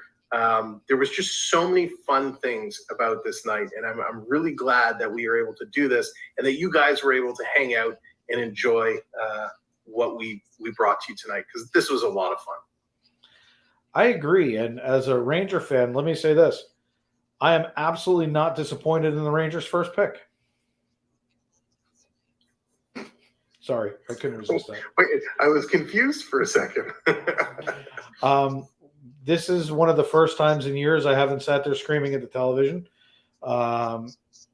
Hey, look, as a Ranger fan, we made our moves for this year. We went all the way to the 3rd round. I'm not unhappy with it. I know the Rangers will make continuous moves going into the next year, and in round 2, 3, 4, and 5. We made some adjustments with Georgiev to pick up some picks. We'll do some other things and have some fun with it. But all in all, I mean, I think the draft went fantastic. I think the top 10 really shook it up. I think players were all over the board. I love listening to 5 months ago the way the draft was going to go. Wow, were they wrong? They were wrong 5 days ago.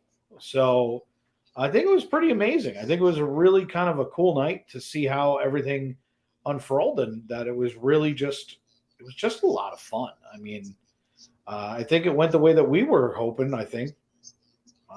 Absolutely. I couldn't have asked for a better draft. And I hope so. Bernie, you mentioned there, Leafs now own enough cap space to take a run at any available goaltender, including Jack Campbell, that they're meeting with in the days ahead.